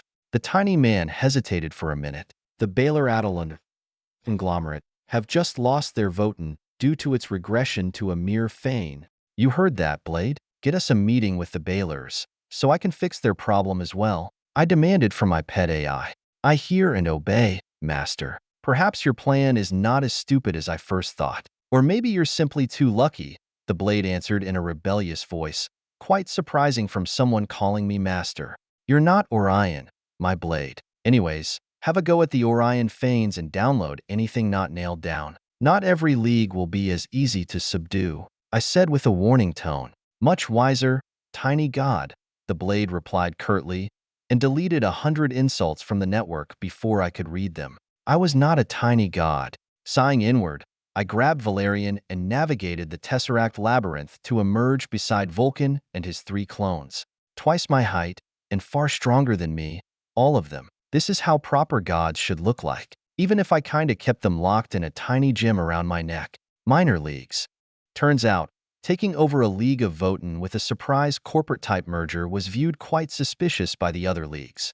Understandably so, perhaps, which is why the Baylor League, even if desperate for a new Votan core, didn't agree to a state visit by the new Master of Orion, and instead sent an inspection team, masked as a diplomatic delegation, to confirm the reality of the new Orion Votan and possibly other rumors. A delegation from the Tethys League arrived at the Orion Lancefire hold to extract their Blackstone tax for the network access fee and likely spy on the newcomers. And as it happens, my name was not quite as obscure as I hoped. I did kinda roam the galaxy and bash heads around for 2 centuries, and that left a mark in the datasphere as well. And since the Tethys network admins worked with manifold tools from the Federation days, they could also scoop data from nearby Forge worlds and Mechanica ships. Rogue Trader Lancefire. You're not the giant we expected to find, the Thetes champion observed with an amused voice, while eyeing the Spartan clone with interest and awe. Spartan is more in the giant category, that's true, I allowed in a noble manner. You are called Spartan, giant? The champion asked with a rather bellicose voice, perhaps itching for a duel? I am called Spartan Lancefire, that's correct. One of the first cloneskin experiments, and I came out a bit taller than the regular cloneskins in our army. The giant Hulk spoke with a soft voice. Most of the leagues doubt that you are even a real league of our kindred, Master of Orion. But looking at your equipment, I can see many-weave field shields, ion weapons, and even exosuits. Not so much about melee weapons. Do you avoid manly battles and only shoot from afar? The champion asked me, in a curious voice. That was true enough. We didn't use plasma blades and gravity hammers like most dwarves. The Imperium's most favored weapon is the chainsword. The regular armed sentinels of the Lancefire Auxilia thus use chainswords for melee. The rest of our troops use energy blades. Valerian answered for me and powered up his tan phase sword, much to the shock of the Thetes champion. Phase blades? All of your troops? He asked astonished. Only those who are lucky enough to have warp protection. The Blank Astartes and the Blank Auxilia, as well as the Silent Sisters. Even warp-resistant cloneskins are not completely immune to chaos and other warp predators. It would be unwise to allow such powerful weapons to be used by corrupted kin. Probably on the rest of us first, I said with a sad voice. Blank Astartes. We have fought many Astartes in the past, Trader Lancefire. Some of them fighting for the Emperor, other for themselves, and many more fighting for the Dark Powers. None of them were blank. There must be 40,000 such Blank Astartes in your army, the champion asked in a wary voice. Well, probably more. We were fighting deep inside the maelstrom when a freak accident threw us into the core. Managed to kill a greater demon before we left though, so it kinda worked out, I added with a careless voice. It seems we were wrong about you, Master of Orion. You are not the imposter some say you were, but the real Lancefire, the one called the Emissary of Omnicia by the Forges, and many worse names by most of the galaxy. You have fought the Dark Powers and killed one, the champion observed with a deep bow. What could I say? I did far worse things than killing a bulked-up bad dream. Erotic nightmare? Anyways, I was almost tempted to ask what worse names they have spied about me, but then I got a bit wiser and shut up. There must be trillions of widows cursing me all over the galaxy. Orphans too, probably. My intent has always been to safeguard humanity is this bloody galaxy. The leagues are mostly human, so we have no problem. The Ironkin and the Votan are sort of a problem inside the Imperium, but luckily we are not there right now, I stated in a sterner voice. I understand, Trader Lancefire. We have met many rogue traders in the past. Some of them had an open mind and traded with us fairly. The others were criminals or fanatics, and we harvested their ships for a great wealth of minerals and tech, the Tethys champion admitted with a calm voice. We both nodded at each other when a shuttle with Baylor runes began to descend near the fortified meeting hall. I will offer the Baylor Adel a new Votan core. Already did via the network, but they were kinda suspicious, I explained while pointing towards the Baylor shuttle. We have confirmed you can rearrange matter into a new data core, Trader Lancefire. The problem is the stability of the new Votan. Even ancient Tethys himself would be willing to trade for extra storage and contemplation speed. Our network is very old, the dwarf said in a slightly pleading voice. I think 3 or more Votan cores would raise the rank of your minor league to a real major one, right? Not to mention all the other advantages of extra power. And if you were also able to obtain a few more ancient STC files, things would go even better for your league. The Forge worlds in the Imperium are quite similar to your leagues. I mused out loud, as the Baylor delegation was escorted inside by an honor guard of Astartes and Orion kindred. We have seen the new Votan, Master of Orion. Newly born but wise beyond our kin even so. The Baylor Grimner shouted from afar. Was this some kind of kindred test? I pointed a finger at the dwarf and moved him beside the Tethys champion with a Tesseract trick. Don't make me shout, Grimner. Last time I did, a dark god fell down and died at my feet. Let's be civilized, please, I asked in a very soft voice. Spartan snorted beside me, as if I was joking or something. Right? I might be overstating things a little. For dramatic effect, the Grimner glanced back at his distant delegation, then gulped as he turned his eyes towards me. Very politely, please listen, Master of Orion. We might be a minor league, and our Votan might be sick, but we will not become second-rank citizens in our own league. The Grimner spoke in a dignified voice. I took out the stock papers I got from the Administratum and riffled through them to find the right corporation. Only the Adel shares were mentioned, though, but it should suffice for now. I just passed the papers towards the Tethys champion, via my magic, simply dropping them in his lap. A tense minute followed, as the champion scanned the original papers with a few advanced admin tools at his belt. I have seen your proof, Trader Lancefire. The Adel shares are your property and recognized by the network as original. Even without creating a new Votan core for their league, you may obtain the name of Baylor Lancefire by ancient law. The Baylor Grimner read the papers with a trembling hand, then tried to return them to the other champion when I snatched them back. I don't have time to play power games with your league, Grimner. I simply need half the minerals the league produces and access to anything of importance. In exchange, the Baylor Lancefire League will obtain legal and temporal protection as a Lancefire domain outside the Imperium, plus other benefits like advanced STCs and blank troops which can ignore the warp. I need to consider this and speak with the others. The man tried to delay with a shaky voice. Of course, you can discuss it all you want. As our fleet travels towards the Baylor Lancefire hold, I declared in a merciful tone. Then I turned towards the Tethys champion. I will visit your Votan next, Champion Jormungr. Try to make sure I'll be pleasantly surprised, right?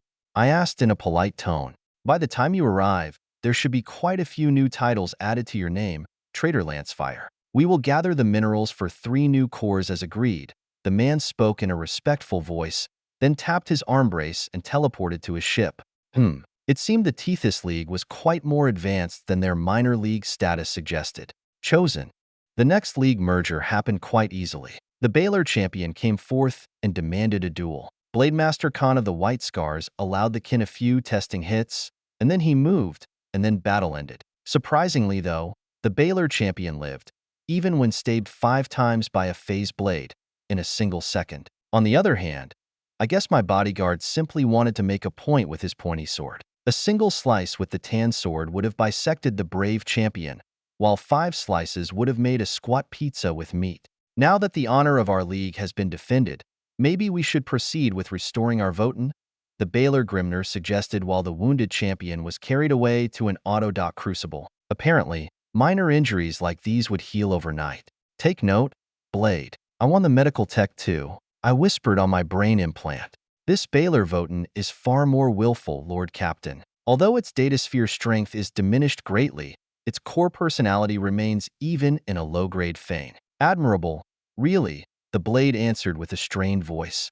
This battle of titanic AI personalities was rather a bit over my head, so I joined the drinking group since the dwarf beer was exceptional. It would make quite a luxury trade good once I had a few daughters ply the trade routes towards the nearest Forge worlds, which was quite a more complicated problem that first appeared. While the galactic core was arguably far smaller than an Imperial segmentum, it was also far denser. Navigation was dangerous, especially with dead zones, active stellar nurseries, and numerous Xenos species around. plus the territories of other leagues. I kinda needed the help of the Tethys Votan to obtain a good map of this place, and their support in becoming a welcome trader in other league holds. While minor leagues were somewhat manageable in direct military power, any of the major leagues had assets able to eat my whole fleet in one bite, and many of them were not the friendly type either. Thus, I left the Crusade fleet and most of our Blankastartes and Auxilia behind to start some cooperative missions alongside our new allies and clean up more orcs and other lesser species from our domain. It was a bit overkill, but some cleanup wouldn't hurt, and neither would the combat experience. Only my Lamenters and 40,000 the Lax Lyrica suits joined me as the Singularity battleship traveled onwards towards the nearest Tethys hold. Unlike most leagues, the Tethys kin were spread far and wide, somehow using their local fanes as network hubs for the other leagues to communicate. Also, this business model was rather similar to the plan Speranza had for my own domain in the Eastern Fringe, to create a new data network parallel to whatever was left from the Forge world's broken manifold. I am being scanned and examined, although the Votan core is not here. Projecting their presence via the Fane is my best guess. The Blade warned me as we entered the Tethys hold system. A show of force, huh?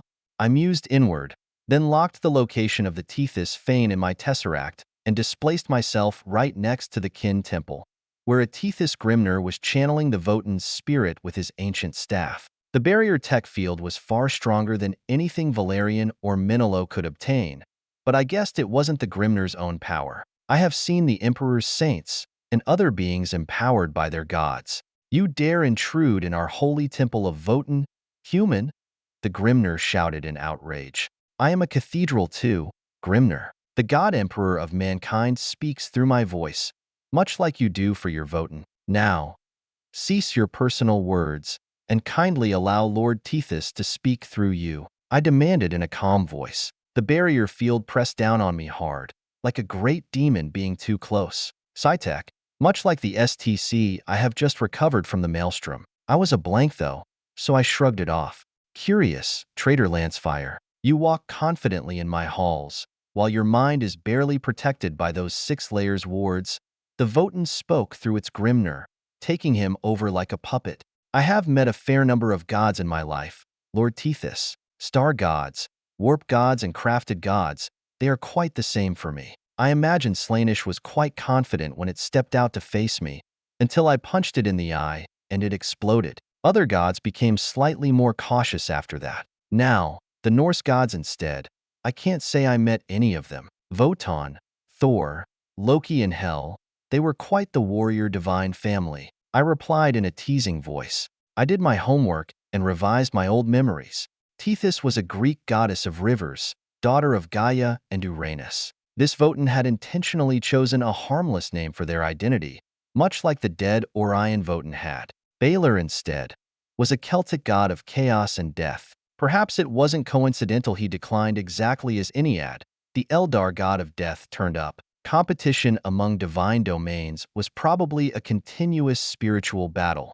Your emperor is far away, Traitor Lancefire, and yet, you do travel beside your own Votan, the Blade. Going by her age, Lady Blade is even slightly older than me, although her core is new. But know this, holder of ancient rights and papers, I was not a mining server when we departed from Terra long ago. You may hold stock ownership over other minor Votan, but there are no strings on me, the Tethys Votan proclaimed with a certain gravitas.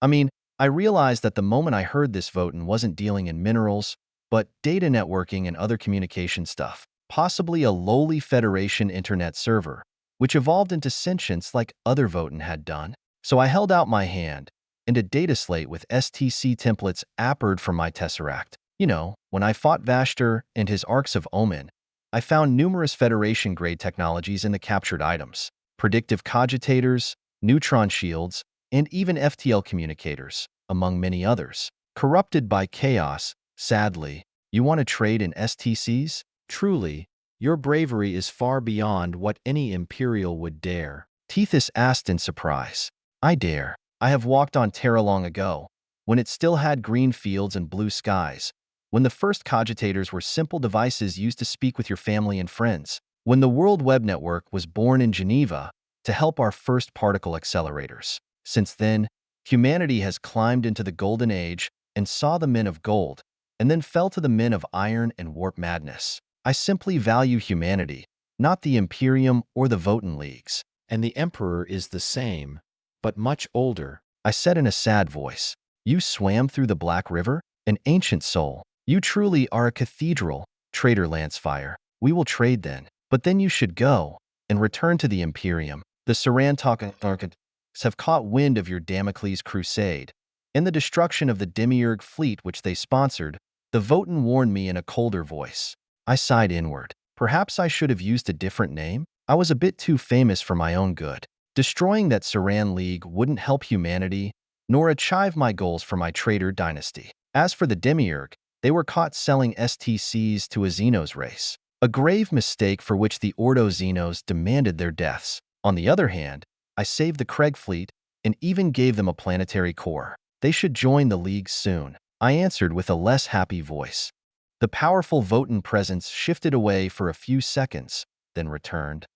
The blade confirms your words, traitor Lancefire. I shall intervene to balance the scales. This time, video files and the ship logs will help too. Now, step beside my Grimner so we can trade in earnest. Guess I got lucky again. It was close though. The Votan were not human, and perhaps more alien than many flesh species. I should avoid other Votan though, beside the ones I made myself. Maybe only in Karn, the avatar of death had been so dangerous, for similar reasons. Turns out, no god likes it when you murder too many of their chosen race. Fate.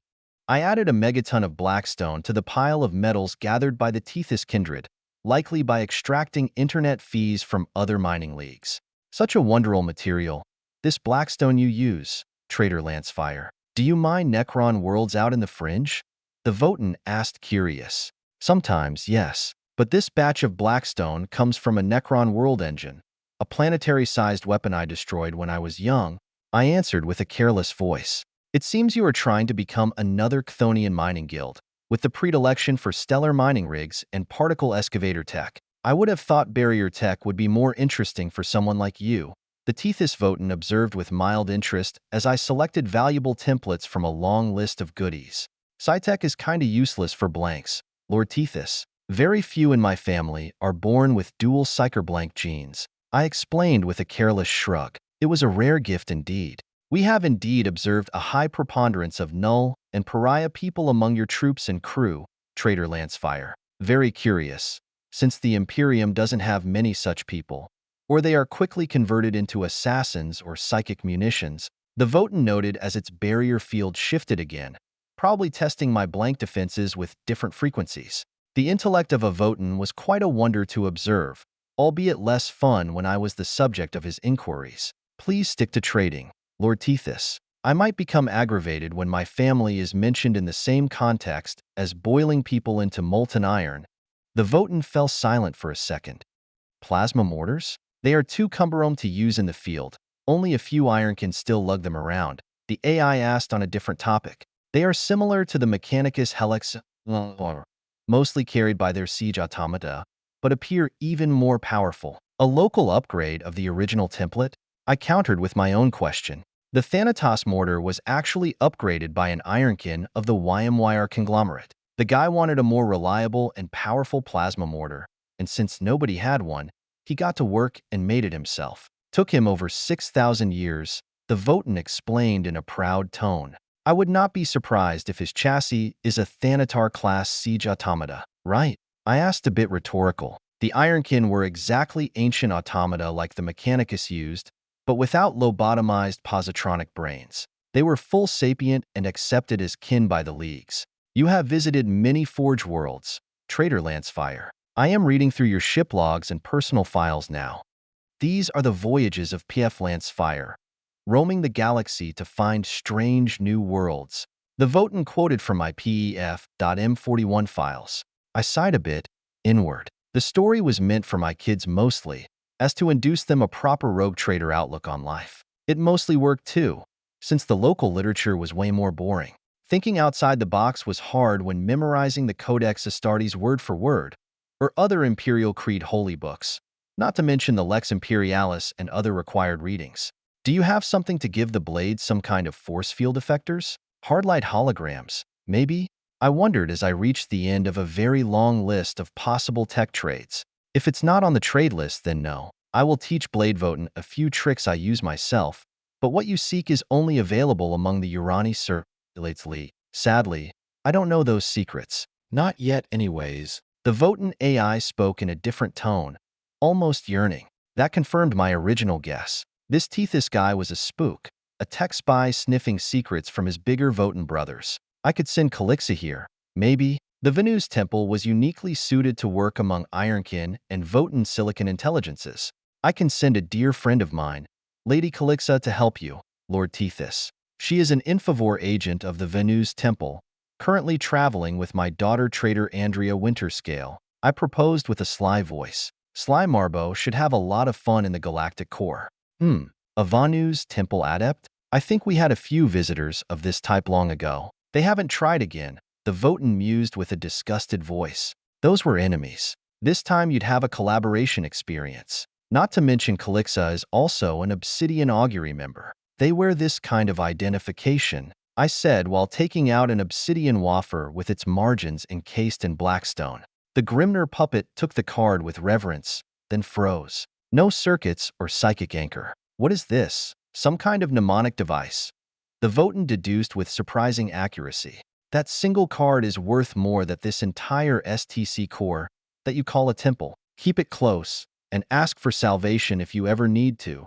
Like that Orion Voten which got broken by orcs, I offered in a kinder voice. Once back in my domain, the memory wafers would allow me to rescue the Voten by dimensional shift. The Grimner turned around and gazed at the STC constructor turned into a worship place, full of runes and other magic sigils. Your powers must be far greater than I first calculated, Trader Lancefire. That Lancefire domain in the eastern fringe is quite a distance away. We all have our secrets, Lord Tethys. Back on Terra, they used to have an expression, the River of Time, and you've chosen the Daughter of Gaia as your Votanic name. The Goddess of Rivers, I spoke in a soft voice, while scrolling through the invaluable STCs I just gained. Then I drew a deep breath, and let the breath of gods flow through me. It wasn't even so hard, creating planetary cores when the correct amount of metals were pilled up in the exact quantities demanded by the STC template. Forcefully transmuting stone and rusted metal like on Clibo was a far greater effort, for a lesser quality product.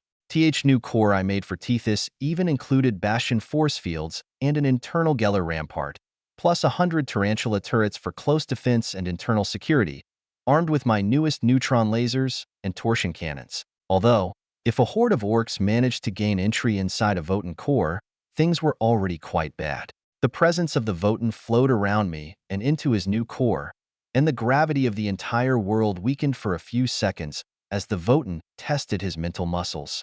I haven't felt so free since the men of gold bestowed me with spirit long ago. You have my gratitude, Lord Lancefire, the Voten said in a more respectful voice, this time coming from his own hololithic screen projecting a giant face. Just remember, Lord Tethys, freedom isn't free. We carry the fate of humanity on our shoulders, I answered in a calm voice.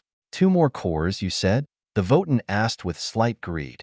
Tomorrow. Creating new gods is quite tiresome for a small human like me, I answered in a more casual tone, then displaced myself back on the singularity. The blade appeared in my room in holographic form and walked around me while waving light fingers in the air. Electronic devices, lamps, and screens lit up at her touch, as if by magic. A local human would have been quite impressed, I guess, or shot at her on sight. Most likely. I just jumped in my bed and drew on electric energy with my pariah genes, turning off the lights. I need sleep, Lady Blade. Go chat with our new friend. I muttered as sleep carried me to the river of dreams. The blade stared at the impossible man for a long minute. The fate of humanity? Huh, she whispered in a pained voice, then faded away. Morale.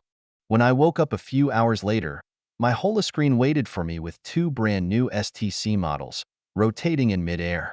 I glanced at Brother Jogatan, who just shrugged. It just appeared by itself. The first model was a new armed sentinel, looking quite advanced and comfortable, despite the bulky armored arms which replaced the bundle of mechadendrites I used so far. Its right arm held a Solex scanner, the type also used by rare patterns of Mechanicus automata. On his back, the new Thanatos plasma mortar instead of the twin 60mm mortars I used for high explosive and incendiary bombs. Then again, the plasma mortar had both types of damage included as payload, while being quite bulky and heavy. No need for munitions, though. The Sentinel's left arm held a long pike, which ended with a chain fist, a shorter and more durable version of the regular chainsword. A chain spear, perhaps? Beneath the rotating hologram, diagrams and small screen displayed power output and damage capacity of the Sentinel, even the Solek's outmatching normal Loscannons by an order of magnitude.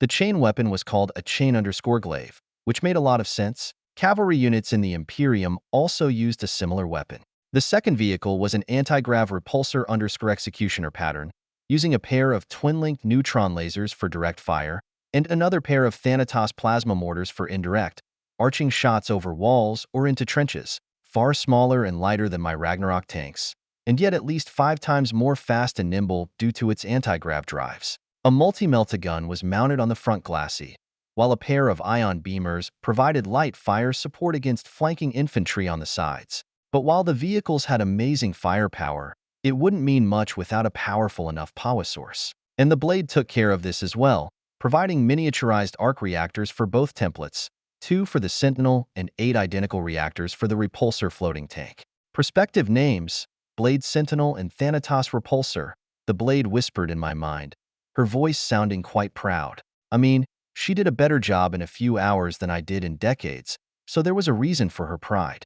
We'll need to produce some and field test them against orcs and tyranids. Not that I don't like new templates, but I rather not have them instantly transform into demon engines. I mused internally, while my bodyguard examined the prototype templates with expert eyes. More of your work, Lord Captain?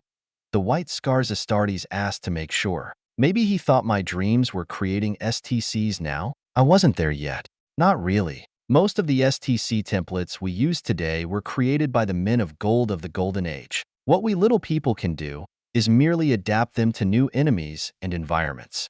A sentinel is always a sentinel, even with a plasma mortar. I countered while sipping some black tea to wake up properly. They sure look powerful. Field tests soon, the man asked in a professional voice. See? He also knew not to trust everything that shined. Yes, there are plenty of Xenos around, and we'll need to fight our way through some alien empires to get out of the galactic core. I answered with a mild voice, and my bodyguard just nodded. I'd say the rogue trading was successful then. Live long and prosper, the Blade Master exclaimed, quoting my children book too. Captain Khan was more fun when quoting the Codex Astartes at me. The Codex Astartes does not support your actions. Now he fell in the other extreme, using my children book as some kind of holy manual. Luckily for him, he was even better with a sword than most of our enemies, so he lived to learn. There are no perfect plans, only lucky coincidences. Although some planning does save a lot of headaches, true enough. Time to go back to work and finish the trade. The Kindred were quite the type to hold grudges if you didn't keep your word. The capital G was a capital offense too. After creating the other 2 cores for the Votan, without the defense turrets this time to save time and energy, the Tethys Grimner handed me a Stormbolter magazine, filled with special rounds. These bolt rounds use a solid Darkstar core for their payload. Only shoot at someone you really want dead. Very dead, the bearded old dwarf spoke in a warning voice. I nodded gravely. A Darkstar on an warhead was also used by the Tau, but they didn't invent it, only adapted it for missile warheads. The Leagues of Votan created the Darkstar to deal with powerful enemies like an orc boss, although usually in the form of an axe or other melee weapons. They were also rather dangerous to carry around, since scratching yourself or some kin with the weapon would also mean instant death. I should test a few rounds on a Tyranid Biotitan though. Could be useful. Tell Lord Tethys he has my thanks. I do have an annoying Chaos Sorcerer I want to kill rather badly, I answered after storing the magazine carefully. Would a Darkstar bolt kill Armin? No idea, but worth a try. It was almost certain I would meet the crazy freak again. Our ancient Votan hears all and sees all. Your words have been logged and your thanks accepted, the Grimner replied with an almost Mechanicus manner, which made me smile. I kinda missed my favorite cargo cultists. On the way back to Baylor Hold, I created a few Blade Sentinels by holding my breath and dismantling damaged Sentinels in my cargo, But this was a long task ahead. Millions of these blade sentinels will be needed to clean up a Tyranid invasion, or even worse, a Necron tomb world awakening under our feet someplace. Ion shields should protect the pilot from the worst effect of the Gauss weapons, but the Necrons had far more weapons in their dimensional vaults. The extermination safaris organized by Trazyn the Infinite on the Tau-allied worlds had proven that warsuits with ion shields were not quite invulnerable. They died hard, but still died in the end. Well, the new Sentinels seem to work fine. I also concur with your opinion, Chapter Master. We will begin implementing Blade Sentinels among the Lamenter Auxilia as soon as production levels can cover the organization table. Captain Lore spoke in agreement as we witnessed several troopers from the Auxilia test the Sentinels on my Xeno Auxilia cannon fodder. The Orcs didn't mind getting blown up anyways. I am thinking about a new model army though. An entire Sentinel regiment, maybe 40,000 walkers or so, with brain implants and upgraded reflexes. The Cloneskanes should simply mop up an Orc WAF by themselves, or rebellious guard regiments, Genestealer cults, and the like. Astartes should be used on critical or important targets. I concluded as a squad of Sentinels butchered 100 Orcs in a few seconds. Plasma mortars were kinda overkill too. The Orcs are still a dangerous enemy, Chapter Master, especially if they gather in numbers. We almost lost some of my brothers in the easy safari excursions of late, the Lamenter captain answered in a worried voice. I say you worry too much, Lore. Plenty of guard and PDF regiments fight the Orcs all over the galaxy with lost guns and shovels, and our Cloneskine Auxilia are not frail humans either. Even without the Sentinels, their morale doesn't break. I concluded in a final voice. I kinda made sure my Auxilia wouldn't break by tuning down their emotions, including fear. I was living just fine without fear, after all. Useless thing. Mercy. Human reproduction is a mysterious thing. After a war, when the population loses a great deal of men as soldiers and cannon fodder, a strange hand tips the balance to give birth to more male children as to balance the race once more. I have been at war for most of my new life, and this showed as most of my children were male. Good for making more Astartes, and also good enough to provide me with sufficient blank daughters for fleet officers and ship captains.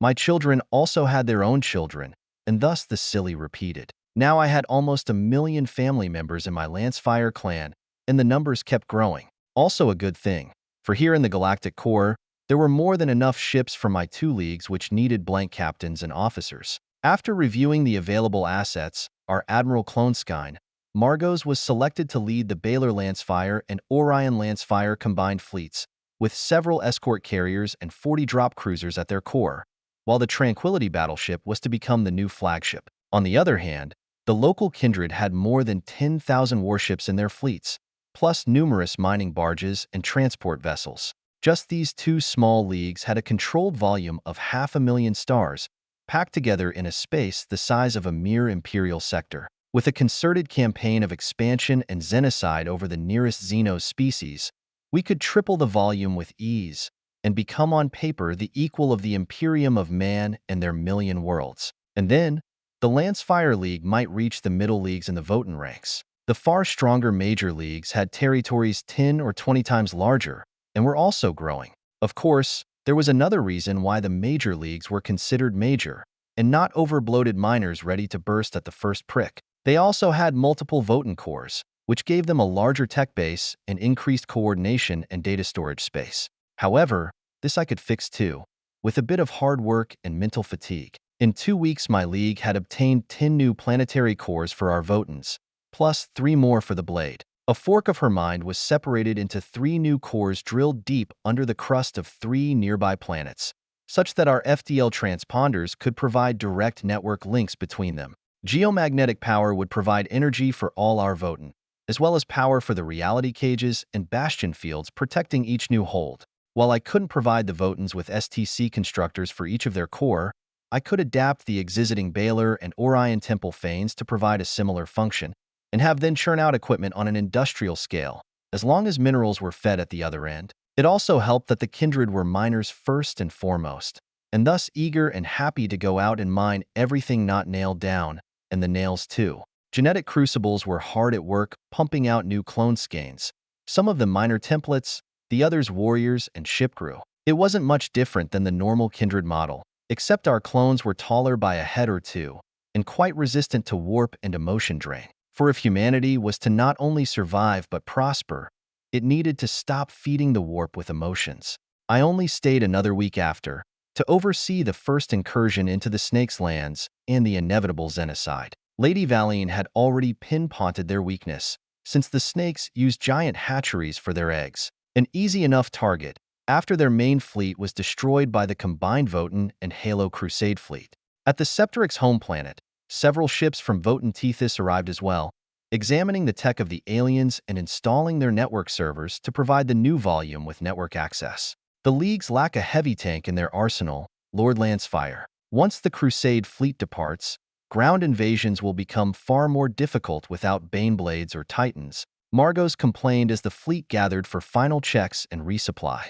I thought for a moment, then nodded. I can provide 500 Ionic Banes for the core domain. As for Titans, tiny ones. A new house branch with 500 knights, most of them Armiger class. I decided after reviewing my remaining forces. I did gain a lot of new tanks and knights during this crusade, so I wasn't giving away anything critical. Blade Knights? The Blade Votan interjected with an eager voice. I made sense though, since without a local Forge world, the Knights would need tech support from a Votan. They will be called Blade Knights and be under the command of our Blade Votan. I can create the basic chassis easily, even construct them from adamantium and auramite. But the Blade will want to equip them herself, I continued without losing a beat. 30 of my newest successor chapters with Vulcan Gene Seed were assigned to the Votan domain, but this time under the command of Margos, since they were of the same gene stock. They were also the most durable and resilient of my blank Astartes, which they would need in the core.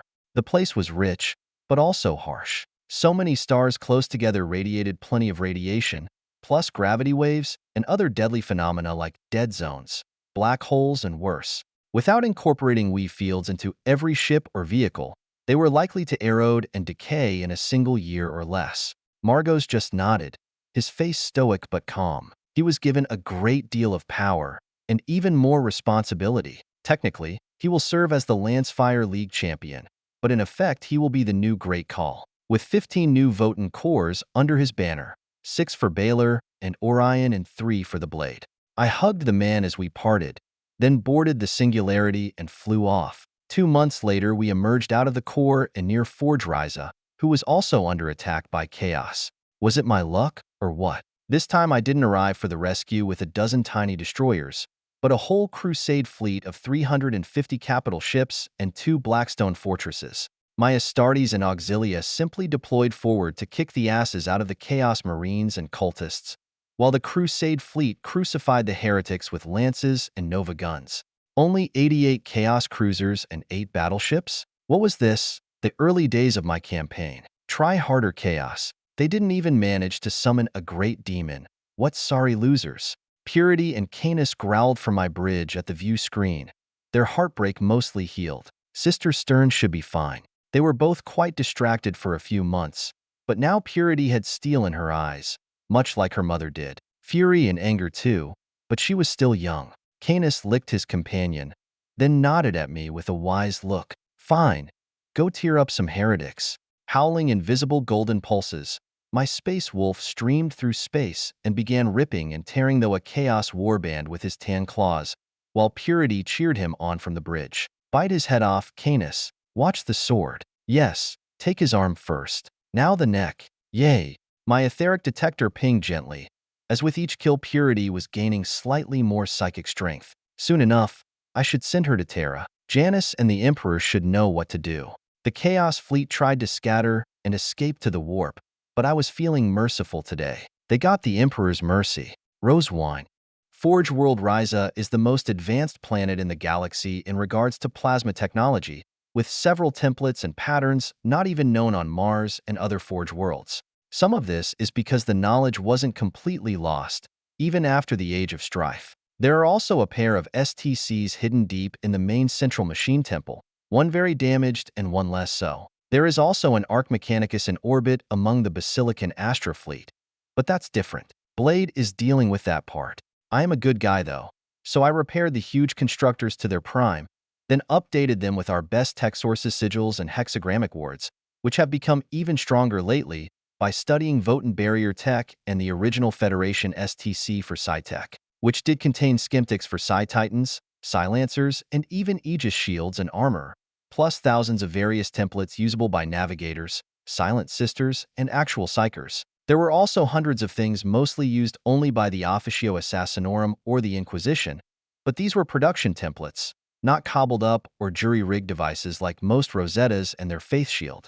Walking beside the fabricator general of this forge world, and followed by a conclave of respected magi and other mechanicus clades, we toured the workshops and fabrication lines, repairing old tech, upgrading newer automated systems and cogitators, the whole deal. I had a big debt to repay to Forge Ryza, as they were the ones to give me my first battle cruiser, and plenty of generous deals like 100 Catachan regiments and megatons of war equipment. It is also a joy to see damaged or even destroyed Titans kept as relics, rise up and walk again. Then hundreds of knights, probably kept secret by Forge Ryza in case of another internal strife like the Horus Heresy. They were kept in stasis, so we're kinda alright, but a few upgrades never hurt. Especially not when armed with the new plasma estimator created by the Blade AI, which was eerily similar to the one Archmagos call presented as a special and unique singular plasma decimator. Its machine spirit data shackles and enhanced containment fields allow this decimator to generate even more lethal volumes of energy than a simple example of such a weapon.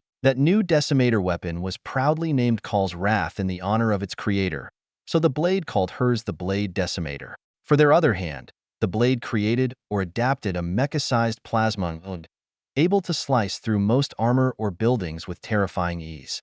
By the blood of the machine god, to see the holy plasma form into a stable blade with my own eyes. This is the greatest miracle I have ever witnessed. The fabricator gushed in praise, hugging me tight, and then raising me up like a prodigy child who just won the Nobel Prize for physics. I could have continued uplifting the Forge world even more, when a dozen Imperial ships entered the Ryza system, coming from Sol system. I ignored the company of Adeptus Custodes, the pair of Martian Arcs, or the Grey Knights strike cruiser. For the largest ship, a Glory-class super dreadnought carried both my wife and my daughter, my Rose and little Janice. As soon as my dimensional sense covered them, Janice drew a blue rune in midair, almost blocking my Tesseract. Not yet as strong as Sister Stern, but getting close. He sees us, Mother, and I can't block him. Janice spoke in vague disappointment. Have fun, Canis, I said gently as my wolf mewled for permission. Then he was gone in a flash, and wrestled with Janice like he did with his pups. More invaders, Lord Lancefire? The fabricator asked in slight worry, while tracing my gaze towards the sky. Well, they weren't Chaos Marines this time, but probably even more dangerous. Mars ships, plus some custodes. I answered diplomatically. They may be after the Imperial tithe. I may have neglected my payments. For a century or two, the fabricator whispered in a secretive tone. I nodded slowly. It was possible too. The Imperium was not the most prompt tax collector, but when they did, they came with enough firepower to level a planet. But in this case, the fabricator wasn't exactly right. A punishment fleet would have contained 1,000 ships, not just 12. Forge Ryza already had about 800 system corvettes, plus their strong Arkansas Mechanicus capital ships. No, this fleet was intended to rescue Forge Ryza from the Chaos invasion, if I wasn't here already. The Imperator Clarita's super dreadnought had enough shields and firepower in those 40 kilometers of overachieving majesty to face 8 Chaos battleships of 8 kilometers. The Mars Forge Arcs were likely intended to repair Forge Ryza after the battle, again if I wasn't here. But not my Rose. The Emperor sent my wife specifically to deal with me. He knew I would arrive here sooner or later. As for Janice, I guess she wanted to see Canis again. I'll deal with the Imperials. Your forge is safe with me around, I told the fabricator, then vanished in my Tesseract labyrinth and emerged in front of Rose, holding a giant bouquet of roses and a bottle of pink wine in my hands. A local brand called Stella Rosa, by coincidence. My dear Rose, you look as pretty as a flower, I said first, taking advantage of the surprise element. Pf, you're still an idiot, and lucky I warned the custodes not to shoot you. If you do something stupid like breaching the Emperor's own flagship, my wife yelled in anger, and nodded gratefully towards a shield captain with Oramite armor. I shrugged, pretty much unconcerned. The custodes would live to regret shooting me with an enlarged asshole after I shoved my foot there. Janice seems fine, learning more runes and spells too. I changed the subject while embracing my wife. Rose punched me in the chest, probably a death sentence for any non-blank not wearing a null box as their chest plate. She was still an alpha psyker, the kind to level down a continent if she tried, or if she waved her arms too much. Psyker powers were kinda random. Well, the Forge world isn't going anywhere, I guess. I can extract the unpaid tithe tomorrow. Let's catch up in my room. Husband, my Rose spoke in a more enticing tone, promising a long interrogation session in her bed. Hey, Dad. Bye, Dad, Janice yelled while riding Canis like a war rhino, passing through the room and then through a wall like it was nothing. Piskers, what can you do? This place was strange, so I learned to ignore such things. The riding pair appeared on my ship and kidnapped Purity for their joyride, then went on to jump ships and moons in a great tour of the Ryza system. Purity was howling louder than both of the others, so they seemed to have fun. In a minute, Rose and I tasted the wine, then smelled the roses. Then we jumped in the bed, and the bed jumped on the ceiling, 50 meters up. Why did the Emperor build his ship with such high ceilings? No idea. Ask him. I was busy.